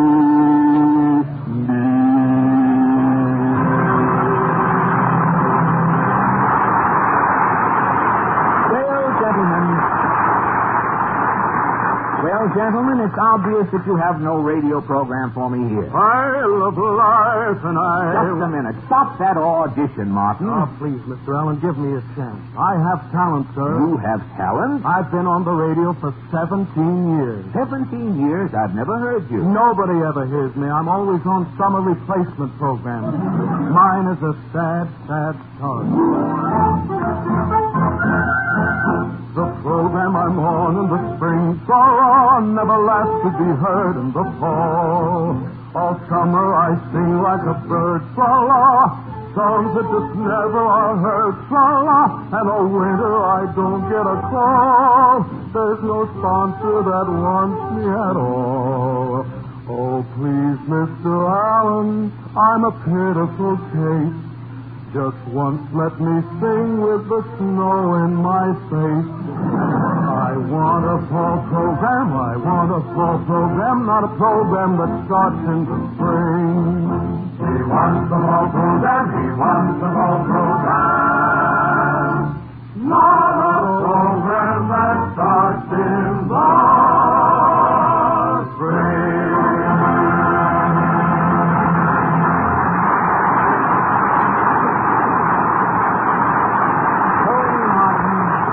Tony Martin's son, lad, you're hired. I'll build the biggest musical program ever heard in radio. We'll have 300 violins playing in Vienna, 200 trombones playing in Sweden, 900 oboes in New Zealand, 1,000 French horns in Marseille. All of this music will be piped into Radio City, where 600 bonded technicians will blend all of the sections into one massive world symphony. And who will conduct, Toscanini? Toscanini will turn the music, son. From the top of the Empire State Building, waving a neon baton 16 feet long, will be Guy Lombardo. Oh, that's sensational. Wait a minute, Martin. I've just thought. It's all off. The music is out. But why? We've forgotten something.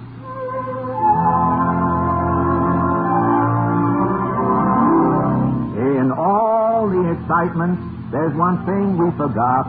The trillo. The trillo. The trillo. First we must learn if we can or cannot from the trillo. The trillo. The trillo.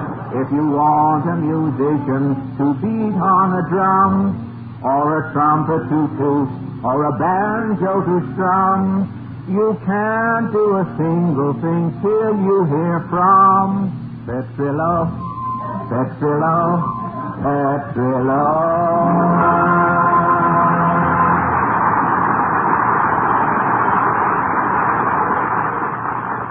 Well, men, it's all off. I'm sorry, Tony Martin. I have, even though you are the street singer's brother-in-law, I have no program. Goodbye, B.B. Wait, F.A., not like this.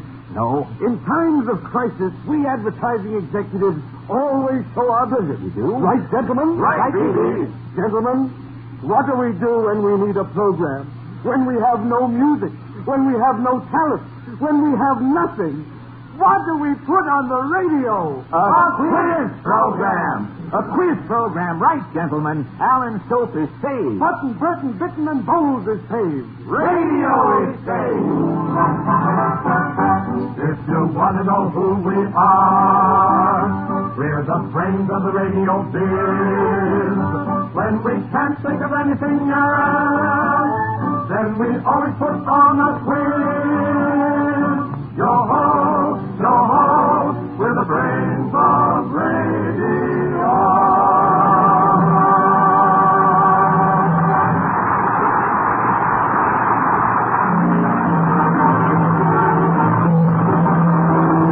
Thank you. Before we put the Shepherd cheese and tender leaf tea back on the shelf, ladies and gentlemen, I want to thank Tony Martin for dropping in tonight. Next week, our guest will be Mr. Basil Rathbone. Thank you and good night. Good night. Tony Martin, the Metro-Goldwyn Mayer star, will soon be seen in Jerome Kern till the clouds roll by.